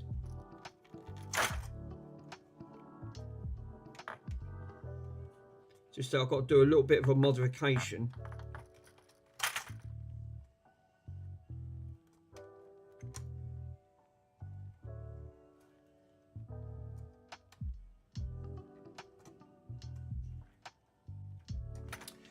Fuck me, how difficult is this? Jesus, trying to even get this in, right? He's putting up a fight. Bloody, again, guide pins. These bloody pins are a nightmare on here.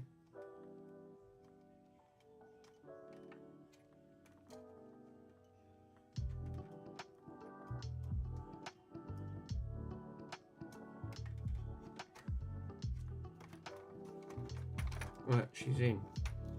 Is she underneath? She's in. Cool. Take that. That's got to go from underneath.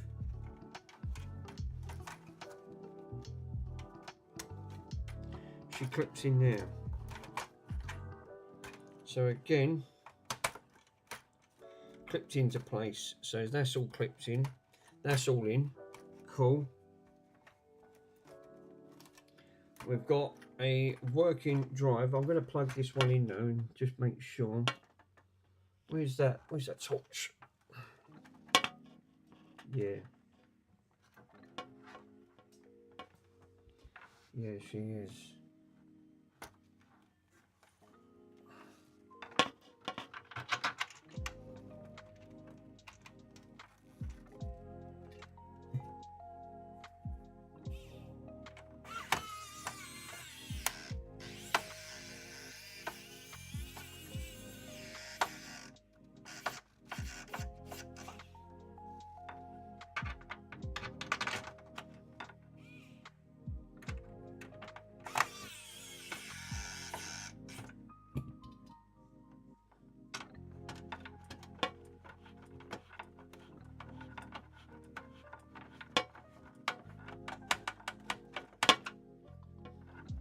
Right. Cool. Pins adjusted. Right, obviously this has popped out again. These bloody nuisance, these things. I really don't like the way they've designed these cheap plastics. Because again, it stops it from popping out.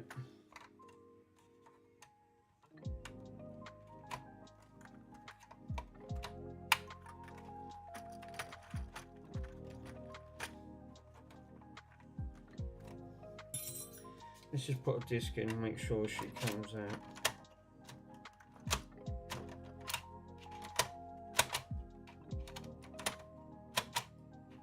Cool.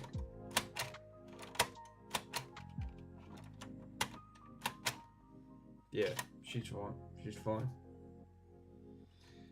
So we've got two back ones in. The only one I couldn't put in is up here.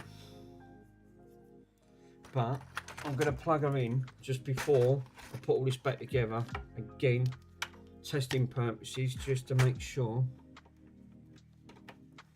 Because I don't want to put it all back together and he's saying, no, something's wrong. You've got to all do it back and do it. And I hate that. So it's partially tested. Now, this one, green light, orange light. This one's got a green light, orange light on. And if we got a green light on there, cool. Yeah, she's fine. reading. Perfect. So, and it ejects beautiful, which is cool. So officially she's been put back to full stock. So she's right back to original origins on this one, which is totally cool.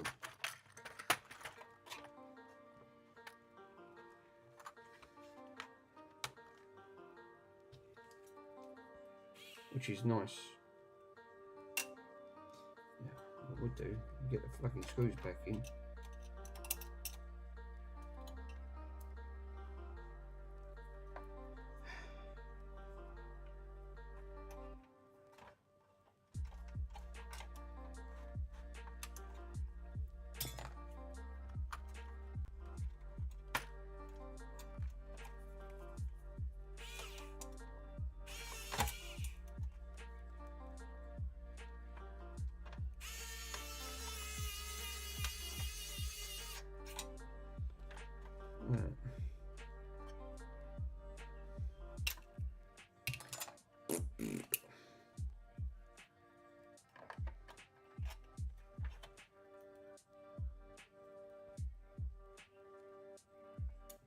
Right. Cool.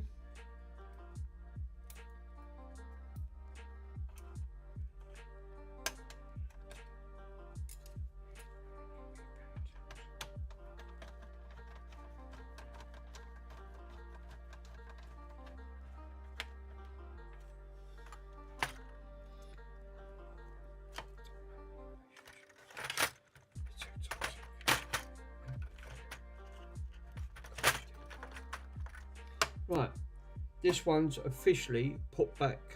Officially. So she is done. So I can now put all this casing on this one, and she's got original drive back on it. That's the 1040. What a load of episodes you have to go through around the houses. Obviously, because now you can't buy, you physically cannot buy the drives for these no more, unless you want to buy a broken one.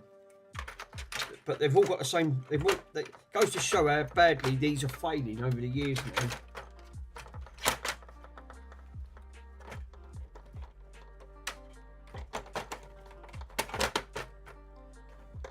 And again, fully stopped. So she's right back to where she is. Obviously, I've had to glue. I've had to oil all that up.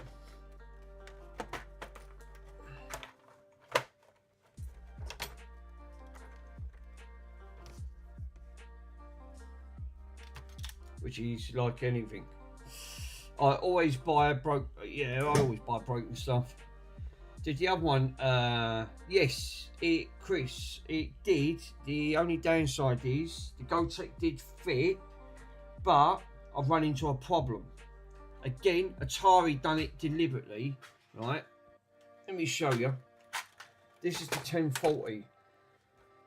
It's gone in, just about cleared on the actual wash aimed on it. The only problem is, which this is reasons why there must be difference in lengths in size. That being longer, that is pre-sized. That went in the back lovely. Now that won't go in because obviously that connector is too far away. So the only way I've got to compensate for it, take all that covering back off, splice the wires and extend it for that to go on. Otherwise I can't do it. There's no way around it. And because again, you can't get these. Yeah, I know. Yeah. And it's because again, you cannot get these working. I mean, obviously, find one of these working is obviously going to be gone on that front. So yeah, that's what we're going to have to do. That will solve the problem. But look how much it's short. It's short by about that much, literally. It near enough goes in. That's it. That's as far as I can go. Which, if I bring the camera in, that's it. Can't go any further. I'll pull the wires out of the board at the end of the day.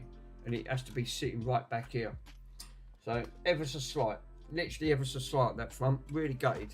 So again, Atari done that. Atari must have done that when they was building these Atari STs. So but this one's fully working. So obviously to get one of these fully working, Yeah, they did it to oppose. It's like to yeah. They done that deliberately. They 100% have done that deliberately. Obviously, you couldn't take. I've proved it. You can put a 520 in STFM disk drive, but then the casing's different. You need a longer one. Seriously, how bloody annoying is that though? That's a typical Atari thing that they've done. Two from the same era. Literally, two from the same era.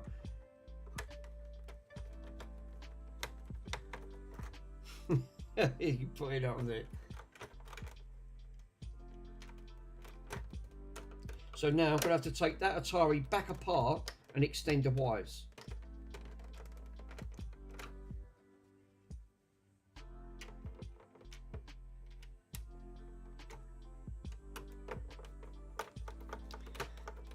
Is there any working Ataris on there for sale? I suppose, and if they are, they're not going to be cheap. Branch.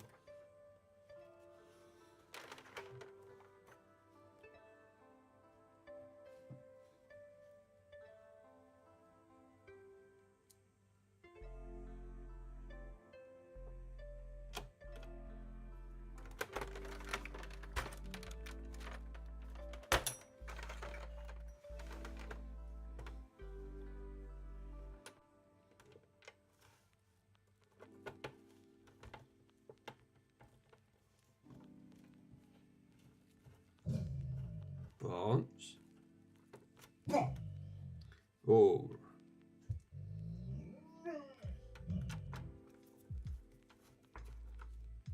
Bronzy's moaning. What's that Bronzy, right?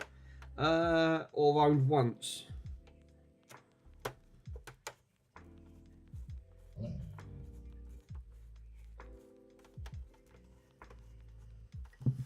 Right. She is, my friend. She is put back together.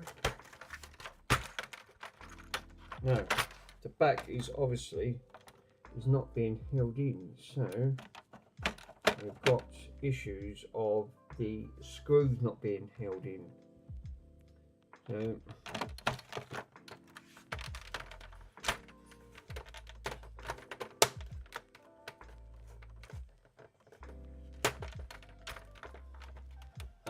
tech repairs. If you've got £200 or £300 at least, what? I'll do with me. Seriously, buy it now. A 1040 ST. Oh my giddy aunt. Including, Jesus, is that as much as they're going for? Oh my god. An Atari 400 computer upgrade from the 48K fully working UK. Fucking hell, I didn't think it was fetching as much as that. 130, 120 for 512. God, so really, I didn't expect they didn't know they was going to spike up to that 520. Sorry, yeah, but even so, that's still a lot. That's a hell of a lot. That's a bit much. I didn't think they was going to fetch as much as that on them fully working. So it goes to show, really, the cheapest one was each. There is a cheapest one of each working. That's unbelievable. Bloody Nora. I mean, that's frightening. That goes to show the value of these are going up. I'm just... God. So what's the Amigas going for then? Fully working? Oh, obviously, I've got a Go-Tech in mind because I can't get the drive for it. That's good for a working one. Yeah, I should think that is. But even so, goes to show how much they... Obviously, these are getting rarer. So that goes to rarity. These are driving up. But there is a lot more. The cheapest ones probably. No idea. I'm holding on to mine. I think I am. The Amigas are. There's loads of Amigas around. I've got five Amigas. Blimey. I think with my Amiga, I had some problems. I've got two Amigas. I've got the 5 and the 6. Yeah, the 6 was the smaller portable one. I like them. Yeah, I've owned them from new. I mean, you're better off holding on to them because the price of them going up at the end of the day. My one, I had multiple issues. I paid £100 for it, and it did work. Yeah, the straight away the keyboard was dead. Complete keyboard. I had to go and get a membrane for it, like the complete key bits underneath it. Replaced all the membrane, put a brand new one in, recapped it. Drive went. It was reading. It was a bit hit and miss with the drive, and then it completely died. Unfortunately, it got to that one. Even though it span up, but it didn't read the disc. Couldn't read any. So, but now she's fully working because I got the Go-Tech in.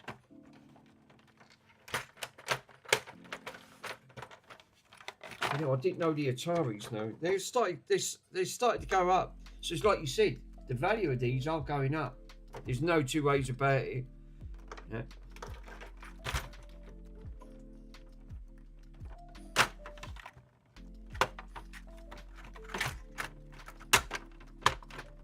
For some reason, this is not clipping back in.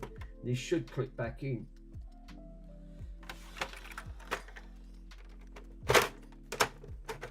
It's the only thing with these janky things, you know. They're an absolute headache. You know, you think they're easy to take apart.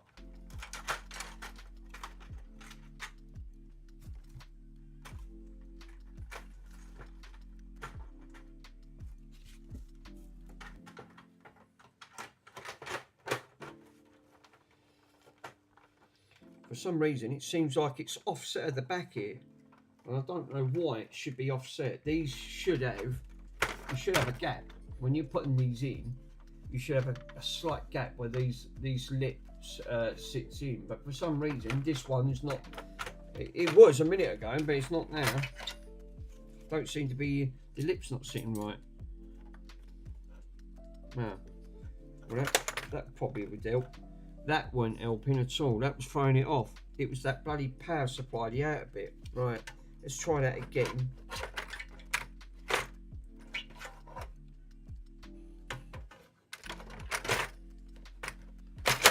That's better. She's sitting better now. I thought something weren't right when I thought, no, something's not right here. Into it. Fucking hell, I honestly didn't think they would, I mean, even for that, 130 quid, you're lucky to get one fully working because you know how hard the drives are for these. And that. The Commodore A12, yeah, see now that's the ultimate, the 1200s. In desktop dynamo box, untested, loft find for spares. Sold for, see, untested. See what I mean? I bet they've powered that up. I bet he said, no, we can't test it at the end of it. I bet they have tested that, and I bet that don't work. But that's a 1200. That'll hold strong money. The 1200s do. 260 quid. There you go. That sums it up, doesn't it? Nearly £300, not even working.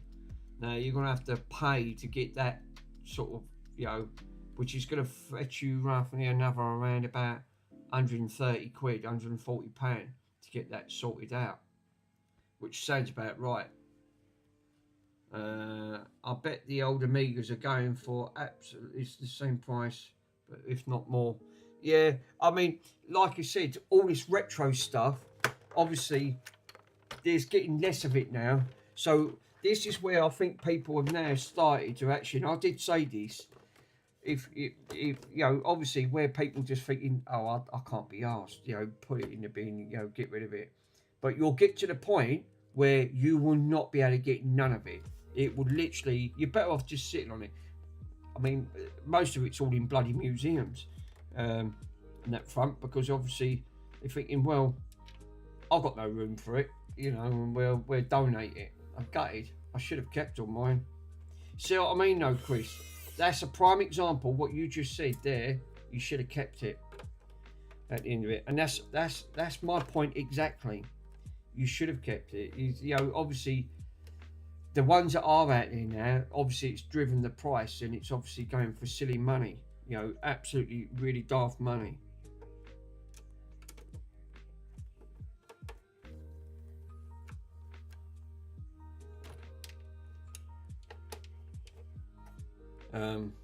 Shame, because like you said, you probably won't get to see that stuff no more.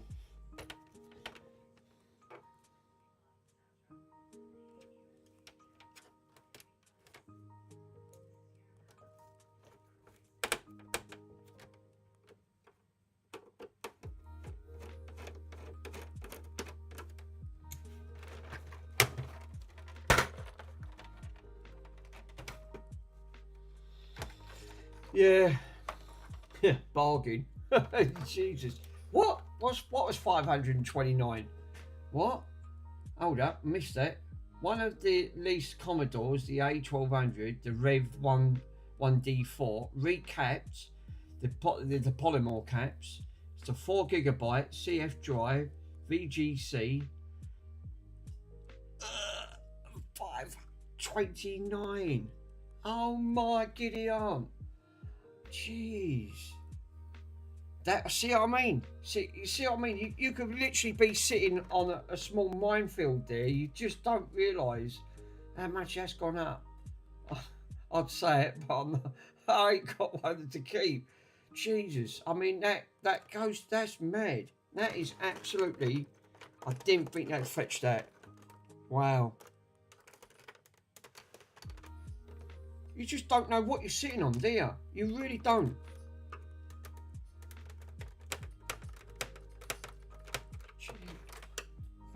Yeah, honestly, nearly, you're not close for nearly £600.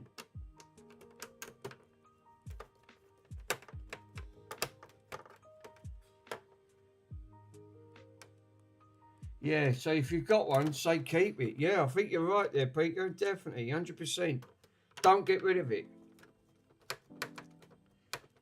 And like you said, these are obviously getting hard, and obviously the prices, you've already been doing some researching, so you've seen some of these. So some of these are ranging. I didn't even pay nowhere near that, 130, 120, you know, at the end of the day. So even, all right, I know that's still good money, but obviously anything above the 100 mark, you won't expect for it to be driven up like that.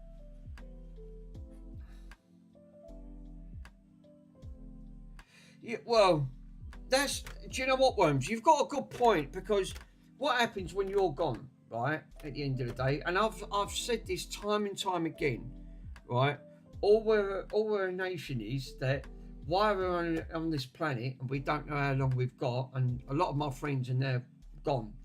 I'm afraid to say they're no longer with us, but all you're doing is really looking after it. You don't really own it, you're just looking after it.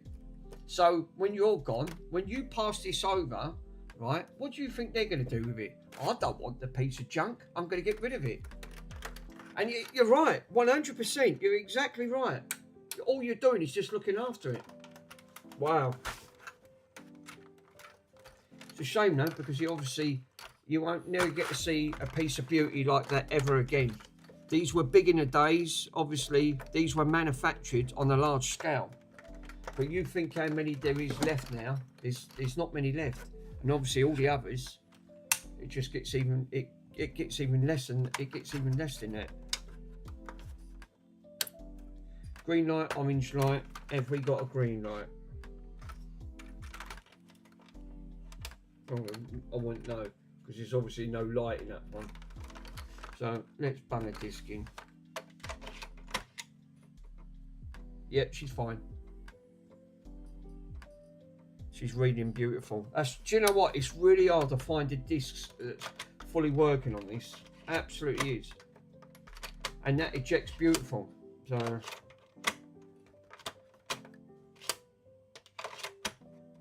that front is so slim on that though. If you have a look on there, it only sticks out ever so slight. So, but she ejects.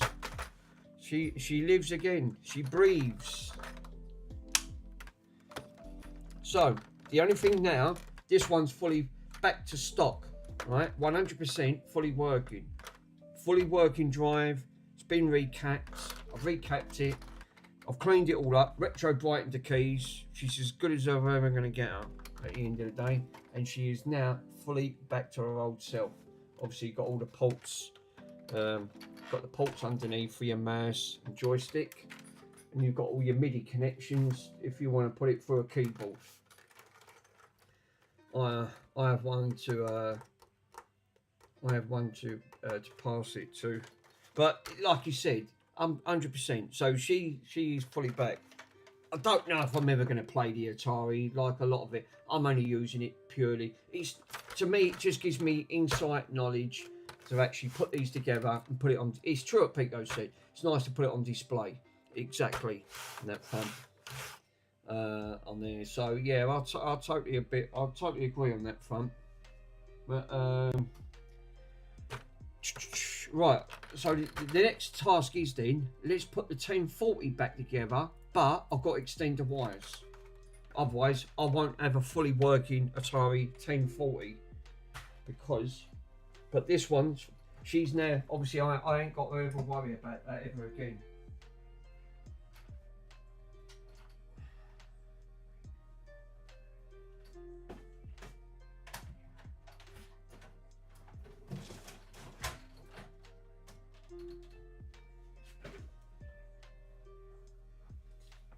That's the only thing with a lot of these projects. You start these projects.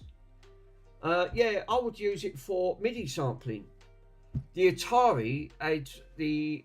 It was great because you could have the software, right, and basically you can inject all of your songs straight onto the MIDI through its interface. This is what it was known for at the end of the day.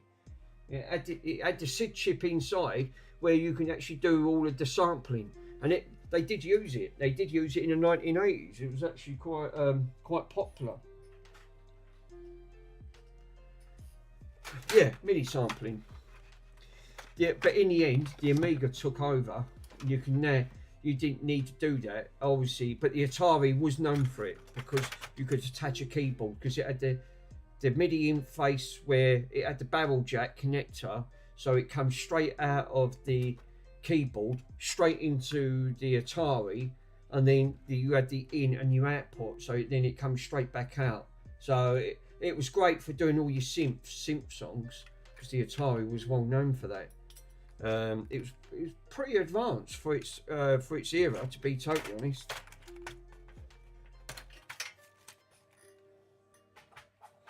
So obviously this does work, but obviously now I can't get a working drive. I've got to extend it, which I'm pretty gutted, to be totally honest.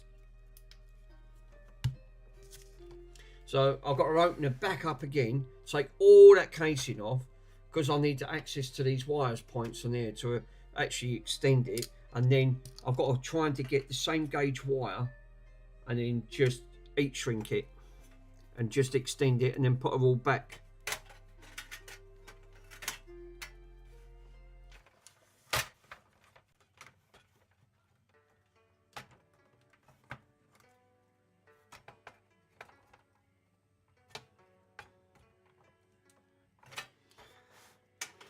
But it's true. It's true what you said. No, Worms. All you're doing, you are just leaving it for someone else. Because I know what someone else is going to say. I don't want that old junk. Why do you think it ends up in charity shops? And it's such a shame. That radio, that little radio I got, right, the one I done out in the kitchen, it was in such terrible condition. I'm amazed it worked at all. And I cannot believe, for the love of God and me, I've managed to bring that back to life, and it looks like the day it left from the factory. It's really in good condition, which is this little one, and I'll show you the one I've got. I've done it live on the stream.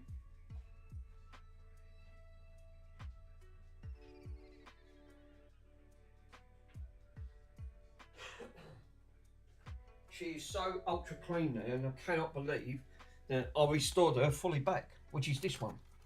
It was in a terrible condition, and look how clean she is. I've got every bit of grime off that. It was in the most grimiest condition, and now she's squeaky clean. Absolutely, I've got every bit of mark off it. There's not one mark on this. It's absolutely spotless, and everything works.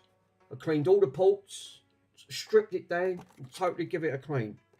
And she, like I said, even the battery works on it. So this is really, really cool. So on that front. So I'm more than happy. And again,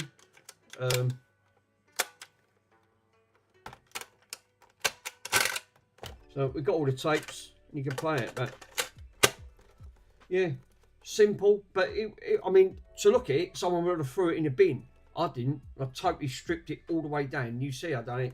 Put it in the ultrasonic cleaner. Put her in, and she looks like the day she's been left in the factory. So I'm actually amazed. That was a little gem putting that back together. Look, it literally, I've made it look like new. It's amazing what it does. Bit of time and effort, but again, it builds your confidence of restoring, and that's what you're doing. It's not the aim that you've not only was that nearly fit for the bin, but now it literally looks like it's just left the factory, and I've done nothing to it except for just taking my time, stripping it and cleaning it at the end of the day. And I'm pretty good on that front. My hat goes off to where everything I've done, I've restored, and I've made it look a lot better than what it originally was. You're never going to look some bits look like brand new because of age or wear and tear, but you'll get it close. You won't get far from it. But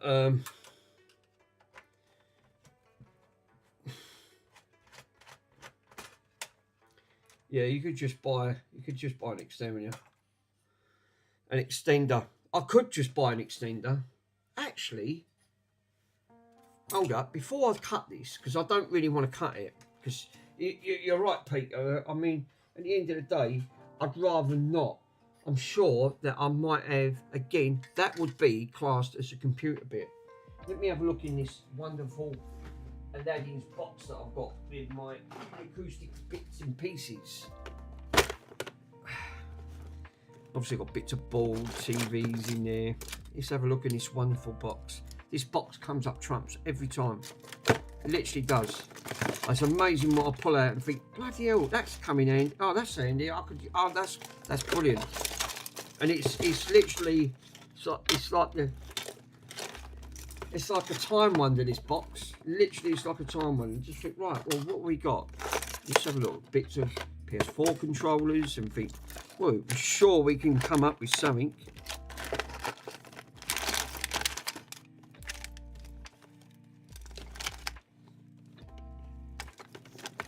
See, things like these are what they call Molex connectors, what they used to use on the old 3.5-inch drives. Obviously, these are extenders, but I know you're going down the right road. I know exactly where you're going.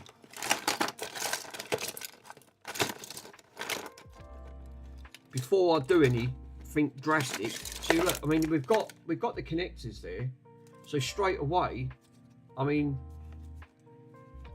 you could just put that on there, and instead of cutting the wires, I could come up with an idea, decouple that, right, take that off, put that on, right, so it clips on, and then solder the wires extra, and then I ain't got to cut the wires. So if I ever want to put it back, I've only made like a job from there. That's again something I can do, and then I ain't got to splice the wires. I don't really want to splice the wires if I can help it, because again, you're altering its integrity. If you ever get a working drive, I've only got to unclip it and you just plug it straight back. That might actually come in handy, actually doing something like that. Come to think about it.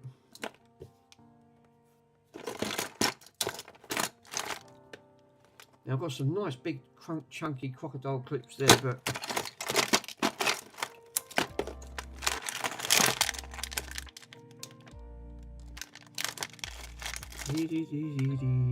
yes. Do you know what? I think I might go down that road, you know. Oh, mind you, I need the end piece. I don't just need the end bit of that, do I? I've got to try to get to the end of that board connector as well. But I wonder if I can use anything like this to slot it in. I know what you mean. I've got to look.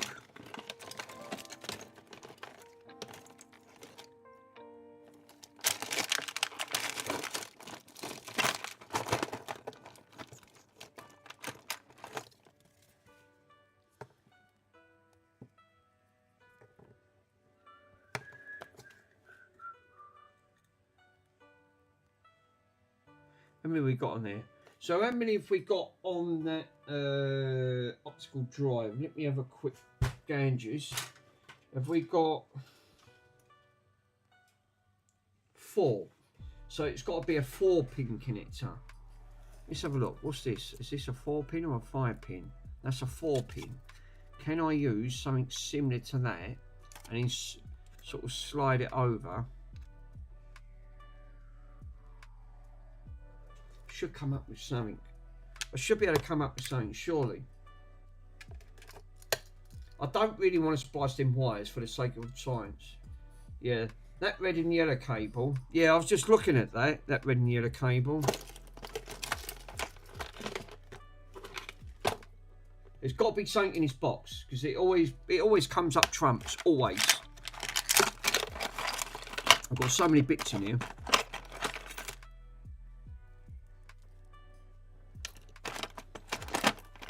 No, zip tie. Fucking zip tie doing in here. Zip ties. Now I could go down this route, and all. I could actually, because again, once it's in there, it ain't got to go anywhere. Where's that other connector? Right, where's that board? I did have that board somewhere. Fuck's sake.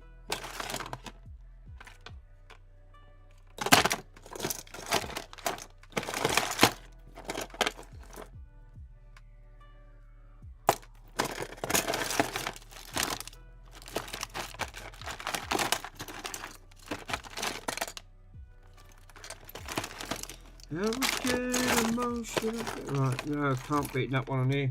Oh, yeah, it's right here. Right. So what I could do, right, got 2 wires on there, right. I could do it this way, and it's going to work. It's going to do exactly what I said, right. I ain't going to splice the wires. I'm just not going to go down that road. I'm going to decouple of this, right, and basically put the pins, and it'll just slide on like that. This is obviously for a PC, so obviously it's attached to a reset button and an orange LED. This looks like it's come off a Dell, one of those Dell computers, and basically, but look, these are the right size and they're spaced apart perfectly and they're nice and snug. So I'm going to go down that road, and then I ain't got to splice them wires, which I wasn't happy to do to start with. So I'm sure I can come up with that, and that looks like that's going to work lovely. That's going to go straight up to what I need it for. Again, this box always comes up trumps, always. I think I'm going to stick with that. Hold up, before I do that though, let me just have a quick look.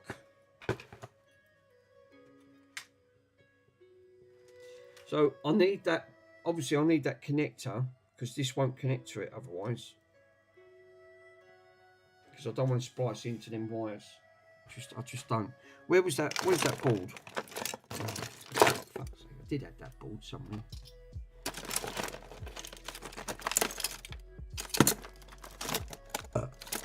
Logic board. Oh yeah, it's down here, isn't it? Duh. So if the way I've got to do it then is desolder this, right? Slide that piece on there, right? And then sort the colour code out, literally from one side, and just go down, and then slide that straight in. And then that pins underneath that I take out, right, is solder these wires to that pin and leave these connected. Leave these ones connected, and these will slide straight on to that point on there. Then I won't have any issues. And then that way I don't have to mod that wire. All I'm modding is this. So all I've got to do is just slot this off at some point, if I ever do get a fully working one. It's going to work out. That'll do it. It's a little bit of a jank way, but you do it carefully, I'm sure that's going to work out. And then I could use the most famous bit, get the hot glue out, and then I can use the hot glue, because then I can mould it, and then that will form, and that will keep all the protections on it.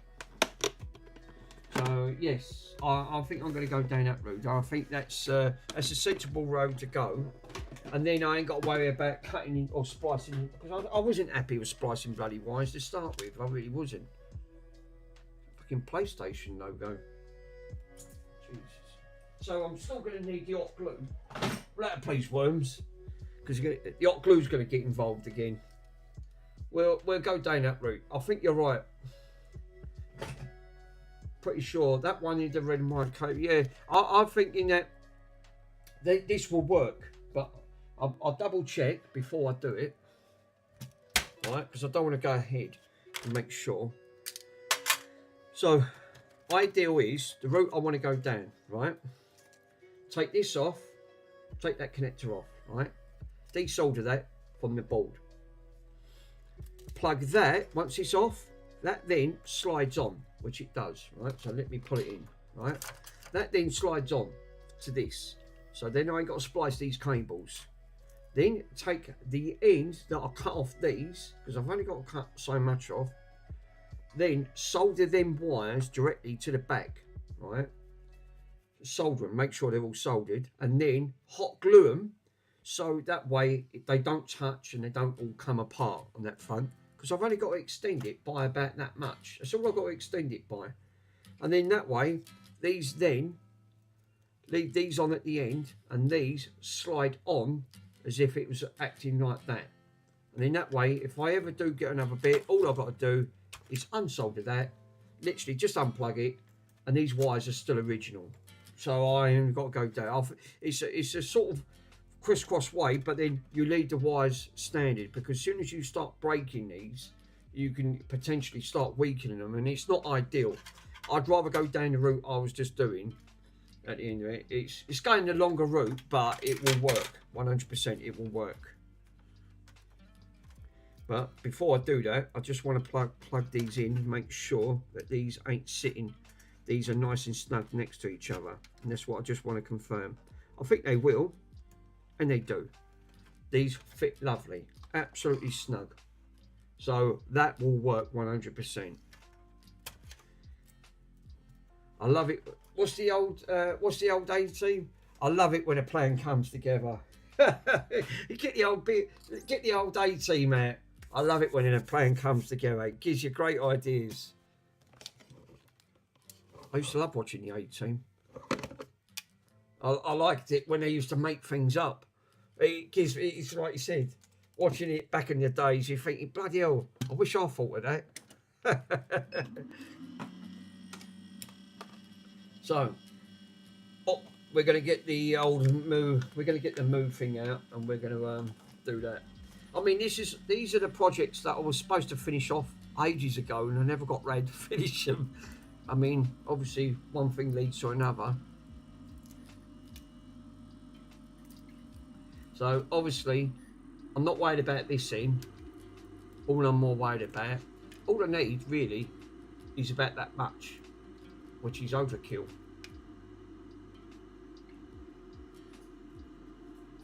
But it doesn't matter. It'll do the job. Right, where's my cutters? Crying out loud.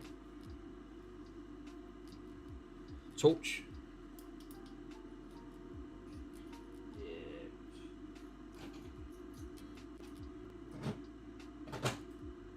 Alright. Yeah, they're buried. Yeah, like everything's buried on this table. No surprise there.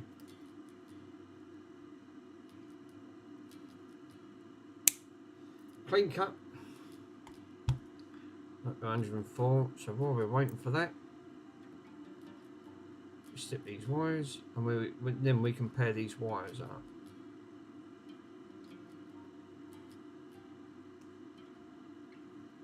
I feel more happier doing it this way, because then I ain't got to worry about, try to worry about extending the wires and getting the right trade on it. I would feel more happier doing it this way, much more happier. Because this way, if you fuck this up, it doesn't matter. If you fuck them wires up, you're going to be in trouble, because you won't get them, which is probably not ideal.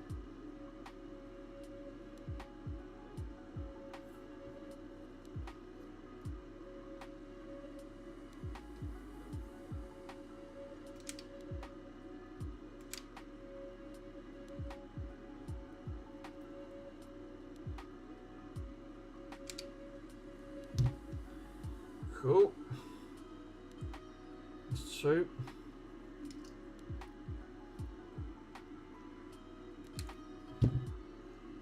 It's like going back to the old Blue Peter days, isn't it? You know, let's see if we can make something out of cardboard tubes and cornflake packets and things like that, you know. And then they used to get the old paint out and start painting it.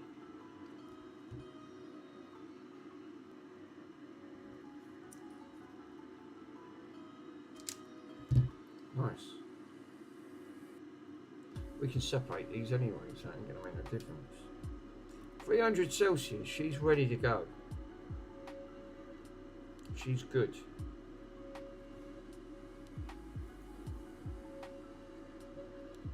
Just twist the wires, get that there. This will work alright. This will do definitely 100% do the job. Later, I've got to eat. No worries, Chris. Thank you, my friend. Catch you later. 686. Probably still catch me on. I'll have my sandwiches in a minute if the dog don't eat them. He'll probably hear that won't help. Right. Oh yeah, she's hot. She's hot. She's very very hot. I can smell. Now, obviously, where is the desoldering pins? Yeah, right here.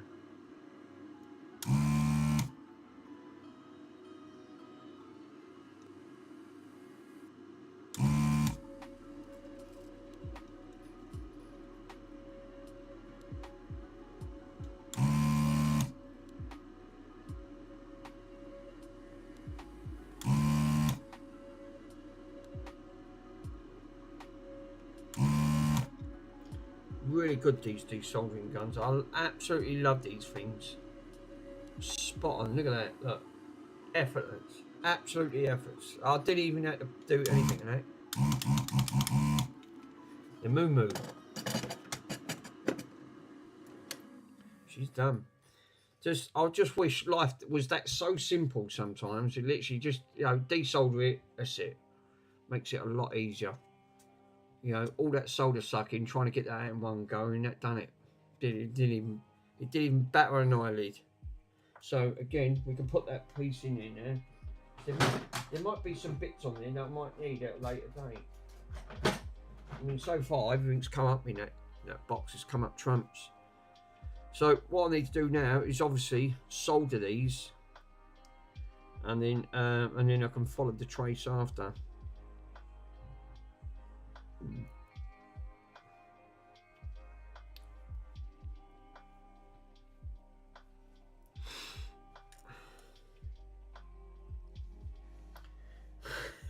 He's got to eat. I've just ordered one. Well, what you ordered? Pizza? I don't. The only thing is, see, I can't stand olives. I absolutely. Ugh. No, olives are not for me. People loves olives. I can't stand them. To me, no. And again, it's like seafood, right? Seafood is a prime example. Cannot stand seafood. You know, the only things you know, where people eat wilks, mussels, you know, all things like that. You think, oh God, all right, I've just ordered one. What, a desolder gun? Yeah, nice. I mean, that one's actually quite cheap, and I've had that one for about 3 years now. That one up there. I paid about 90 quid for it. Anyway, and it's I looked at the reviews. The only thing is a bit noisy is that fan. But what I was going to do was going to open that up. I was going to take the fan out and order what they call a notcher fan. Yeah, at the end of the day, and yeah, but and put a quieter fan in, because that's what you can hear. That whirling noise is the fan's a little bit what's name, but great little device. I've had no issues with it. It's never let me down. It's a good sort of start entry level, that front. Let's come and put these back out in the kitchen. Give me a minute. And take that little radio back out.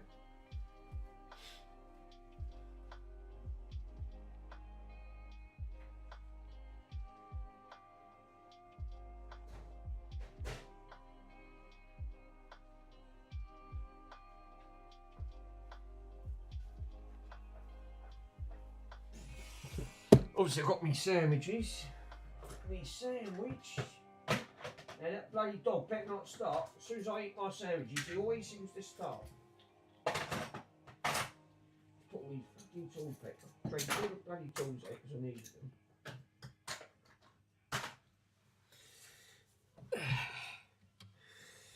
Nice. Well, I won't need them. So, first things first.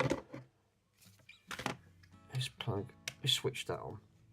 Because I'm going to need that little solder gun that is, yeah, absolutely great. Fantastic. Yeah, Peter, did you see that I got this back today? I've done that repair. I sent you a picture of it. The only downside is it's a little bit darker than this side. And you know, obviously I've got to clean it. I mean, it's not like 100% perfect, but I'm saying it's a lot better than what it was at the end of the day. I mean, I suppose it just needs another coating to sand that down.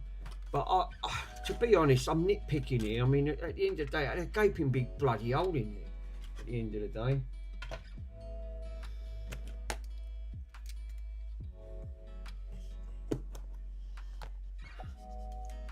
Sandwich. Look what I've got. I've always end up having someone sitting by my side every time. Literally, this big fat goofer, right? He always wants a sandwich.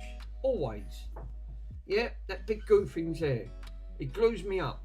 I also ordered the soldering iron that you got. Nice. I totally recommend him. Totally recommend them. I'm waiting for the other one to turn up. I've ordered another one because just in case this packs up. I'm really impressed with that soldering iron. It's really good for its price at the end of it. I mean, I obviously put a link in it. I did say when Carrefour bought these, you know, and they do not boot up fast, really, really quick.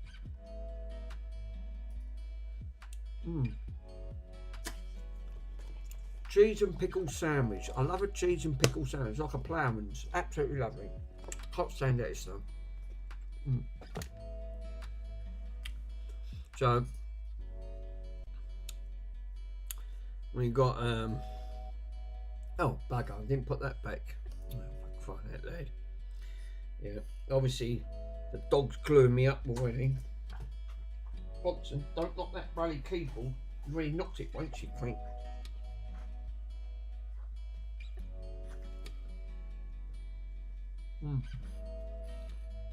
Really nice. I also like a plain cheese pizza. I love a plain. Oh, I do.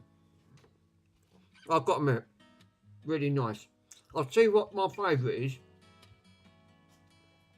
is to get Ritz cheese crackers, a little bit of pickle and cheese. Oh, oh no. I'll sit there and eat a lot. And I went, no, I can't, you know, at the end of the day. But again, you start and you think, because they're little crackers, because they're savoury, they're so nice at the end of the day. You can sit there, watch a film or a documentary or watch a repair or something. Normally I'll watch a repair. I'm always watching repairs. I sit there and I'm cutting the cheese up, put it on my cheese board, cut a bit of cheese, bit of pickle. Before I knew it, I went, the box is gone. I mean, yeah, that's it, it's gone. It's just completely gone. I have an evening in the TV when I'm watching it, yeah. 100%. Yeah. Very, very, very nice. It's going to be one of them things you think, oh yeah, I'm going to have that again. Absolutely have that again. So, Pete, you should get your. I've got a really chickpeas are the way to go. Do you know what, Worms? I'm not a lover of chickpeas. I did have them. I did taste them. Not my cup of tea, my friend. I mean, I've got to admit, when you're old school, you tend to go all the things that you used to have back in the days, and you never leave like the love of it.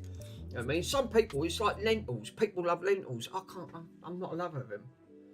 Yeah. Damn it. You made me want it now. They're so healthy. I know, yeah. Chickpea curry, see? Now, when I do a curry, obviously everyone does curries different. I mean, it depends. I won't buy it out of jar because I used to work in a restaurant. I'm so used to making up my own sauces. So what I normally do is buy coconut milk. Obviously, put some of the sort of like spices in, the Indian spice. Not too spicy because I can't stand too much spicy food and that thing. And then yeah, that's what I end up having. And then do like a butter chicken. Oh, but again, I could quite easily just, you know, I butter the chicken up in it and then coat it and then put it in with the, you know, and then I have pillar rice with coconut. And it's beautiful, absolutely.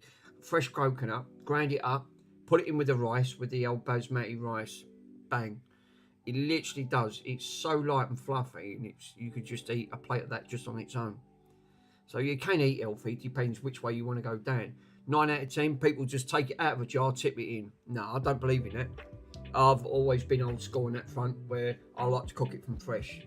That way I know I've done it and someone else ain't handled it, and then I know that what I put in, you can taste the flavour, because a lot of food today you can't taste nothing. It's got hardly any taste to it. It's not like the 1980s. The 1980s they had lovely stuff. I used to love it, you know. It was a bit like the old rice puddings, at the end of the day, the really nice rice puddings. Absolutely, people used to say, yeah, I remember them. No, not now. It's all bloody washed out. It's tasteless. I'll spat it out. I won't even feed it to my dog. Seriously, I wouldn't. It was that bad. It's like the old puddings where they used to make. People used to have the old steamed puddings at from the old pie and mash shops. At the end of the day, not now. You look at the pie and mash shops now, salty. I'd say that ain't pie and mash. No way is that pie and mash. At the end of the day, and you can't have pie and mash without ill liquor, proper ill liquor. At the end of it. But then they or you can just have, I didn't have the ill liquor, I just had the gravy, because the gravy was nice. Absolutely preferred the gravy over the ill liquor. But again, traditional Indian stuff, you can't beat it. You literally cannot beat it. But some people, it's like you said, it's what route you go down and what you feel comfortable with at the end of the day. A lot of the foods now is just convenient. To me, it's not food. Food is like, you should be able to taste it like you used to taste it back in the days where it was proper food.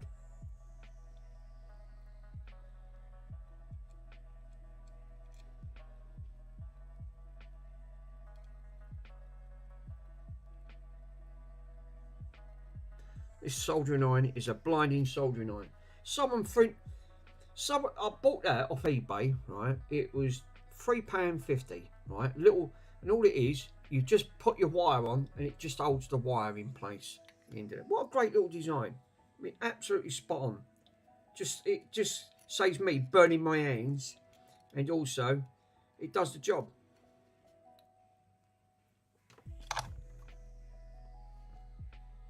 Yeah, Peter, you're not going to be disappointed from that. I think you'll get that about 3 weeks. You might just get that in time for Christmas. That soldering iron. Mine should be, I've got another week to go, and then it should be here, because it's already been it's just been under 2 weeks. But really good, absolutely spot on. Great. You've only got to ask Carrefour, because Carrefour asked me about mine at the end of the day, and he went out and bought one. It's like you said, you go on Amazon's prices, you pay top money. They're over 100 quid. I wouldn't pay that. I don't like giving Amazon my money anyway, not for the best of times. I'll read your message, Worms. Give me a minute. So to get this soldered up.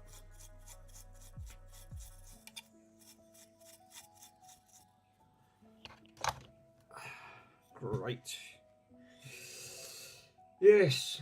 So, yeah. For food, it's all about profit now. Maxing profits. It's true. Expenses and people's health. Carrefour's got that iron, and he really likes. Well, like I said, I totally recommended it at the end of the day. I said, you won't be disappointed. I like I said, I don't do reviews. I've got too much to do. I ain't got time to, do a thing on there. I'd rather do a live stream and bring you guys along and see me screw up occasionally, not too often, or fall off the chair.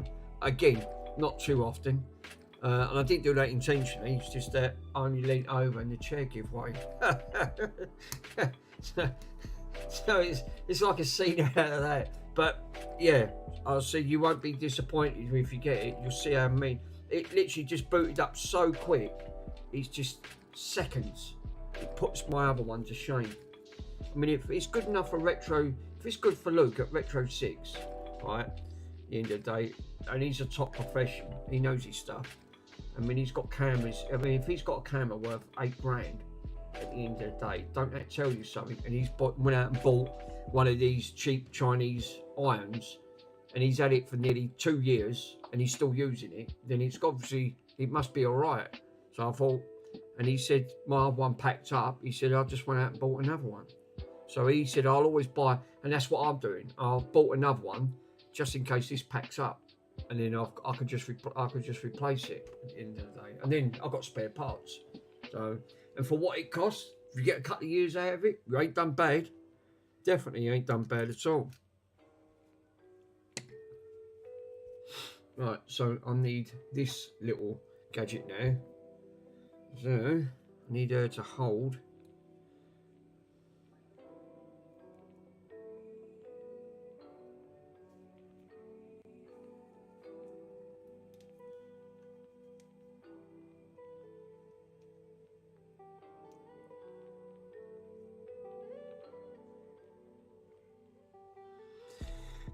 Cool. So what I want to do first, I'm gonna put it in coordination. So I'm gonna put red at one end, white in the middle, and then the other colour at the other end of it. So it sort of makes sense because that's how it would have been followed if you was plugging it onto these connectors anyway. So it's just me with my OCD side. I thought no. So first thing I need to do is just a little bit of solder on there.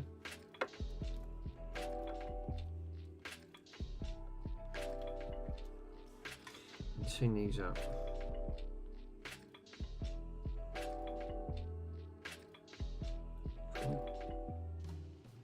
Cool.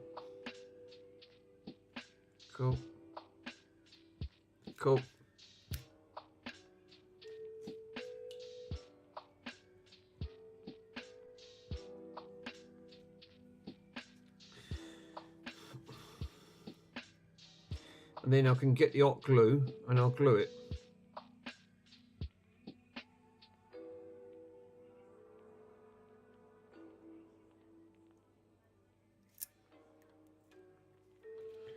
So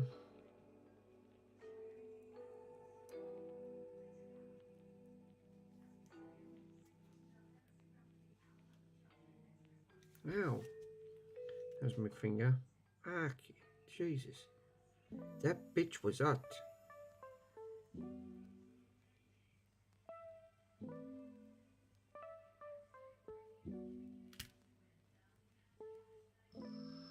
She's a hot bitch.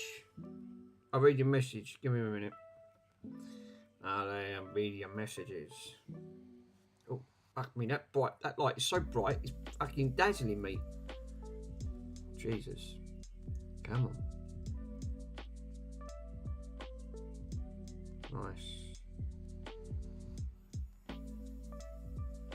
Nice. She's on. That's number one.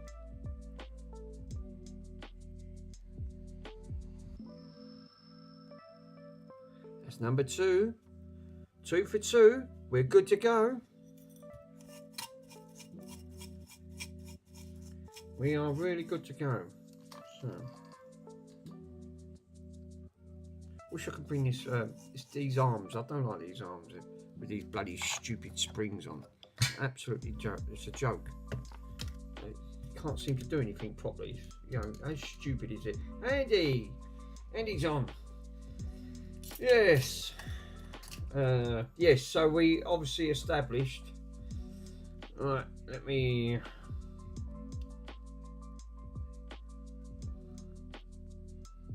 I love chickpeas. Yeah, I'm not a lover of chickpeas. I mean, you either love them or hate them. It's like Marmite. You either love it or you don't love it. You know, I can't stand Marmite. So, Vegemite. No, sorry. It's not for me. Yeah. They are superfoods and they are really versatile.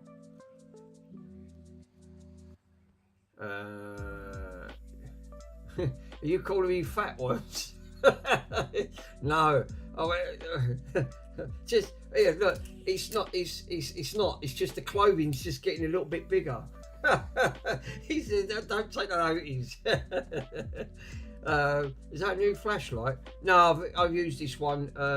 I've got this when I bought my EcoFlow. They threw that at £90. These, it's £90. But this thing is because it's made by EcoFlow. But I've used this on everything. I use it on the arcades, me repairs. Lasts for hours. Go camping on it. It's got, you know, it's obviously got magnets. You can hang it up. It's also got output, so you've got an input to charge it up, and also an output to charge your phone up.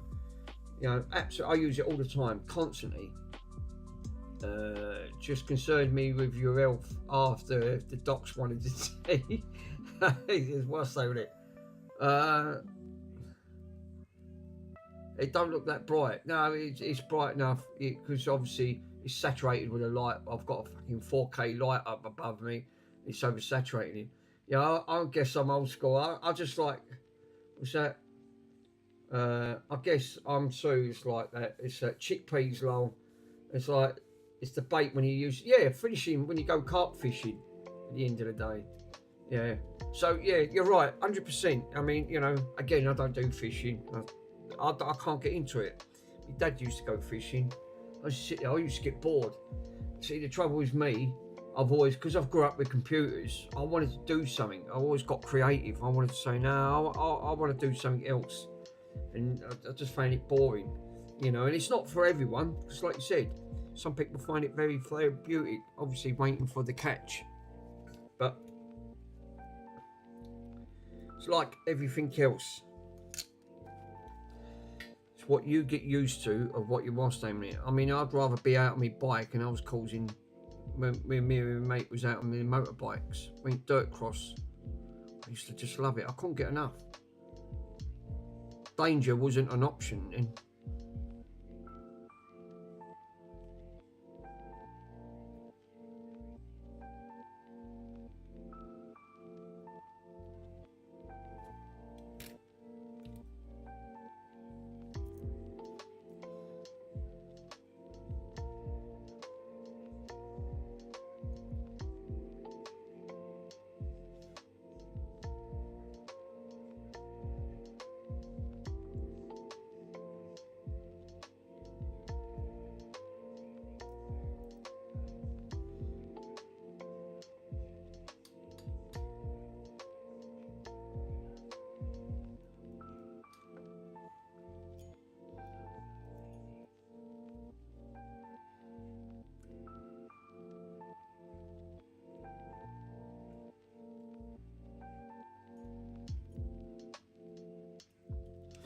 Well, she is on.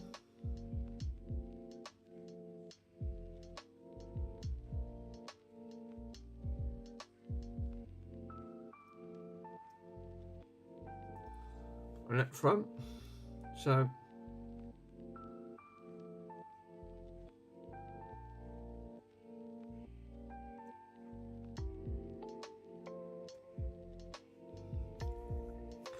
but I'd say a little bit of hot glue that will then keep them all separate. So hot glue will do its job.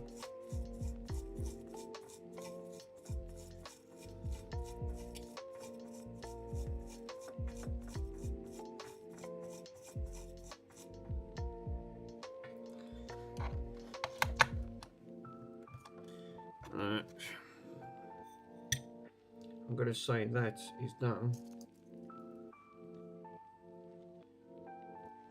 So what I've done, soldered all of them on to that single point, And none of them are touching.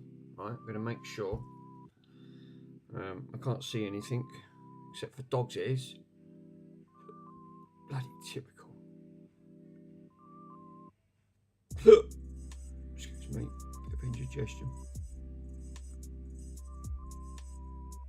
So what I'm going to do now is get the hot glue going. So Worms' favourite.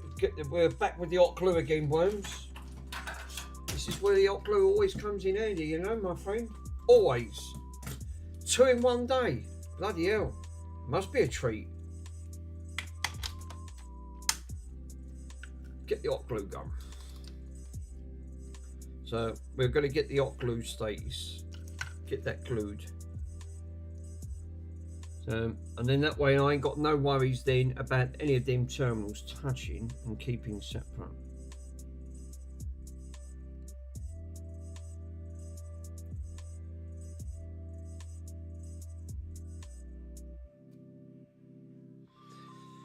So the only way I'm going to do it is, first things first, is separate these like what I'm doing here, then glue that from that point.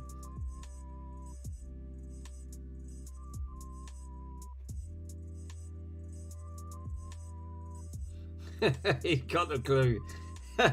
He's got the glue gun. He's happy. I've got the glue gun out. Two sessions in 1 day. Bloody hell. 2 sessions with the hot glue. So the glue, like I said, the glue always comes in handy. You can't beat the glue. Glue's good. The gluing's good. Thanks. Yeah. I'll go shopping after Christmas. Yeah, I think I will. I think that's when all the sales end up going on. Anything like that.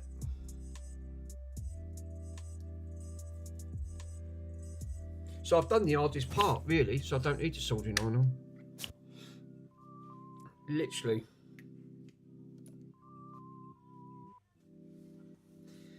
And then this way, I haven't got to cut no bloody wires, right, at the end of it. I didn't really feel happy about splicing into wires to start with. Bloody monster. He's always after sandwich. Always after sandwich. Always after sandwich. Look at him. He's one big bloody goofy. Yeah, I've got the repairs. I just bought a load of North Face and Adidas. They're pretty good prices. Jesus, did you see it? It's like black hole singularity. This is gone. One gulp and that's it. Is that a message? That looks like an eBay message. It's a record player. Oh, she's got back to me. Fucking hell, I sent that early this morning. I'm in Monday and Wednesdays evenings. Great. So I've got fucking walk round after evening. It's even hard to find. I'm in Monday and Wednesday evenings this week around during the day. Tuesdays and Wednesdays I'm at vertically like Latin. Okay. Any of those will suit. Well, I'd rather go in the day because I won't be able to see it if it's in the night. It's fucking dark enough as it is, 4 o'clock, and then I'll let all the traffic, and I don't really fancy that.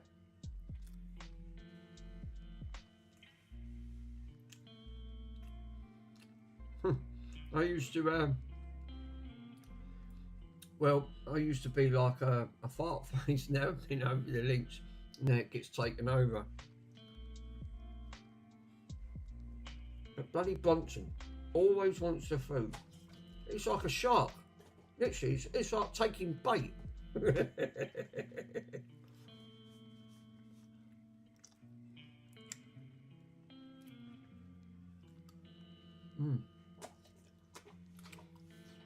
He don't. Do you know what? I don't mind, but he don't even chew it. He fucking just swallows it in one go. Unbelievable.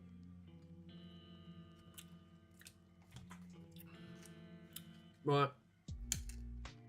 Well, anyway, at least I'll be able to sort the record player out once I get this one.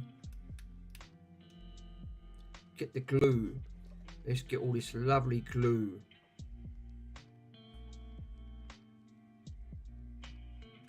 Look at that. Nice big dollop of glue. Oh, fuck. Mind you. Worms' favourite glue. Look. Look, Worms. And look, and these are all strands of glue that I'm pulling out. I love that. You know when you sort of like, it's like spaghetti. It's like, you know, where just strands of glue.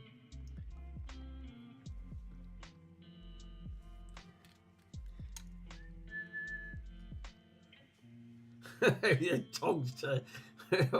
All the dogs do. All dogs do that. They do. They actually do, yeah. Things with hot glue. And all I have is solder. Literally, yeah. Then I have solder. So you got a little bit of everything in here. Hot glue. God, that don't take long, that glue, does it? It's lovely, no? It's gone lovely and hard. So I need to do the other side now. Just ever so brief.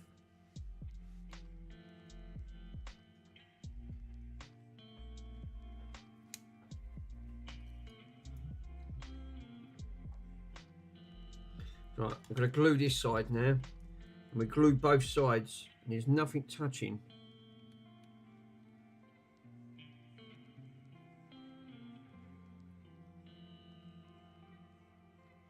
Look at that. Lovely. Can we get that side? Glue that side. Nice. Oh, nice. Lovely. A bit round that side.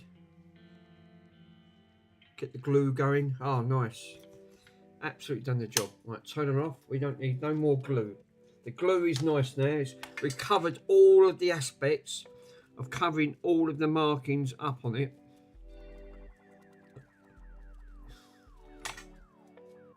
Nice. Absolutely done the job. Yep.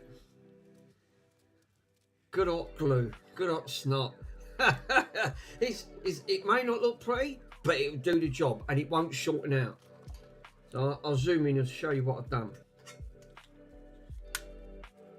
So obviously you can actually see that the glue, I'll put it all over them lovely connectors. And now, obviously, now I've got these at the end, and then I ain't got to splice into bloody wires, which I wasn't happy to start with. So, yeah, they're cooled down now. The glue's still a bit hot at the moment. Got one of my last sandwich left. It's just see if the obviously the shark bite. Obviously, it's see if the shark bite takes the bait. Right, it's like Jaws. It's like makes it tell. Right, ready?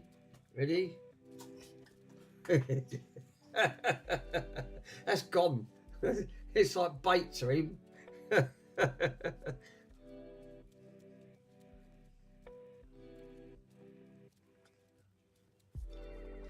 can't stand crust. Oh, I really can't stand crust. Never liked it when I was a kid.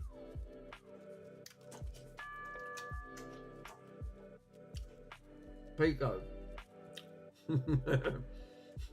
They're putting that on there.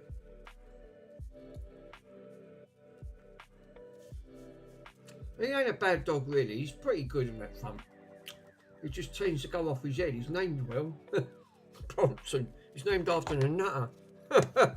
He's definitely named him well.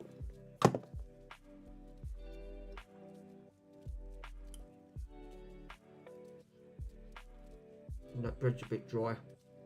Not great. Right, that's it. The pterodactyl's at it. He's your dog now. he's just having his looking at him. So, hot glue aside, right? Let's get rid of the glue gun.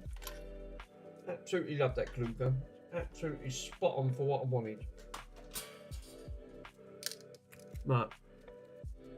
It looks like that glue's now solidified. Now I can pull all the strands off it and tidy it up. And that's gone lovely and hard there. Right. This is what I said about glue being your friend. Right.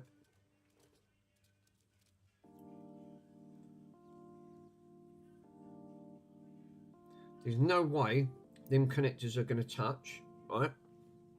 They're soldered on, and all I've done was made an extension, and they're wired in parallel with each other. So obviously the red and the white, so the white's going in center, and the so basically all I need to do is just copy these wires separately, so they sit like that. So red and white, and then the white and the red and white goes on one side, and the orange and white goes on one side, and that front. So yeah, actually I'm quite pleased with that, and that'll do the job. That'll work lovely. That'll just sit in there. It ain't got to be. It's not going to wiggle and get in its way. I've cut too much there, but it doesn't matter. It'll do the job. And then I did have to splice into it. Is your dog now of you just looking after him? Well, I mean, at the end of the day, if you see the way they see him, Pico, it's Worms, they treated that poor sod. He was locked in a coal cupboard. He got whacked with an iron bar, right, at the end of the day. He really had a bad mistreating on it. This is what annoys me. All they used him for is for stud. That was it. Then got rid of him. Didn't want him. At the end of it.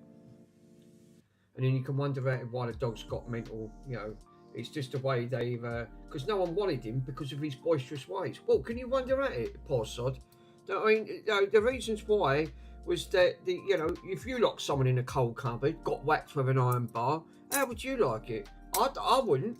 I mean, at the end of the day, you know, you can understand what it does to a poor animal.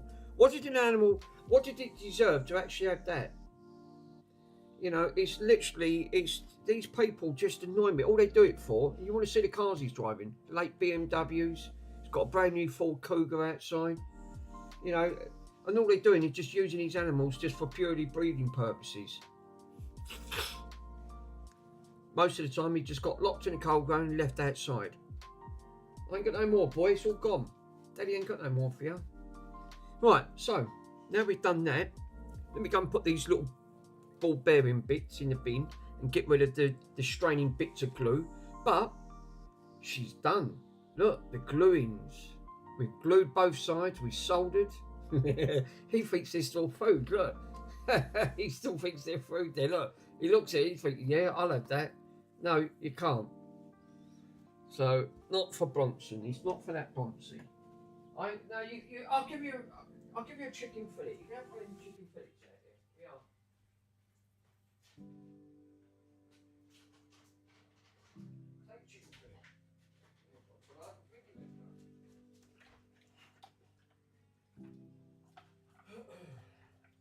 Right. Up me buds. You just swallowed that. You unbelievable. Right. So let me put the keyboard back over this side. Now we should be good to go properly now. Right. So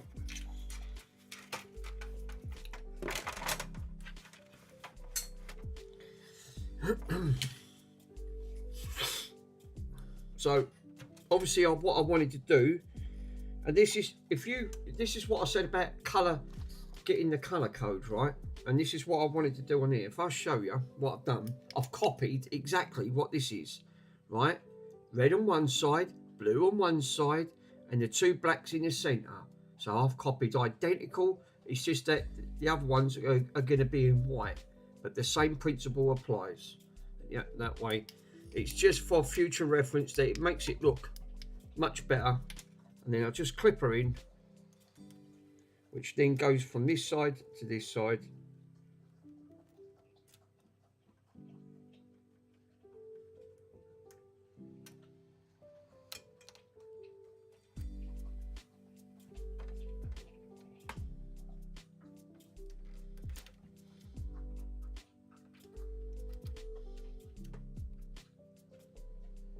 Is it this side or this side? I can't.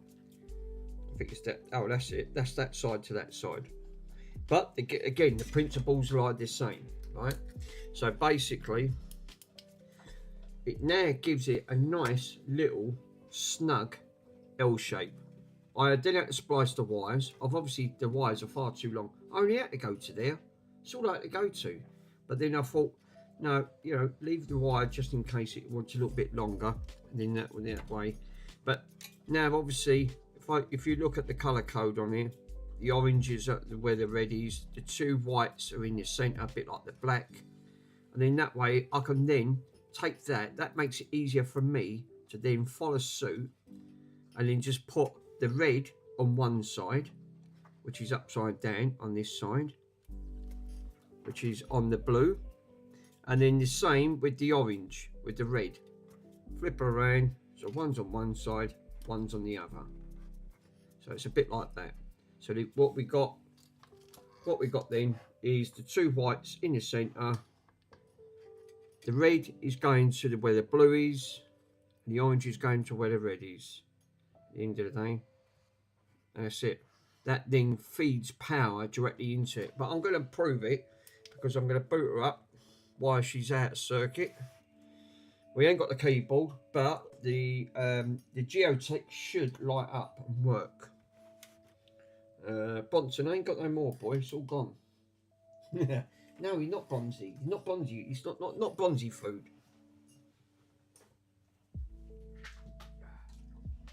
Right.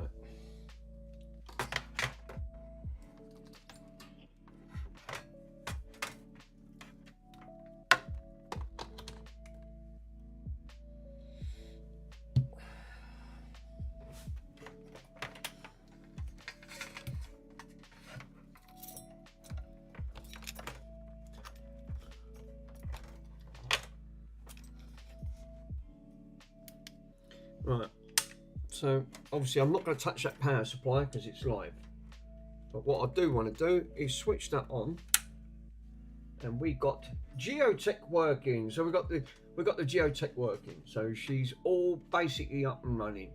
Basically, we can put the old floppy in and she's good to go. So we now have a proper working floppy drive, but it's an emulator, so it just load up near enough instant. So really good, really good. So wired up right, everything done, and I didn't even have to splice the wires. It was just making this little connection up. Then if I ever want to unplug it, but what I do, I'll put a little bit of caption tape around that, bung some caption tape around, and then get some little cable zips, and then tidy all this up. But it's done what I said, which I did say that actually wasn't a bad idea. But again, if I ever have to undo it, then I didn't have to splice into the wires. If say for argument's sake, I'll keep my eyes peeled on eBay, just in case one does come up, a fully working one, then I'll buy it and then put all this back and then keep this as a spare at the end of it. So again, that's actually worked out quite well.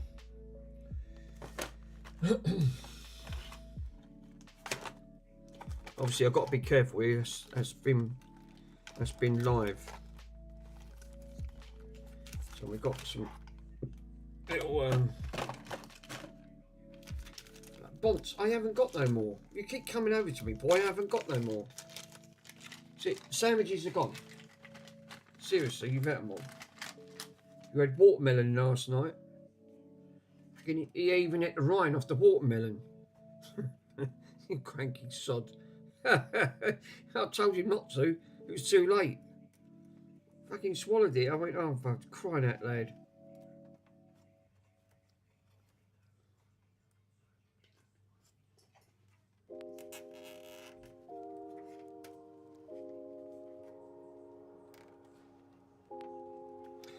That way, these all keep nice and neat. It's all about preparation, time consuming. That works out quite well.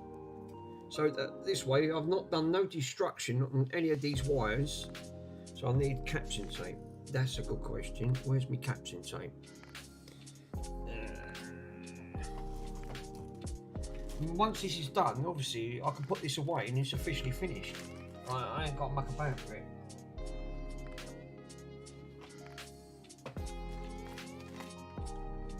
Alright, where's like everything else, the caption tape's gone walkabouts. Now I can't find the caption tape.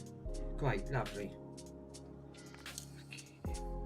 And I still have not had that bloody belt. She sent that second class. If that doesn't come tomorrow, I'm literally gonna send them belts back and roll them off someone else. She says she sent that belt out. I should not be waiting over a week for second class. It's ridiculous.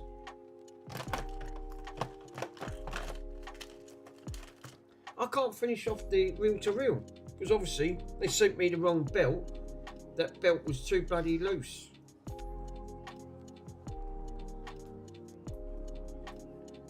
If that does turn up tomorrow, no, I'm hoping it does, then I can put that belt on and finish that. Because that project's been sitting there for like God knows how long.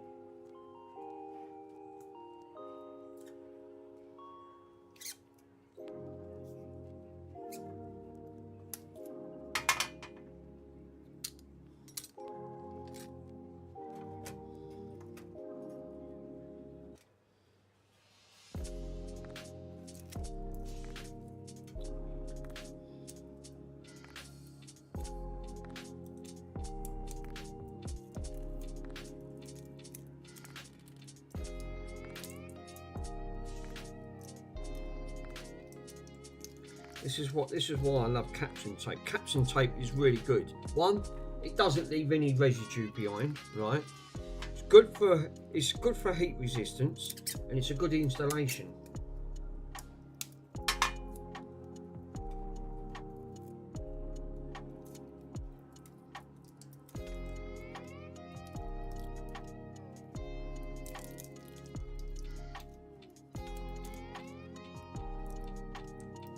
But I will have to do his arcade at some point, and he's also got to drop a bar. He's also got to drop me off a brand new arcade 1-up.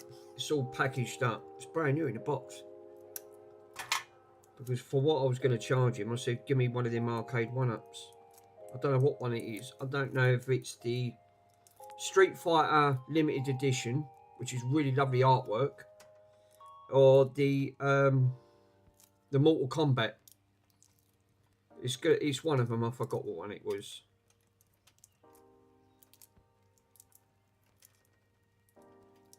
Right, I'm more happy with that now. I've wrapped all that with hot glue. The connections, I'm not going to make any contact because I've put caption tape over it. So basically, that's how I wrapped it. Right. So now that obviously I've sorted the cable ties.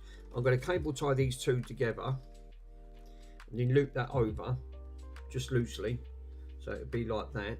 But obviously now this won't short out against circuitry or anything like that. And capture tape, it wouldn't anyway, because obviously I've put hot glue in between them joints, and you see it boots up okay. But I feel more happier doing it this way, because at least it's true, like Pico was saying, like, you don't really want to start, you know, splicing into your wires. I'm sure you're going to come up with something.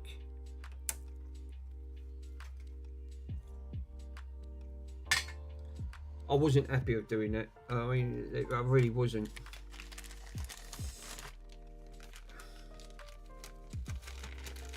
Well, it's good that I've managed to sort out the 128, the 128 gigabyte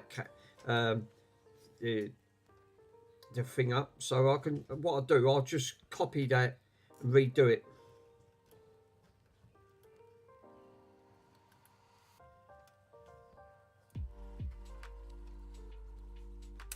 But I've ordered the 256, so I've got to do it again anyway. So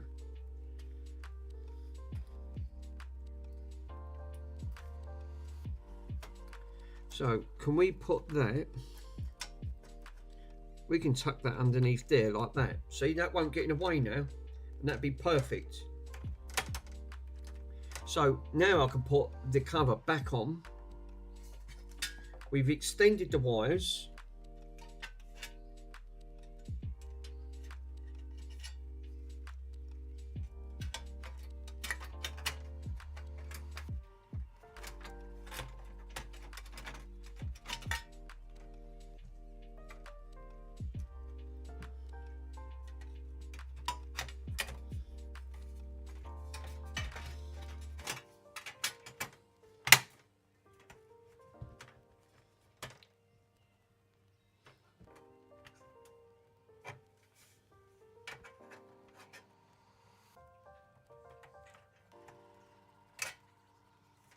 cool. That's not going to come out. This is not going to come out because obviously I've not took the thing on it. Cool. It's sitting on that blob of glue. So all we can do now is put the keyboard back on. Nice. That's worked out really well actually, doing it like that. And then obviously I've extended it, so if there is any issues. And then we'll have a full working, again, full working drive, because due to the drive not working on it. Because this was the only problem, because this had two problems. Obviously the two issues that this this Atari had, the power issue and the disk drive issue. Shame I couldn't get the disk drive working, but you know, small price to pay, I suppose. That front, but this has worked out quite well anyway, so I'm not going to moan. We've managed to sort out the other floppy drive, and we put that back, so that's all good.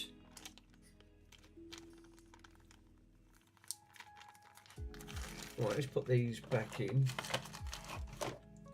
Oh, and the caption tape. I don't know where my other caption tape is now.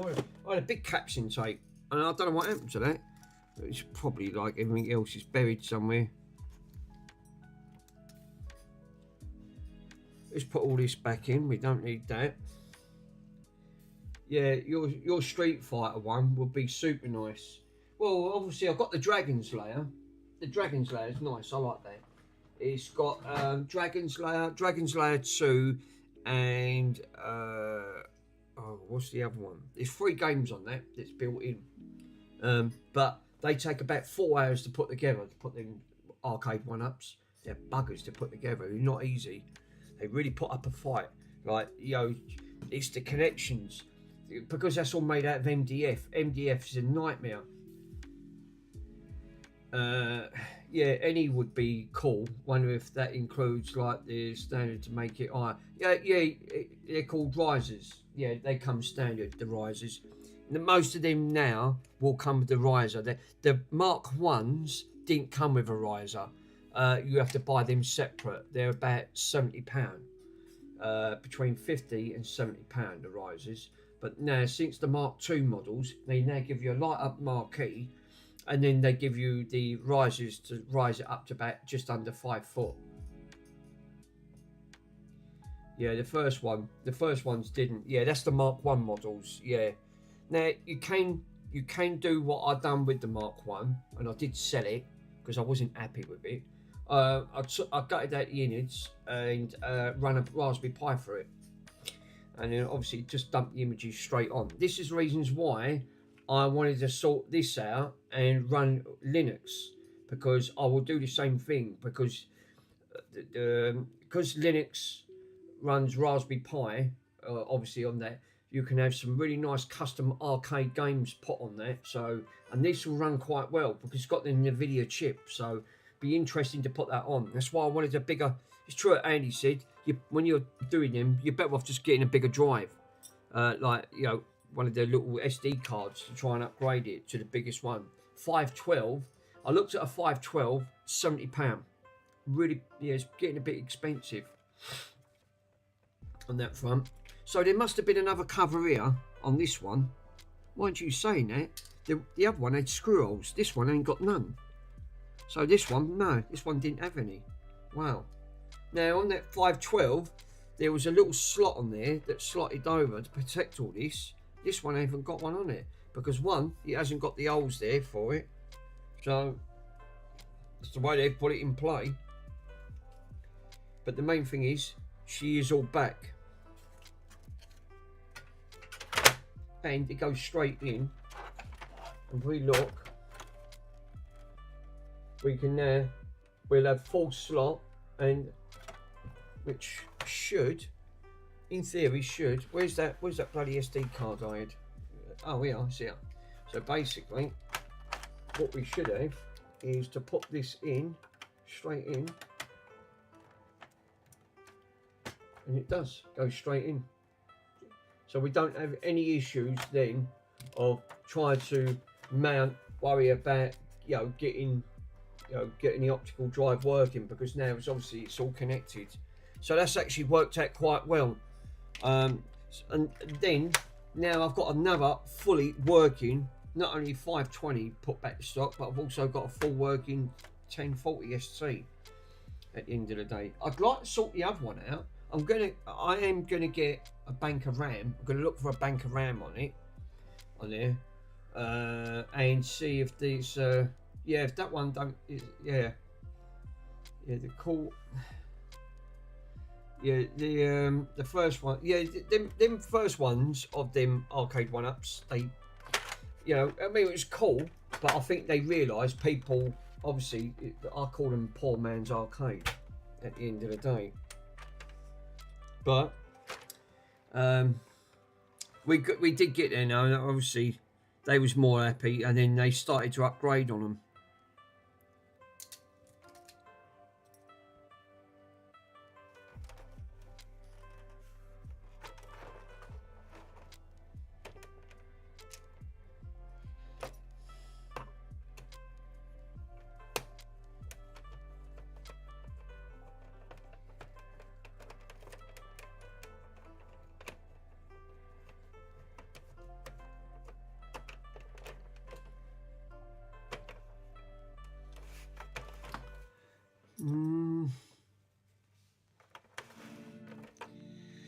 Pico. Yeah, Pico, you should get that parcel tomorrow, my friend. Nice cut of fixes. Yeah, a little bit of what's named on it, bit gutted, but I mean, I'm like I said, comparing when I first started off, and this is what I was saying about learning about repairs, right? It's all about, you're going to have more fails than fixes. Don't be disappointed that not everything's going to be fixable. I mean, obviously Andy's been doing it a lot longer than me, and he's good at doing ports, but I haven't done ports. I've not got into doing micro soldering because it's one of the hardest things to do at the end of it. One, you do need a good soldering iron. I'll recommend one of them soldering irons, what I've got, and Pico, and you've just ordered. Yeah, I'm unfixable. Look, I've always said it, right? If you're going to fail, if you're saying to yourself you're going to fail, right, then you'll fail. It's like going for your driving test, right? Nerves, right? Obviously, you'll get comfortable with and you've got to look at it exactly the same way, right? It's all about confidence, right? If you're going to say, I don't think I'm going to fix that, well, then 9 out of 10, you're going to fail that failed what's that? A bit like your driving test. You're going up there thinking, I've made quite a few mistakes, but you do learn from it. It's like you burn your fingers on a stove, you won't do that again. So you learn from that mistake. Like driving, like doing repairs. You know what to look for next, because you might have another one that comes in. It builds your confidence. That's my point exactly. Don't give up. If you're going to say, no, I can't do it, right, then you're just destined not to go into this type of stuff. It's best just to leave it alone. Go into something that you're more comfortable with at the end of the day. I've made quite a lot of fails, but also I ain't done bad also trying to rectify them and pick up. And comparing the short period of time, I don't think I've done too bad. Obviously I've been good on that front. Yeah, yours has been sent by Royal Mail 24. Thank you, bruv. Cheers. So don't never put yourself down on that front. You never know what you're good at the end of the day. It's like me, when I used to work with computers, I worked along Packard Bell when I used to work on stripping the components down. A bit like Pico, when he obviously takes all these components apart and strips them all down and separate. It takes hours. I know what it's like because I've done it. At the end of the day, it's not an easy task. It may sound easy, I'm going to assure you it's not. You spend hours because all these components, there's a lot of fragile components in computers. It's all got to be stripped down. Everything has to be stripped and literally gone into its own separate compartments. And I know because I've done it. At the end of the day, it can be quite soul destroying sometimes because you're doing the same monotonous thing going over and over again. You've got to concentrate because you can't mix the metals. they have to be the precise stuff when they come out. You know, power supplies, I've got precious components in at the end of the day. RAM uses gold components, you know, so people buy loads of RAM sticks, 40 RAM sticks, and then they dissolve it. You can actually get gold out of it. It's big money. But it's, again, you've got to know what you're doing. It doesn't work like you just heat it up with a gun. It's chemicals involved. Again, I know because I looked into it and it was a bit out of my reach, and I went, I can't do that. So I'd rather just know my limitations.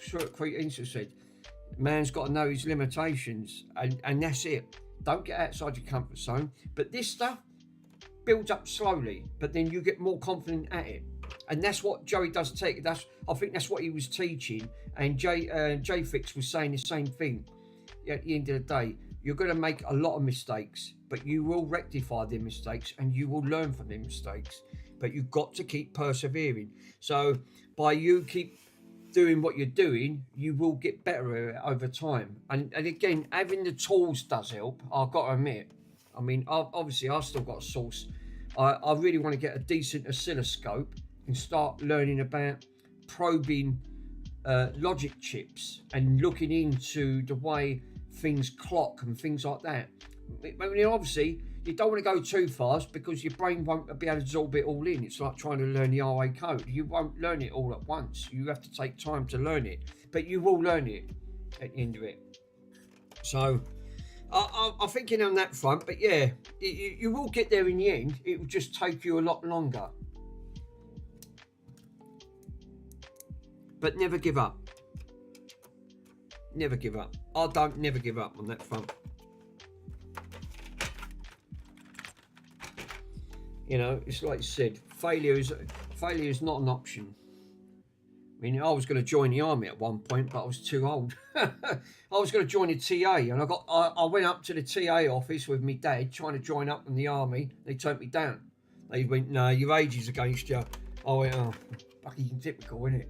You know, I should have done that 10 years ago. You know, I would have still been in the army by now. But it's like everything. And the army's not for everyone. It's really, it's all about discipline. But I was only going to do it to broaden my skills up. Obviously, like, you know, working on doing other bits and pieces. But obviously it didn't work out. So I had to get into something else. So this is when I started to learn about electronics. Obviously it still intrigues me today and I'm still learning. But it is good. It's all about the learning curve.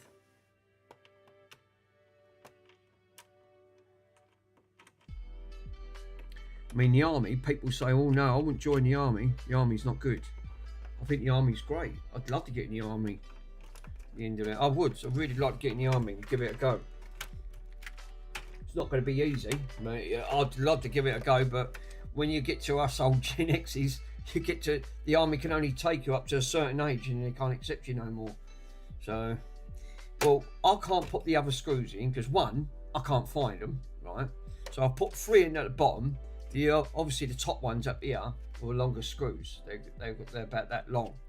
Well, that's obviously not that bloody long. They're quite short. So obviously they just fall in. But these 3 are short ones.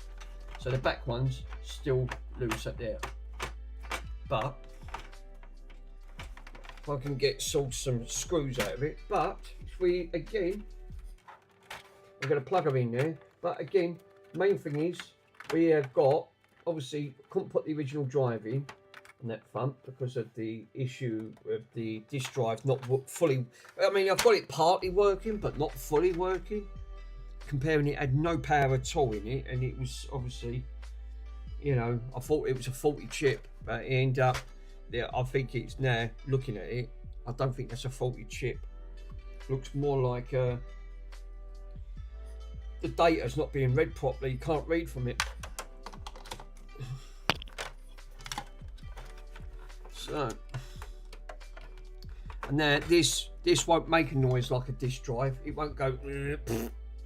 Obviously, with the thing on it, these are ultra quiet up front. So, switcher on. Where's the switch? Red light, and we have we have the flash. It's called Flash Floppy 3. I'll put the firmware on it. Flash Floppy 3.44. At the end, I need to put this. You know, once I pull this down, I mean that'd be it. I mean that'd be great. But if I put that, say for example, I put this stick in. I'll show you. Right.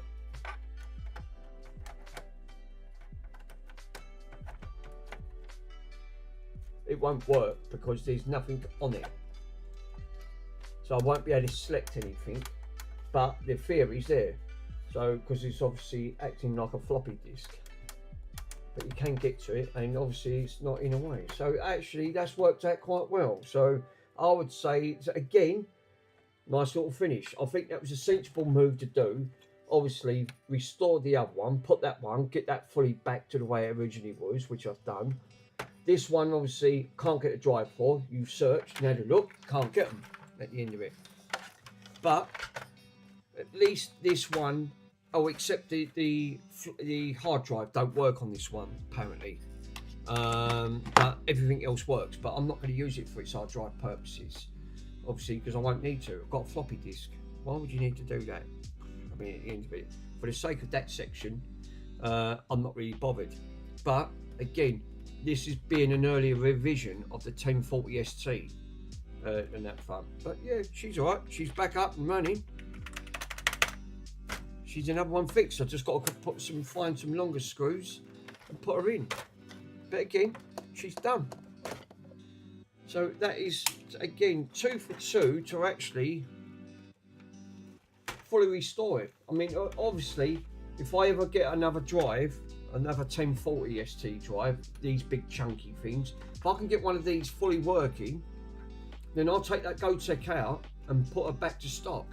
But like you already looked, you can't get these drives. You'll see a lot of them broke, but hardly any of them working, which is such a shame, because like you said, these are a dying breed.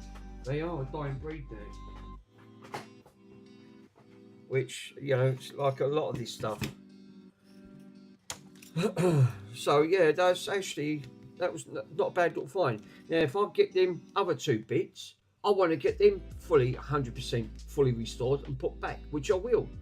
I'll do my utmost best, and I can't see why I couldn't, because now obviously my skills have started to get up a little bit, and I'm starting to get more confident of what to look for and what to probe. And that's my point. You've got to know, don't give up. Keep at it, and you will get better at it. You know, some people are better at others. Pico, he's really good. He knows what he's doing at the end of the day. But again, he had the right type of training. But again, it just builds your confidence. But you will get better at it. You just got to, just keep probing around. And you eventually will come to the problem of it. I mean, I'm not saying you won't, not 100%, but you'll get near enough there. I mean, comparing this had no power.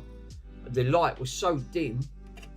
And what did I do? I tried finding the trace, doing the injection voltage on it, and we did manage to get voltage up there. But put it all back together, and now it is partly working. Comparing it wasn't no working at all. It was near enough dead. So I haven't, again, not bad, but it wasn't the finish I wanted it to. But at least I did get it some voltage, the proper voltages to it.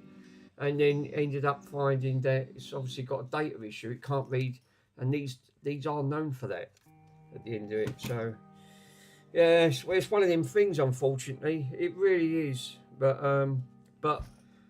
what I'm going to do is, guys, I'm going to let you crack on, because it's 7:46, and I'm going to say thank you for joining.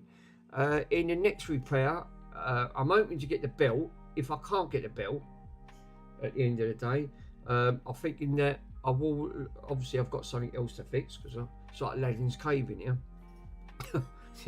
Seriously, it's like Aladdin's cave. No, it's no exaggeration. Pico's seen now, a quick tour around of it. Pico's got some bits, so I'm looking forward to part 2. And Pico's trying to have a look at that multimeter, if he can get the parts, because he's running into the same problems what I've run into. Parts, obviously, the rarer these things are, and if the ones there is out there, they're all broke. It's a bit like everything else. But thanks for that. Thanks for the stream. Yeah, no worries, my friend. And I will catch all you guys again very, very soon. So in this evening, have a good one. Latest. Thanks, Chris. Cheers, bruv. Thank Pico. Who else is lurking in the background? There's 8 watching. Thank you for watching. If you haven't subscribed, please do. Give it a thumbs up. Much appreciated. Catch you guys soon. Bye-bye. Thanks, Carfor. It's alright, my friend. See you later.